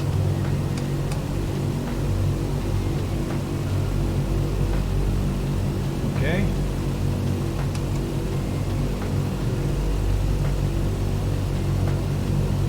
Thank you. Does she have engine health meter in the FB? Yes, she does. Yes, she does. Look. Right there. And there's an engine stress meter here too. Cylinder head temperature right now is in moderate stress range because we got some power, right? And carb temperatures is within icing range. Interesting, right? Okay, so we got that. That's our mags. Water injection system switches on to bleed system and check. All right, so we got a couple of things to check here. So the water injection up here. Let me turn this one on. So let's see here. Water pressure. Oh, here we go. Water pressure is up. See how it's up now? And I believe that if I add more power, you're gonna get the this green light here, but I don't know that I'm supposed to do that. So I'm only gonna check the pressure. So let's turn that off. And I might as well do all the other three. And see. Yep, pressure up, pressure up, pressure up. Okay. I can turn those off now. Okay. There we go. All right, what else? BMEP indicators check. I'm not sure what the check is supposed to do, so I'm just gonna look at them and make sure they're all about the same. Okay, like it. Cabin supercharger oil pressure and temperature check. Yeah, right there, remember? We're good there. Okay. Engines to 1,000 RPMs. Okay, let's bring it back.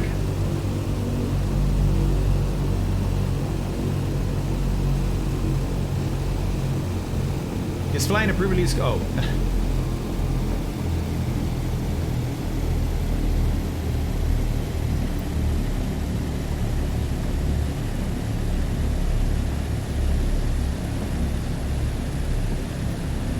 Okay, bringing it back to 1,000.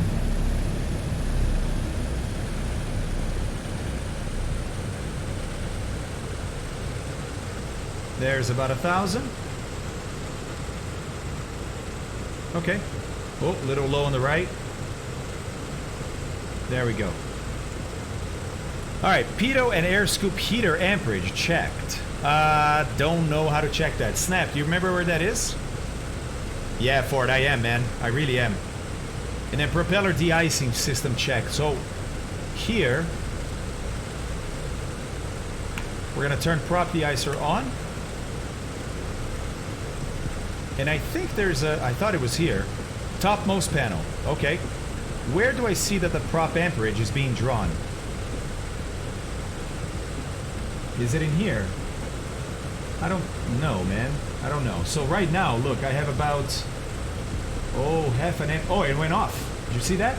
And it's going to cycle back on, I think, because the prop probably turns on and off, even with the switch on. It doesn't stay on all the time. So did you see, sorry for covering it, all 4 amperages were at 5, and now they went back down to 0. Let me see this here. Turn it off. They should stay at 0. Yep. Or, I got it, Snap. I'll go there. Let me turn it back on. Nah, it must be on the clock could have been going too. Okay, so I'm not 100% sure that's working. Topmost panel. All right.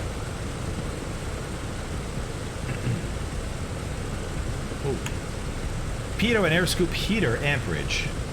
This here? Right there? I guess so, huh? Prop de-icer and meter selector switch. Oh, so I read it here, boys. I read it there. Watch. Prop de-icer. Let's turn it on. Okay, then up here, let's go to prop 1. Oh, yeah. Props 2, 3, and 4. And watch. I'm going to leave it in 4. Turn off prop de-ice. And that's down to 0. Okay, got it. So that's where we read the props. Yes. Yes. But pitot and air scoop heater, where is that gonna be? Oh, some circuit breakers here too, huh? I don't see the pitot and air scoop heater.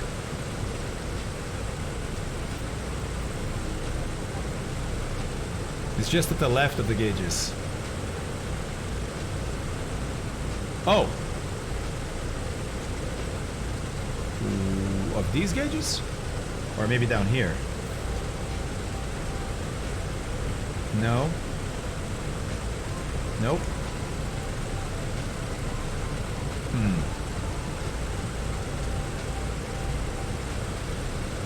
No, that's feather test. It's in your screen now. Okay. Pitot scoop heater. Got it. Thank you.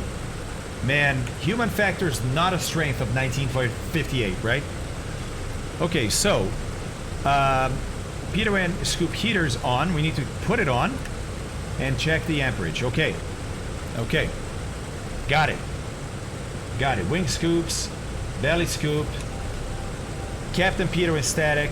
Each of these has a different amperage draw, and it tells you what it is here. Watch. You see that wing scoop's 19 to 28? It is, right? Then belly scoop is 15 to 21. Oh yeah, we're good. How about Captain pitot static? Should be, what? 6? No, it doesn't say. 5 through 10 for pitot and static. Ah, okay, so it's both of these, yeah. First officer and captain, that's why. 5 to 10, and it is. Cabin heater, combined air scoop. 11 to 16, and we're at 16. So we're good. I'm gonna keep this on, actually. Pitot heat is gonna stay on for today's flights. I think my RPM is higher than it should be. Yep, slightly higher. I could hear it. I could hear it. There, that sounds better, huh? That sounds way better. Okay. All right.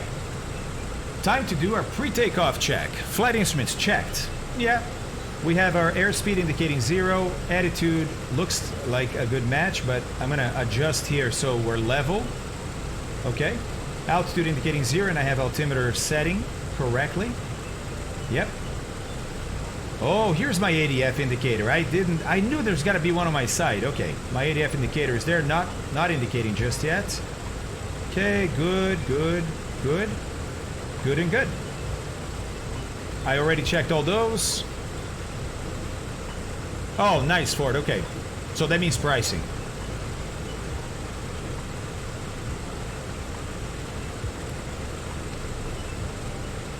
All right, wing flaps, go to 20.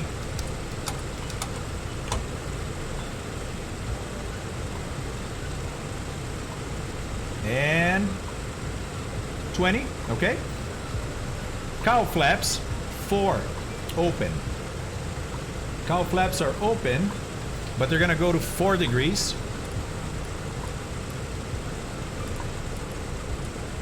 I'm gonna leave 1 click beyond it instead of less.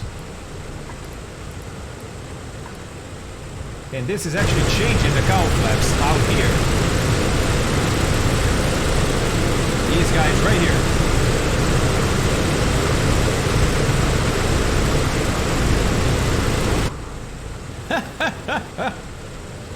Right? Right? All right. Fuel booster pumps as required. I don't know if they're going to be required or not, so I'm going to leave them off and see what happens. I should probably know. I'm going to leave them in low and see what happens, because what if we need them, right?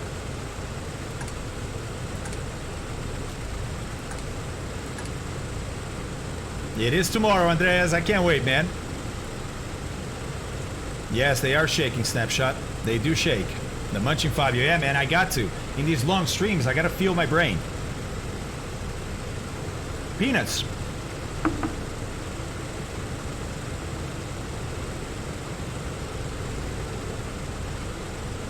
Air conditioning controls. Oh, set. I don't know how to do air conditioning yet, so leave it. Pressurization is taken care of. That's the important part, right?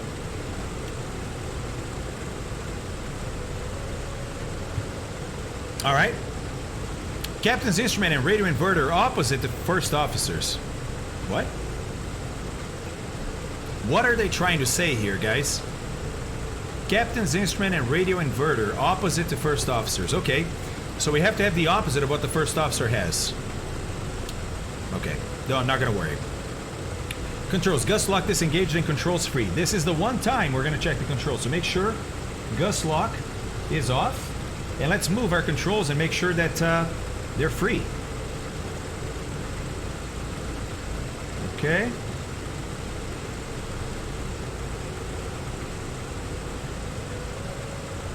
Nice. So I can see, so at least I look at that. Ailerons. All right, we're good. Mixture controls auto rich. All four, check that they are in auto rich, auto rich, auto rich, and auto rich. Got it.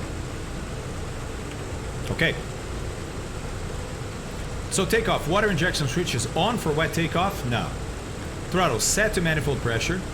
Landing gear on signal up, power and signal. So now we're going to use the AFE, guys, because I want the AFE to do my gear, my flaps, so I can focus on this departure. Otherwise, I'm not going to be able to do this, right? You've got 4 engines. Leave them on different settings and see which one fails. Let's do it. I love it, Merlin. Love the idea, buddy. So, let's do this. Let's leave one in low. On the opposite side, one in high, and then off and, sorry, and low. How about that? Just to see what happens. See if any engines fail. I know, right? Martin, I so want shared cockpit in this aircraft. And hello, Merlin. Good to see you, man. Good to see you. All right. Playing with fire. That's all I love. I love to do it, man. I'm a pyro. Thanks, Merlin. Okay. All right. So, I'm going to use the FE then to set the power for takeoff and clean up the aircraft, yeah? Clear final. It was nice knowing you.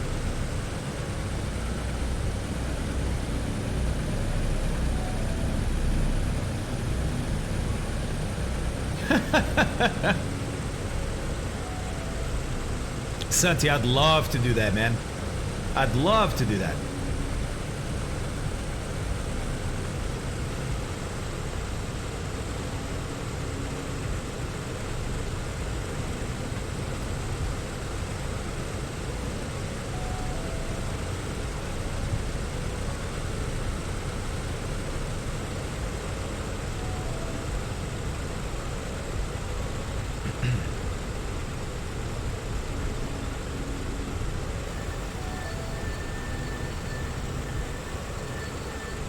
The coffee POV cam.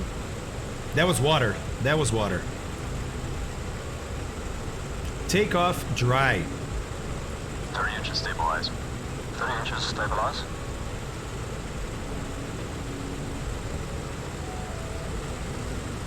I'm holding her on the brakes.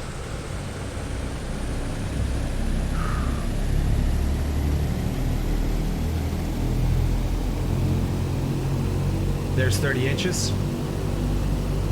30 inches stabilized. Cowl flaps. Cowl flaps. Cowl flaps set. Full power, please. Going full power. He changed them. Look, it's under the 4. Okay, so until DME 4.2, it's the heading, and then left heading 118. Full power set. Here we go. Let's go, boys!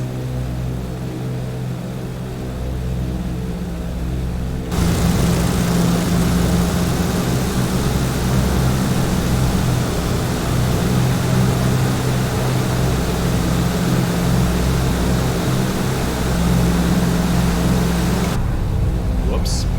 80 knots. 100 knots.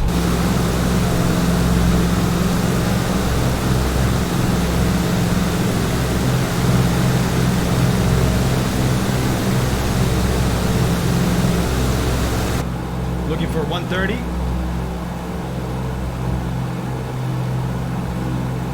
There's 130, climbing at 130. Gear up, lights up, flaps up. Flaps going up.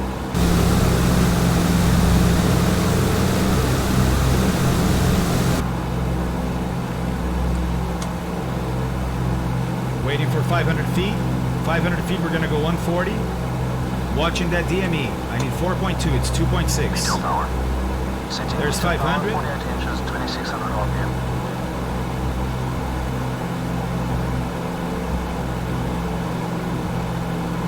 Three miles.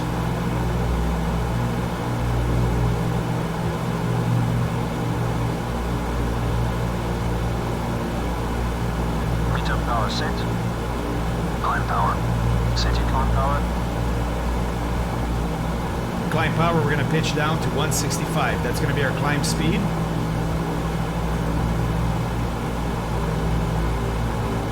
.8.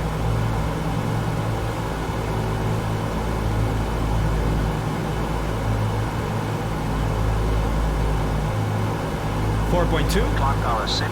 Left turn. Actually, I'm gonna do gyro pilot. Let's try it. Let's try the gyro pilot. And put her on the left turn. After takeoff checks complete.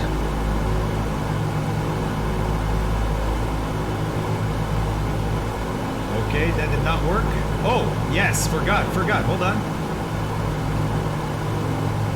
There we go. Did that work? I'm not sure that worked. No, not working. Okay, let's manual it. I still don't fully understand the autopilot, especially now that it's realistic autopilot engagements, right? Pitching down because I'm at 155. My speed needs to be 165, and it's going to be to a heading of 118. 118. Passing over the outer marker, still not receiving that NDB. Interesting. There's the speed, 170, pitching up. Again.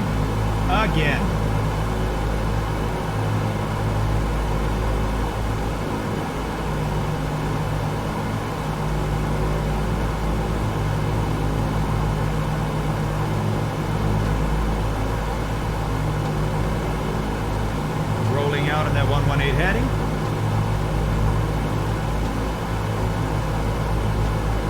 Trimming her up for 165. Now she's a little too slow.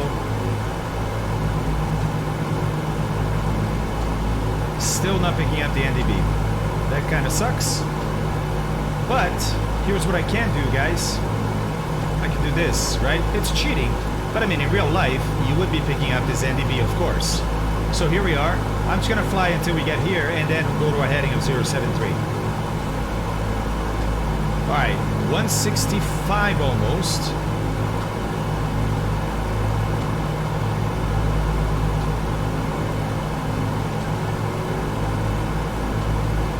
We have, she's turning left a little bit. I'm going to do a little bit of right rudder trim. Think I need it. Oop, the heading got off a bit. Let's correct that. Autopilot on, lever on. Which is the autopilot though? Because I know there's a gyro pilot. Is that what you call the autopilot? Okay, heading still needs a little improvement here. Yeah, Rock, I know. That's why I look, right? That's why I allow myself to do this. It's like, come on. Let's see, are we there yet? Nope, halfway there.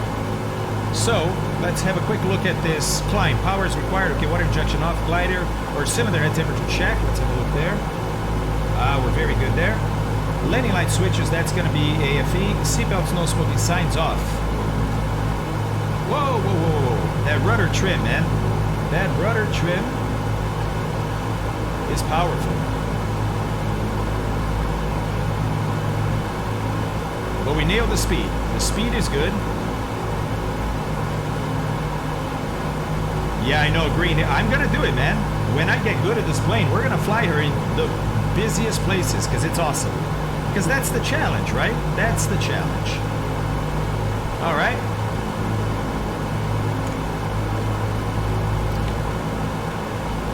It is a pretty calm day, so let's do that.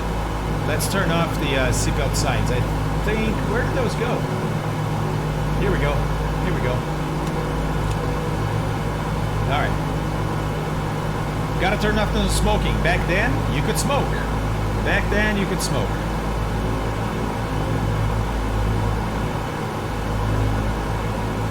Let's see how we're doing.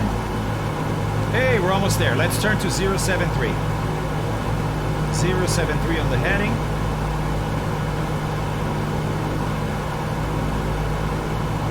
I know, right? Okay. Switching to the top pedestal. Yeah, then the lever below, the mixture in that order. Okay. Okay. All right, so let's go. Gyro. Sorry, let me get this out of there. Gyro pilots. And then lever below. Okay. And now, she should be, yeah, there we go. She should maintain level attitude until I tell her to turn. But, let's see. Did we get on the heading? Almost. Almost. I'm going to turn left a little bit. Speed got a little high there in the turn. Should be 165 for this climb.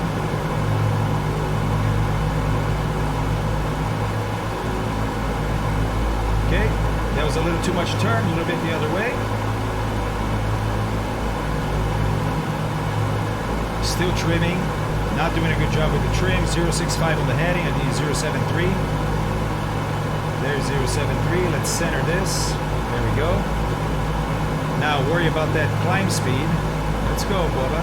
Oh yeah, that's right. No it's not. No it's not. So, now I need to use the climb wheel. I just remembered how this works. I need to use my climb wheel to climb and maintain 165. Oh my god, Marky, she is amazing. She's amazing. Hey, the escort boys. Nice, let's go, guys. Don't know yet. I don't think they announced it, right, guys? I don't think they've announced it. Alright guys, we need to start worrying about that 106 from Skippo. And I need to climb a little bit more to get to my airspeed of 165. So I'm using this wheel here because if you turn the wheel this way, you're telling the autopilot, hey, increase your climb rates, right? And so we're climbing very fast now and losing some airspeed. Now that we're getting to 165, I need to do one of these and not climb as aggressively, so that my speed can actually stay at 165. So let's see if I got that. I'm at 170, and look, that radio is coming in. I'm about to hit localizer. 9,000 feet we just passed. Whoop, localizer. She's gonna try and intercept that. We need to go standard. 110 or 1013. She's starting to intercept. Speed is good. And let's look at the chart. See, did we do it right? Oh yeah. We're a little bit off because we didn't have that NDB here, so we ended up here, but now we're intercepting the 106. Oh, sorry, it's not intercepting the 106. We have to go to heading 095. That's right. That's right. Okay. So we go back to gyro pilots. And our heading, oh, almost perfect. Almost perfect. I need just a little bit of left. Here we go. Almost 095. I'm reading here my heading. Look, I'm less than 100 more than 095. And 095 now. Speed is good. I need a couple of clicks to get to 165. 500 feet to go, so I'm going to start leveling off now. We're above the clouds. Not really worried about icing. I'm going to start shallowing up the climb to make it a nice transition for the cruise. You know, you don't want to do this and people in the back are like, whoa! A couple more clicks.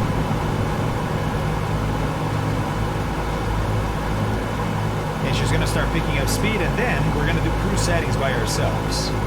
We'll see how that goes. All right, 900. Whoa. Almost there. Almost there. There's 11,000. Altitude control. Boom. Now she's going to maintain that altitude. And now, because we have climb setting, she's going to, sorry, lower just a little bit. Just a little bit. Now with climb settings, she's going to speed up. So now is when we need to continue running the checklist for cruise, right? Okay, so we checked this. Check the. Oh, we did not check the rate of climb of the cabin. There we go. Look, the cabin is climbing at 400 feet per minute. 400 feet per minute. The cabin is currently passing 1,000 feet. Not bad. Not bad. Our delta right now is 4.5 psi. Not bad at all. Hey! Tenist pilot? iOist pilot? Hey, buddy, thanks for that sub. Really appreciate that. Really do appreciate that. Okay. So, cruise. We're now at cruise, right? Let's do this. So, we go to auto lean for all four. Auto lean, auto lean, auto lean, and auto lean. Okay. And I now have to intercept the PAM 111, which was this guy here. Nav 2. So I'm just gonna, I don't even know if I can switch, so I'm gonna put it in here. Hey, Jesus. 1178.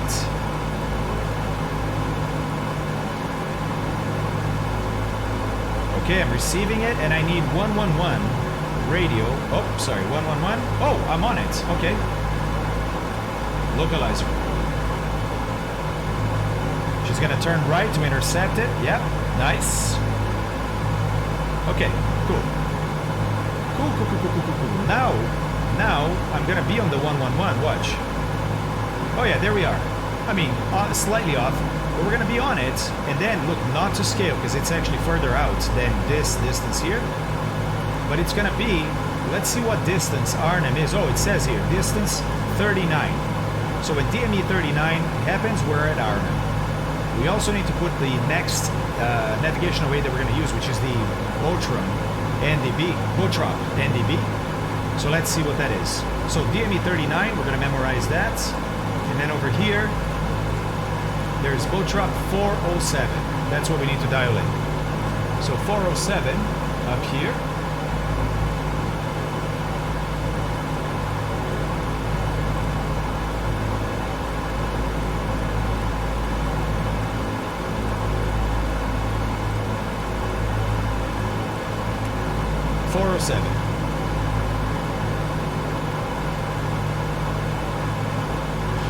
Burnt toast. You know that I've covered quite a bit of VOR and NDB navigation and how that works and to and from, and we uploaded those streams to YouTube, so you can go check our YouTube channel and find quite a bit of information on that, buddy. If you're into that kind of stuff.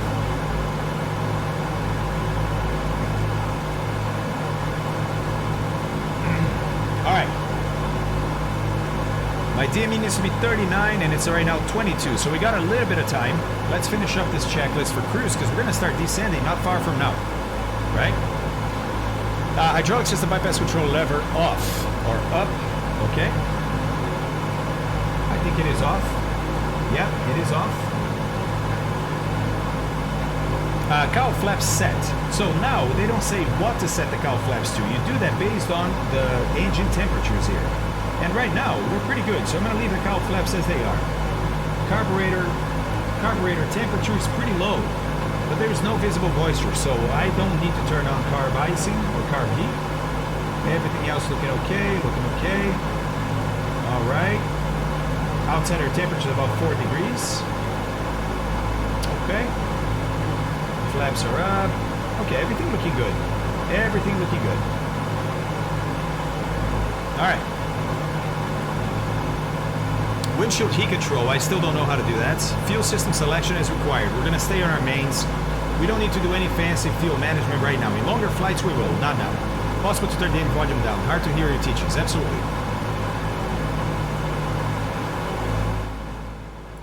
There we go. I get excited because of the engine. I know you guys like to hear it loud too, but thank you for correcting me. Thank you.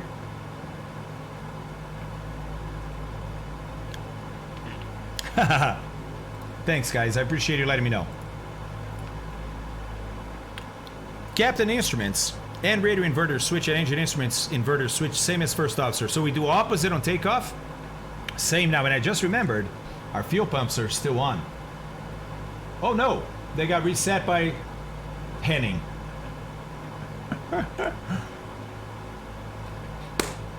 Calgie.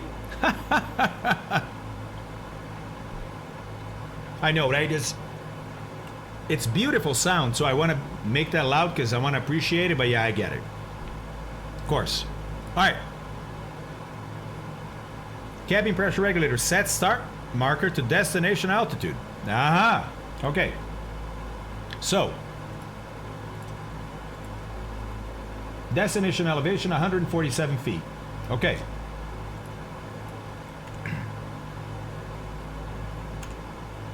We now need to set the start marker to 147 feet. There's 100. No, it's 1,000. It's 1,000. So 147 is about here. Yeah, maybe here. Okay. I do, Lewis. Yes. That's this guy hanging off right here. Wait, did we get pricing? Avari, keep coming to the stream. Nice, DNH. All right. And then, engine supercharger shift lowers every 2 hours. Like to high and back to low? Huh. Okay. I did not know that. Perfect, Avari. Exactly. Exactly. Exactly, buddy. That's interesting.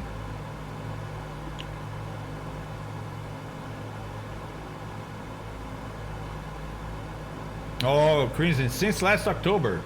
Whoa. Winko liked the engine sound way up. All right. We're getting ready to descend. We need to figure out when do we descend, right? You guys remember, how do we determine when to descend when you don't have VNAV?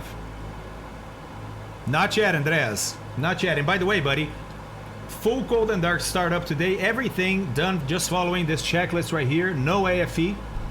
I use the AFE, the automated flight engineer, for takeoff just to set the power and then to clean up the aircraft immediately after takeoff. You know, suck in the gear, suck in the flaps, and set climb power. That's the only time I've used the AFE today. Everything else has been us, and we were even able to start all 4 engines. I wouldn't say no problem. One of the engines I had to try a second start, but we got it. Captain Anubis, you can't post links here, so I don't know what that is. But please, please, please, please, please, please, please post that in stream links in our Discord. Please? Yeah, I think so. I think so, Andreas. Ah, when 10 miles out, you need to be at 3,000 feet. So you can judge it based on that. Yep. That's right. 3 times the altitude divided by 1,000 in nautical miles. Yep. So, that's the rule of thumb, right? You take your altitude, 11,000. Divide that by 1,000, so it's 11. Multiply that by 3, 33. That's when you need to start descending before your destination, right? If your destination is sea level.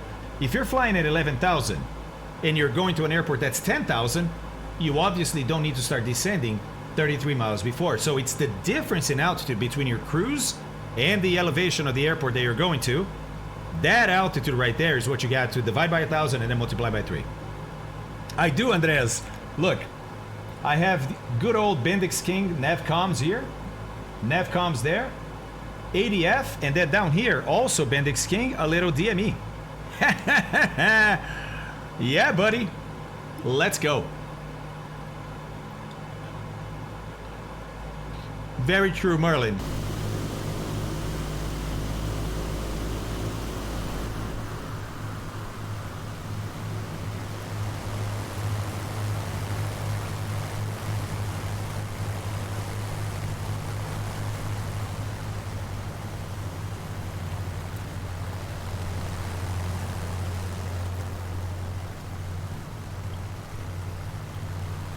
Oh, we got the TFF paint job over here, boys. Look at this.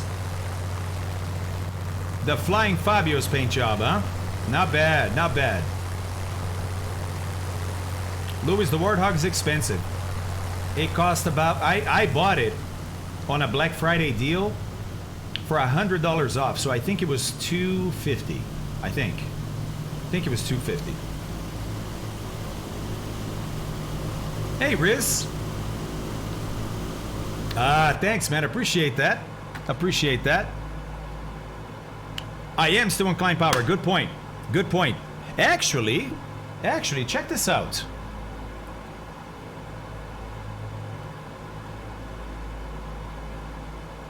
The checklist does not mention set cruise power.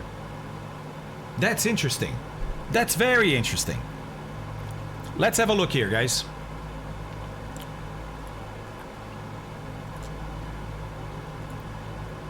All right. So, what we would need here for 11,000, right? RPM should be 2260. All right. All gross weights. Gross weight 97 to 92, 92 to 87. We're about here. 87 to 85. This should be your... Okay. Interesting. So let's set 2260 on the RPM.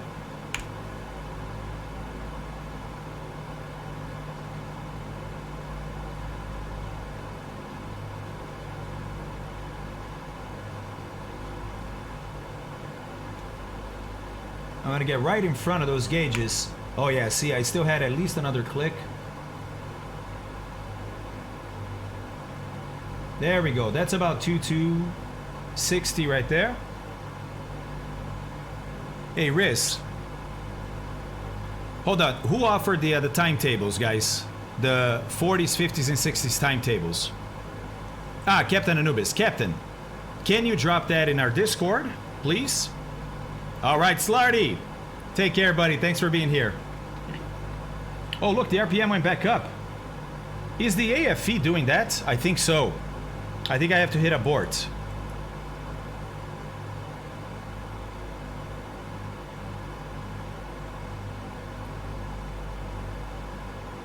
All right. All right. And does this talk about manifold pressure? No, it talks about BEMEP, but we have the other charts, right? So let's see if this BMEP, can do it. We would need a BMEP of 155. Okay? Okay. Let's bring it back and see if we can find that 155. So unfortunately, guys, my mechanical throttles are at idle. So when I move them now, this is gonna snap back to where it was. So the engines are gonna jump. That wouldn't happen in reality. And by the way, PMDG is already working on a fix for that too. Hey, awesome. Thank you, Fort. Appreciate that. Oh yeah, that's the site. That's the site that I found. That's the site that I found these guys right here. Look. This is the... well, I should probably start by showing this first, right? Early guys in the stream saw. So here's the 1958 KLM timetable that we're following today. And we're flying from Amsterdam to Dusseldorf on a DC-6. Yeah! How cool is that? Unbelievable. Unbelievable. So, don't mind the snapping here, okay?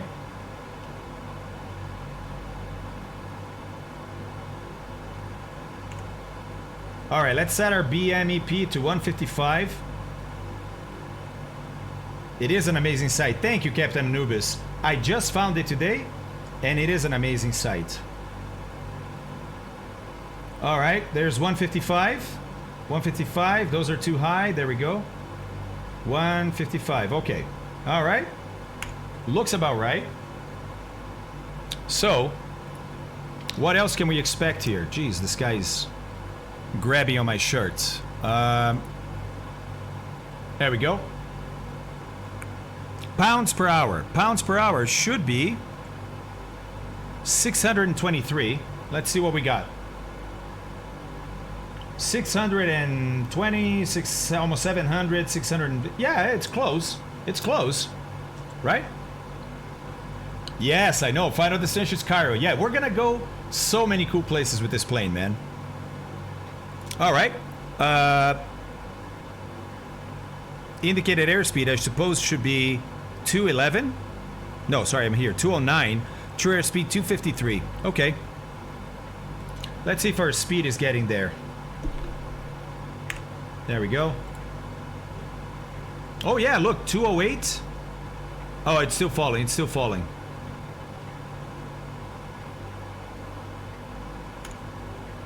Thanks, Ford. Still not picking up that NDB. Oh man, we passed it big time. I got completely lost here. All right. So now, how are we gonna find Dusseldorf? How do we do it?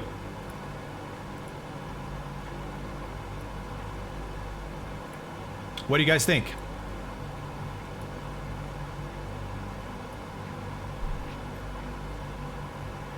Oh, okay, future. Oh, I didn't realize there was another frequency here. Thank you, thank you, thank you, thank you, thank you. There we go. And still nothing.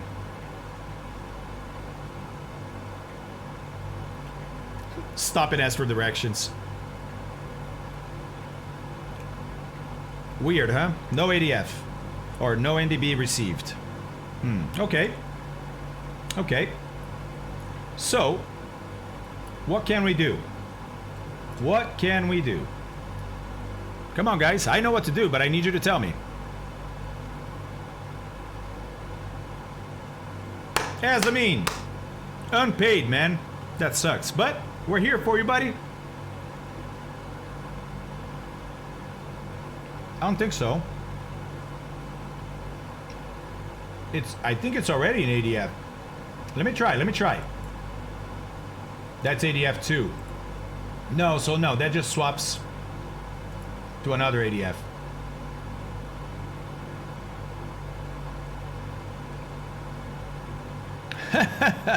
No, guys, no. Look at the chart and see. Is there another station I can dial in? Oh, look, Dusseldorf has a VOR. Oh, okay. 115.15. Let's see if we can tune that in.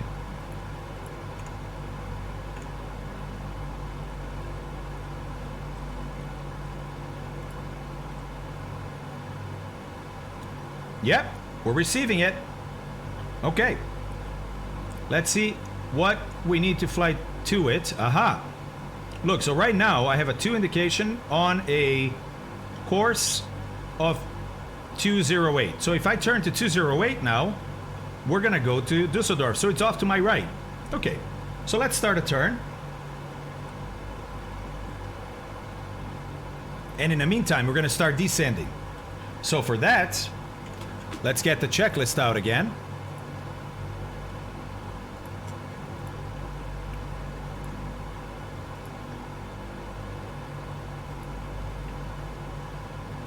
Engine superchargers to low, they are already. Windshield heat control set. I'm not doing it. Altimeters. We need to know what the altimeter is in Dusseldorf. Let's see what it is right now. Dusseldorf altimeter 1010 still. Okay. I'm not gonna set it yet because we're still in a flight level, but 1010 will be it. I don't think so, Riz. I don't think so. Oh, Scuff, thank you very much, man. That's pretty much all we do in this stream, buddy. I appreciate that. Yeah, no GPS, especially, come on, with a plane like this? Come on, no GPS. Come on. All right, we got stuff to do, though, so let's keep going. Fuel tank selectors control main, they are. Auxiliary fuel tank selector controls off, it is. Crossfeed controls off, it is. Carburetor temperature controls as required, nothing needed. Hydraulic system bypass control on, which is going to be down. That guy right there. Boom. That's the hydraulic bypass. Okay. Wing flaps for holding below 168 to 30. We don't need that. Captain instruments and radio inverter switch. We're not dealing with that today. Landing lights below 147 knots. Extend and on. Okay. So now, guys, what we do need is less power to descend, right? So I'm going to take my altitude control off. There we go. And now, I could just, yeah, maybe I should do that. Nah, I'm going to try without. I'm going to lower my power now and let her start descending by herself. So I'm gonna go to 26 inches of manifold. There we go. There we go. And I turned too much. Slightly too much. Little bit the other way.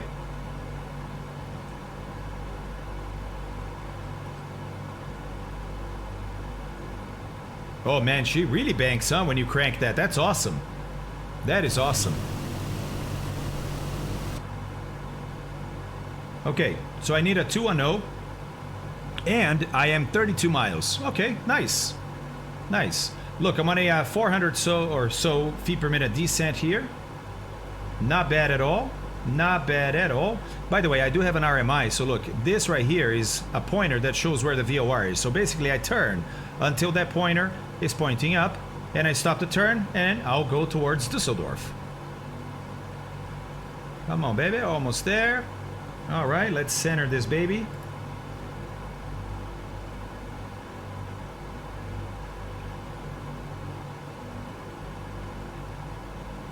Oh, yeah, okay.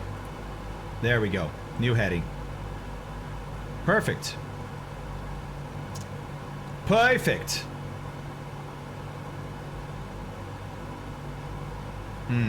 Not coming down as much as I'd like. So I'm gonna trim down a bit.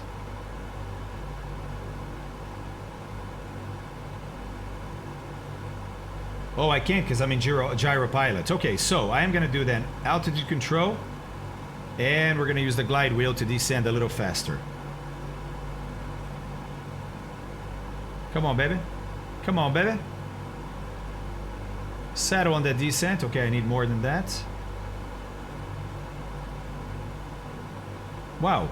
Is the gyro pilot? Yes, it is. Why is it not descending more than that? It's like it's trying to maintain my altitude.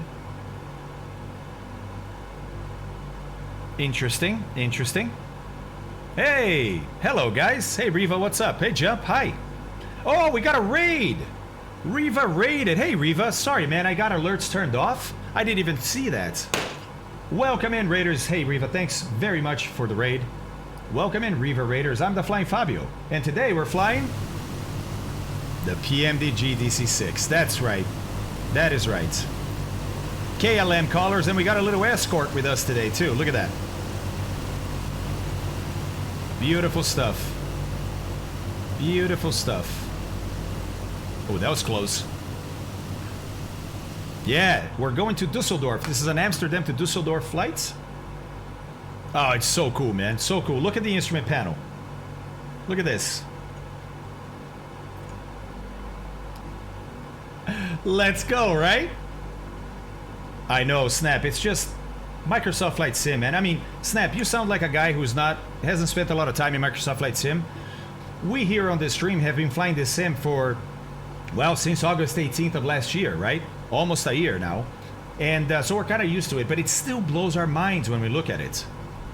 I think altitude control is like an altitude hold. Yes, no, so track. Okay, okay. You might be right. You might be right. I think you are right. Oh, I just remembered. You are right, buddy. You are right. Thank you so much. That's it. That's it. So altitude control really should be called altitude hold. But that's because I'm stupid. Alright, what are we at? 22 miles, 7 minutes. And we need to lose 10,000 feet in 7 minutes. So we need about 800 feet per minute. Does that work? No. Nope, we need more than that. We need 1,500 feet per minute. But she's gonna pick up a lot of speed. Oh, and look, because we're going down, guys, I didn't move the throttles, but it's already 1 more inch of manifold pressure added because more density down here. More pressure, sorry, more pressure, which is more density. I need to go down even more. Oh, EO, that's awesome, dude. That is awesome, buddy. I love it. I love it. Pretty much, Ninja. 8 through 20. It's better for me. Let me check my frames again. Yeah, it's slightly better than the CRJ for me. So if you have the CRJ or something similar, this is slightly better. Picking up speed on the way down, but that's all right. We can bleed that off. Hey, Dusseldorf. I believe I could fly. I think it is.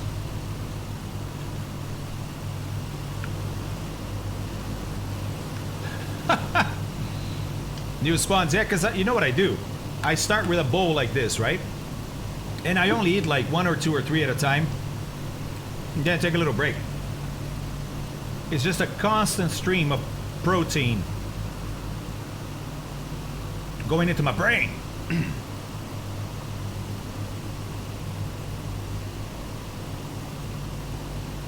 Back, okay. Oh, I wish, my friend. I wish. I only allow myself 1 bowl per day. Lately it has been peanuts, Iceberg. I gotta be honest, I hate eating on stream. I don't like it. I think it's kind of rude. But I've been running some pretty long streams, and I don't really take a break. So, I gotta eat something.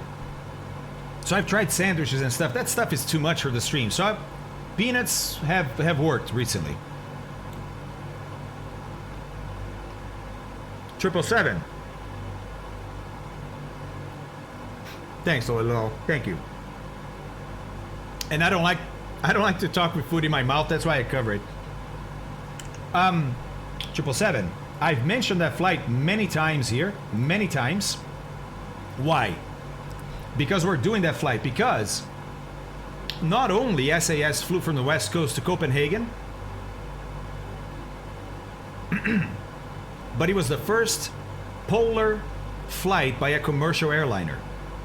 Mr. Peterson, a Norwegian navigator that was a pilot in World War II, proposed the trip. He said, listen, I can cut you guys a huge amount of distance if we go polar. And so they did. He proposed how to navigate, etc., right? So they took off in 1952 from Los Angeles, headed to Copenhagen on a direct line. And a direct line passes over the magnetic North Pole. It wasn't the geographic North Pole. I think you know there's a difference there.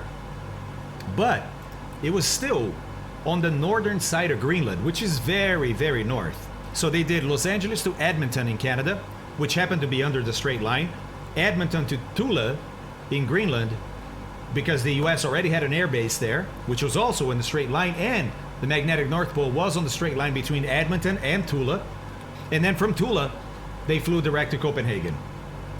Amazing. As a matter of fact, I keep talking about that, but I haven't shown you guys this here, which I think is awesome.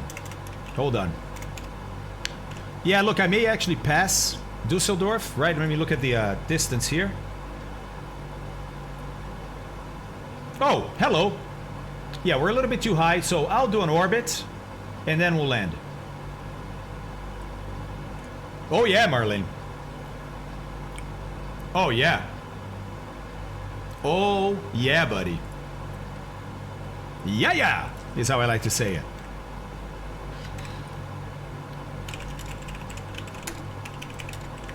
Uh-huh. Okay, THU for Tula and Edmonton. YEG. Okay, so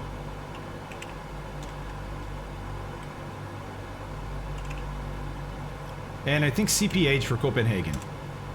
Yep. Yep. All right.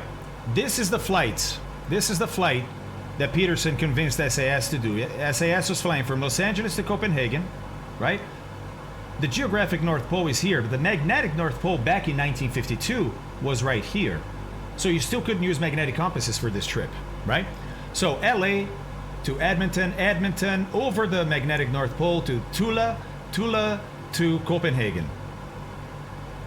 5,741 statute miles. I hate that the site uses statute miles. They even explain why in the FAQs, and I'm like, yeah, nah, I don't buy it. It's a poor excuse.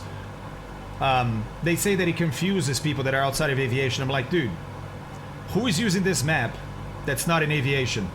I mean, sure, some people do, but it's like, come on. So, 5,741 miles, which is about 5,000 nautical miles, just over 5,000 nautical miles, with 2 stops. Pretty amazing. Pretty amazing. All right, why don't we start that left turn?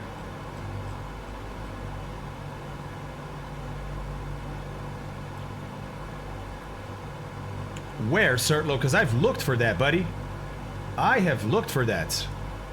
Where? Yeah, Ninja, I know.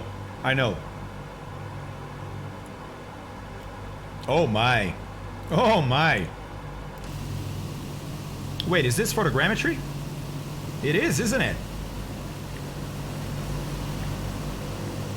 There's the airport back there. I gotta level off here because we're getting kind of low.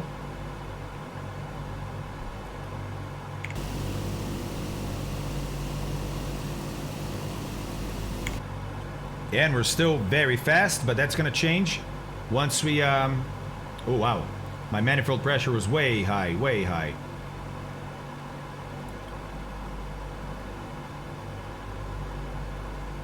No way, Kaugi, really? Oh, they are AI buildings, just very nicely done. Wow, impressive, with all the shapes and everything. Impressive.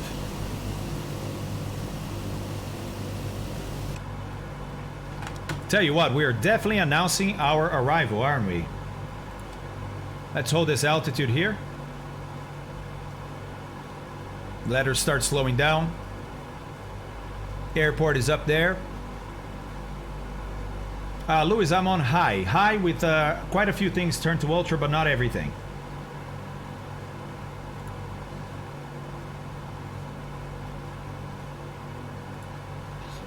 Alright guys, let's look at the airport diagram.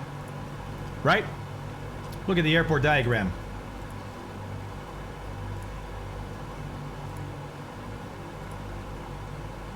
Alright. We're landing on 2-3 for sure because of the wind. For sure. Okay. Cool. It's just a visual now, guys. Now that, you know, the weather's awesome. Airport's up there. Let's just do a visual, right? Man, this looks so good. Speed coming down.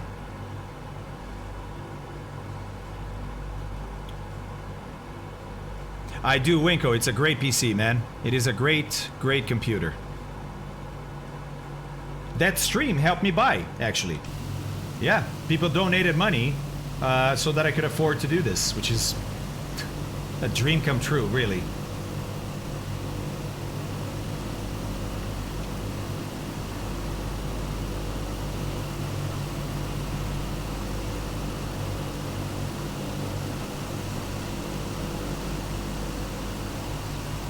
So good looking, isn't it? Hey, escort planes, let's go! Let's go. It is truly beautiful.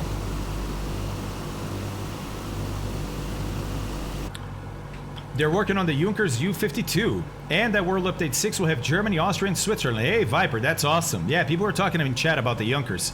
I love the Junkers, man. There's the airport.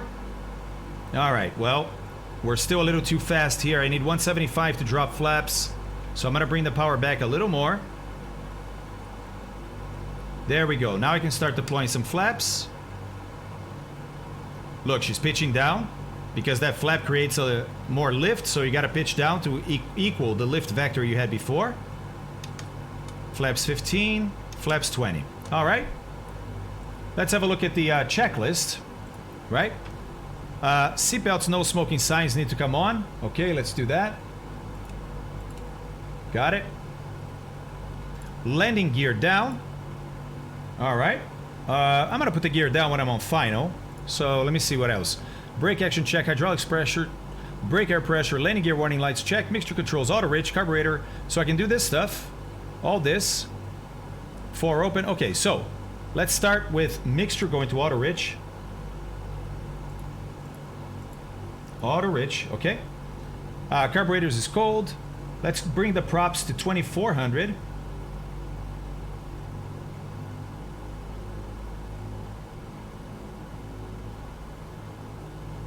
That's about 2400. Okay. Cowl flaps 4 open.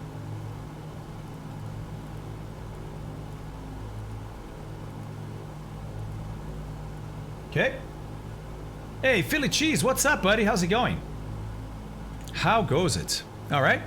Oh, speed's getting too low. Too low on speed. Too low on the speed. Watch out. Watch out, buddy. Let's not get that slow. All right, I'm going to start a little left turn here. Still on the gyro pilot. Speed's better. Wing flaps full, and that's going to be it. Okay, so all I need to do is full flaps and gear from now. So I can get rid of this. Airport's back there now. There. Oh, okay. So let's do a right turn. A little bit of a left turn, and then a right turn. Watch that speed. I don't want to overspeed the flaps. So 160 or so is good. Let's do a little right turning.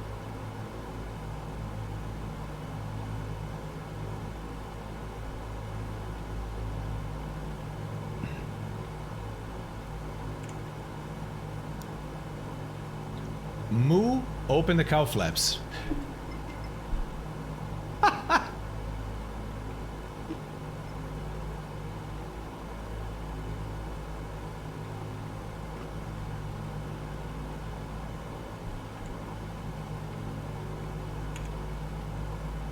I mean, it's a real flight, right? Look out the window. This is a real flight right here. This is what you would see out the window. Remarkable. Remarkable. Look, little turbulence, right?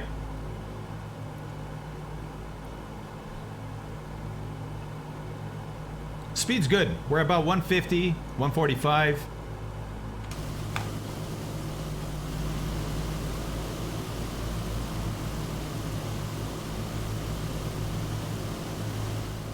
Airport, back there somewhere.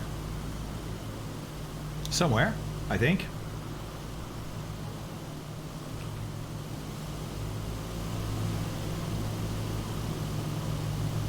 Philly Cheese, what do you mean? Oh, you mean for the Xbox? Is that what you mean? Oh, look, there's another airport here. Yeah, I like that too. So, Philly Cheese, as far as I know, if it works for the PC, it's going to work on the Xbox. Yeah, multiplayer will be cross-platform if that's what you're asking. Sorry, I didn't quite get that. And remember, guys, if you don't know exactly where you are, we got that VOR tuned in, right? And look, it's right here. So it's straight ahead, so we can stop the turn when we get there. Almost there. And click. Oh, click. Come on, baby. There we go. I passed it a tiny bit, but not too much. Yeah, there it is. There it is. So I can now go visual. So, really? Well, Ford. Oh, okay, maybe it's not gonna run as well, right? Maybe it's not gonna run as well. But I think you can load it. Like, you're gonna be able to buy it and load it, right? I think. All right, guys. I'm gonna start getting configured here for a visual landing.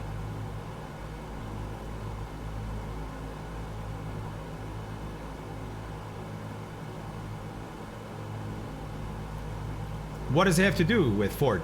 I mean, it's running Windows, dude. I guess what I'm saying is, if it runs Flight Sim, it should run any aircraft that works on the PC.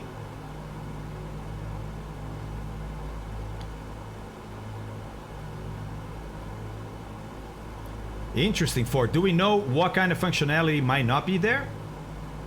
All right, let's go gear down. But for that, we're going to go outside. Oh my God, this is so good.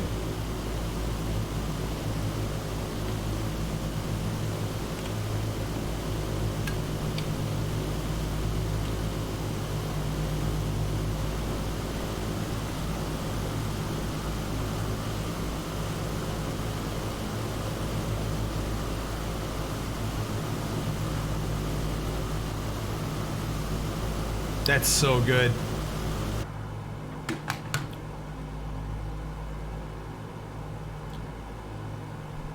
They don't expect products above mid-level fidelity to make it to Xbox because you can't just upload it to Xbox and get it to work. That's odd. I find that odd. I'm sure they're right. I'm not disputing that. I just find it odd. So I'm starting to flap up more and more as we get closer and closer. I'm not familiar with all the speeds for the flaps yet, but I know that, look, inside the wide arc, you're usually good. And inside the thick wide arc, I think is full flaps, which means you're definitely good.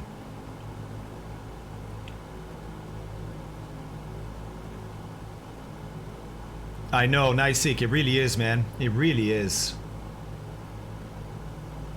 I love this plane, dude. All right, more flaps. Let's go flaps 40. And then one more click, we're going to be flaps full, boys. And ready for this landing.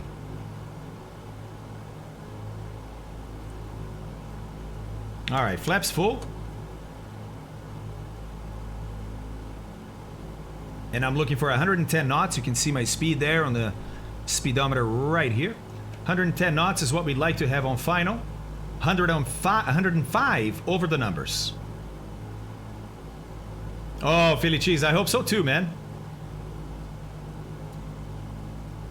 Oh, I didn't hear it was bugging out. Off. Check it out. It's not bugging out, man. Guys, shall I try this landing from the outside like this? I think I should.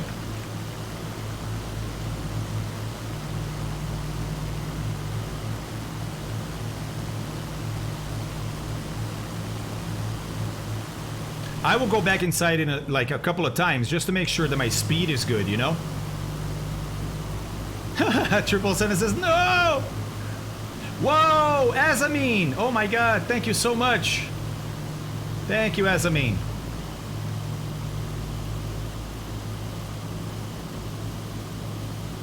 They do need replays, yeah. A little low. I see the 4 red lights to the right of the runway, right? There's now 3 red and 1 white, so I'm getting back on the glide.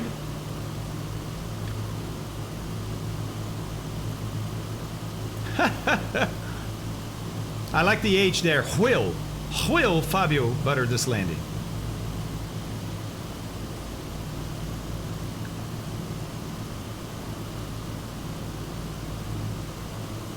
I know I came in low, but at least I missed the trees. Little to the right. Little more to the right.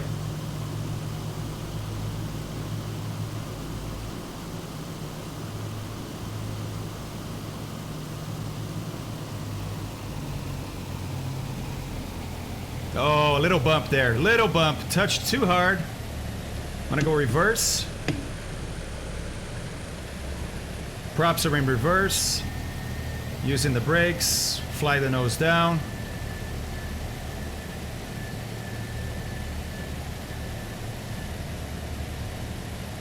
Of course. All right. We got the props out of reverse. Whew, we did that, huh? That wasn't so bad. That wasn't so bad. Taxiway coming up on the left.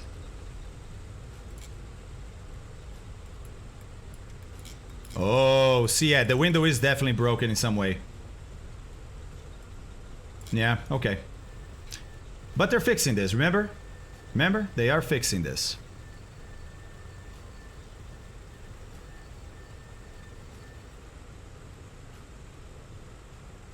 All right, I'm gonna use the AFE again, just, come on, right?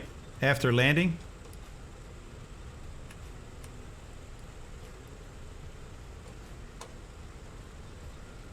After landing checks complete. Clear left, clear right. Yeah, exactly, Ninja. I landed using this view, except I was behind the aircraft.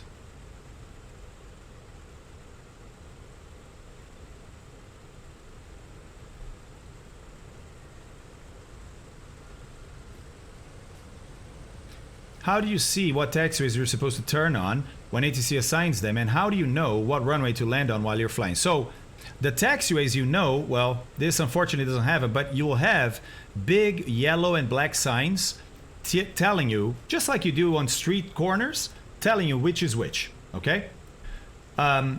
Runway is assigned to you by the controllers. So the controllers will tell you what runway you need to take.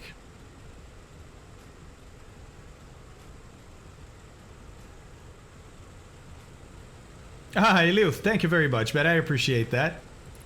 It was a little harder than I wanted, but it worked. As I mean, thanks again. I appreciate those 5 subs. Guys, please consider subscribing to the channel. I do this every day, but it is my full-time job, so I survive on subscriptions. So I do appreciate your consideration. I've been mentioning it a lot lately because there's a lot of new people getting to the channel. I don't like doing that. I don't like hawking that stuff. But considering there's new people, I figured a reminder here and there is probably a good idea. Oh, Mildcat, thank you very much, man. Appreciate that. No, why sub? Nope. At least not now.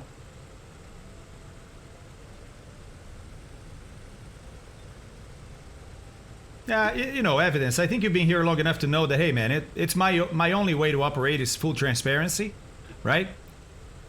You know, I don't see why not. I don't understand people that don't do that.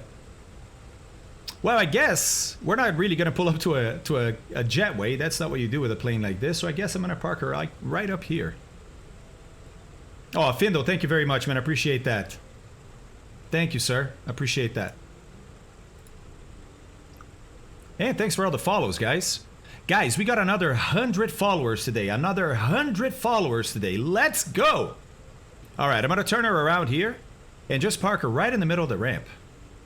I'm going to be that inconvenience to everybody. And then they're going to be like, hey, who is this? Oh, whoa, it's a DC-6. No, it's okay. It's okay. Oh, hear those brakes squeal. Bring her to a stop. All right, parking brake on. And now, we're going to ask the AFE for our parking checklist.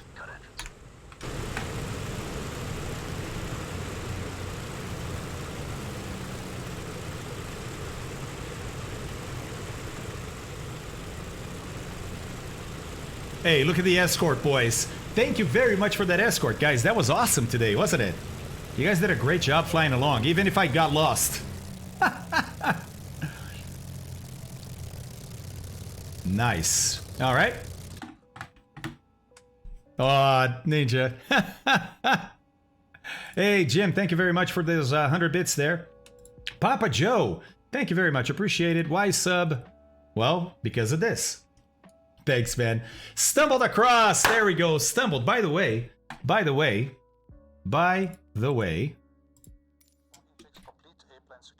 Well, thank you, Henning.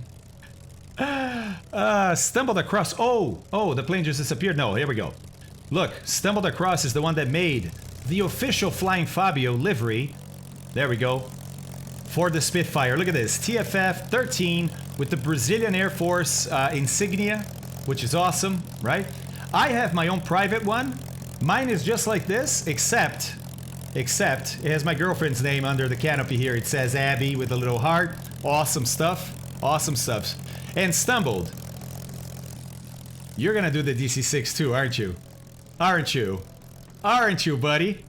Oh my god, look at this. Cowl flaps fully open because now the engines are hot, but there's no airflow to cool them. So you open the cowl flaps all the way to allow as much hot air to leave the engine cowling as possible. You don't want any hot air trapped in here keeping that engine hot, right? Right? Oh, what? Nice, Seek. 1,500 bits. Thank you very much, sir. Sposs with a subscription given to Hydra de Noma. Appreciate that, man. Hey, Aspen with 300 bits, you guys. Thank you, guys. Thank you so much. Thank you so much. Unbelievable. Oh! Level 4 completed. Ballbag says, you know what? This level 4 has nothing on me. Jeez, man. Thank you. Citizen with 100 bits, guys. Thank you, guys. You guys spoil me rotten. Spoil me rotten. Let's open up our cabin door. Let's open up the main cabin. And we're going to get some stairs out there. Let's open up the cargo holds and pull out the stairs for us here.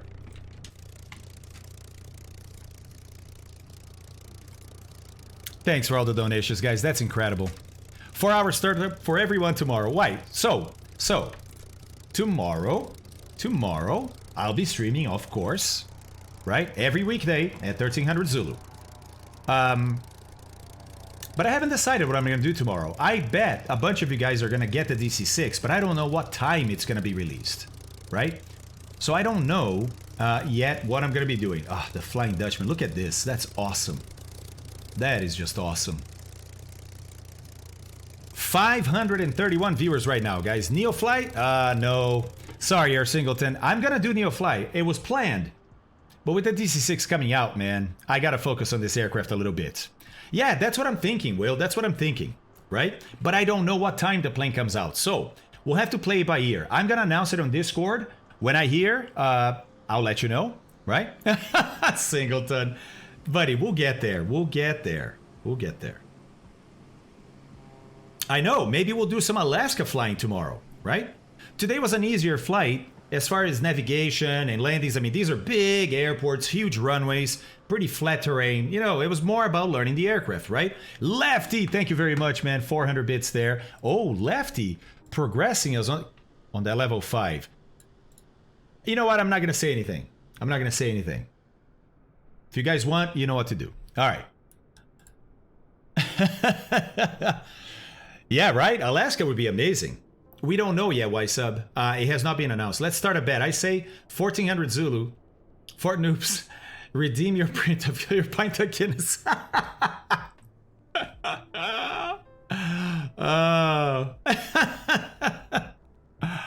Oh, Citizen, thank you very much, man. OnlyFans. Colonel Fork, jeez, dude. Oh my god, Luke's. Dude, Luke's, let's go. Flex time. And Citizen again, too, to Airwolf. Oh my god, you guys. No one does it like he does. Ah, Kirk. Thank you, guys. Thank you, thank you, thank you. Thank you so much. You guys are... no words, really. Seriously. But honestly, and I mean honestly, you guys are the reason, all these subs, all this support, that's the reason I can do this every day, right? So thank you guys. We all make this happen. It's not just me, right? I'm at the delivery end of the thing. But it's not just me, man. It takes a village, and our village is a pretty amazing village, isn't it? Thank you, guys. Oh, look at the reflections. Oh, oh. Let's chalk this baby up, right? Put some chalks on her. And let's put some pitot covers on, engine oil pans. We don't want to get that tarmac all oiled up. Mechanic stands, because we want some guys to check the engine. Don't need a ground power unit. That's fine for us. Wait a second. Oh, okay. There we go. That's more like it. That's more like you would really find the DC-6 on the ramp is full of these accessories. Ready to go. Or getting ready to go, right? Right? Whoa! You guys killed that level 5 hype train. Holy moly. Holy moly. Leo, thank you very much for the 500 bits, man. Thank you so, so much. It's an incredible aircraft, guys. Very capable plane. Easy to fly. She flies like a 172. No joke. Why? Well, because a lot of these planes did. Look at the wings, guys. There is almost no sweep on these wings, right? They're straight wings. That makes a plane, especially when it's flying slow, a lot nicer to control. A lot nicer. Swept wings are fantastic for going fast. You need them for going fast. But they don't like to fly slow. And so, jet planes flying slow sometimes get a little mushy, right?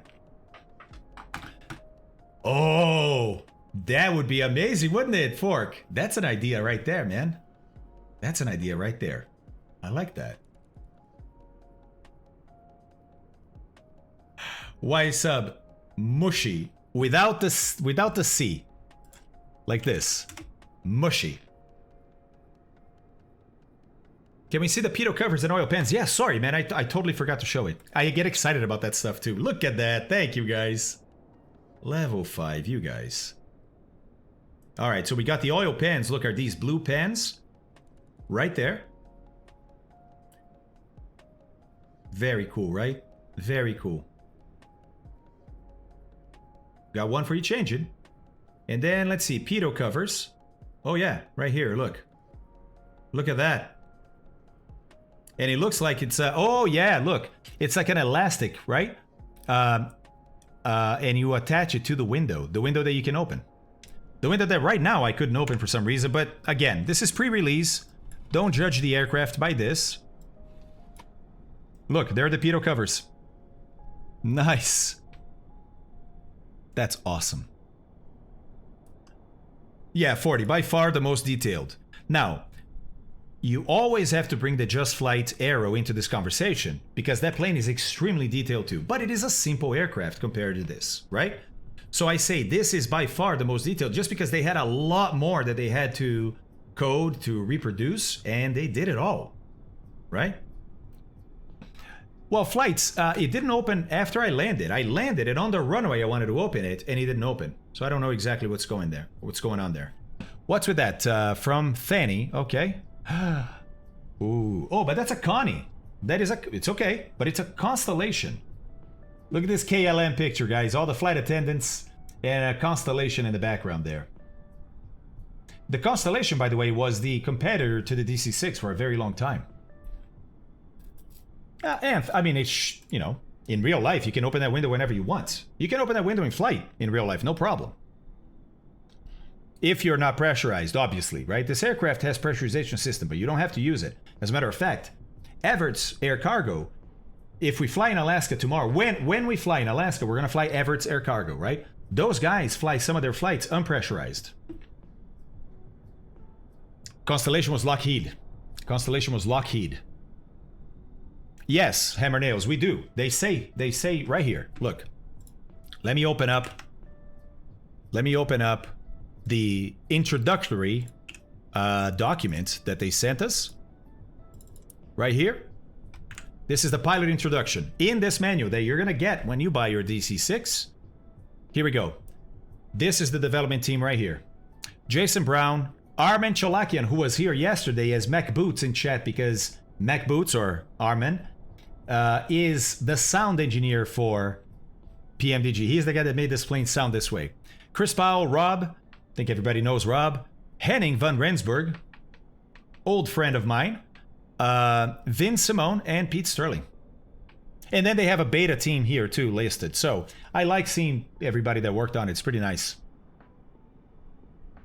Yeah, no kidding, right? No kidding. Automated. That's right, Stumbled. You got it. You got it. That's awesome. That is awesome. Oh my God, look at the escorts. Yes! Yes! That is fantastic, guys. That, yeah, exactly, Scooter. Done. Oh my gosh. He's learning. It too can learn. Sometimes. Sometimes.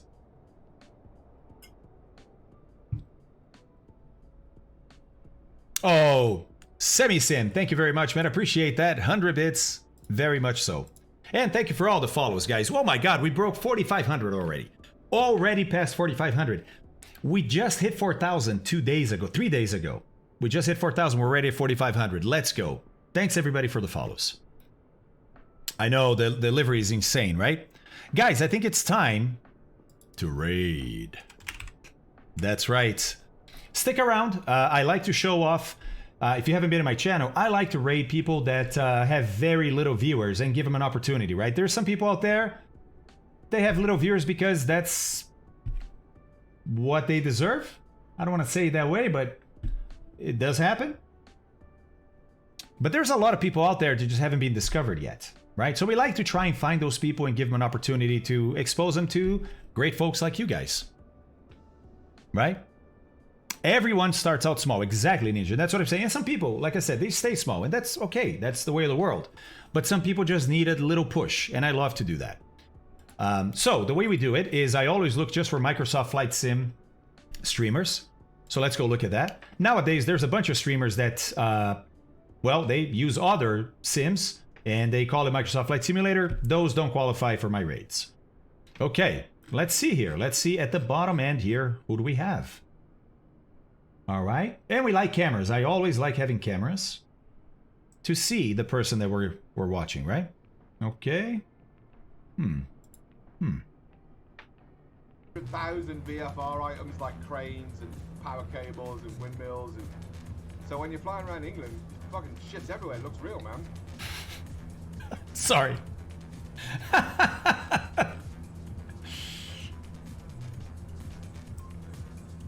Hey, thanks, Carlo. Thanks, Carlo. Let's see. Let's see. What about this? The Grand Euro Trip, the Swiss Alps. Oh dear. Oh dear.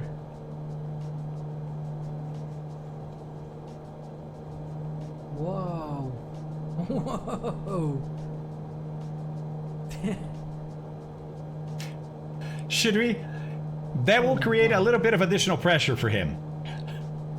Maybe he needs it. That was intense. Hold on, let's see. A little Let's bit see. of an opening there, so Yeah, right? I think so too. I think so too.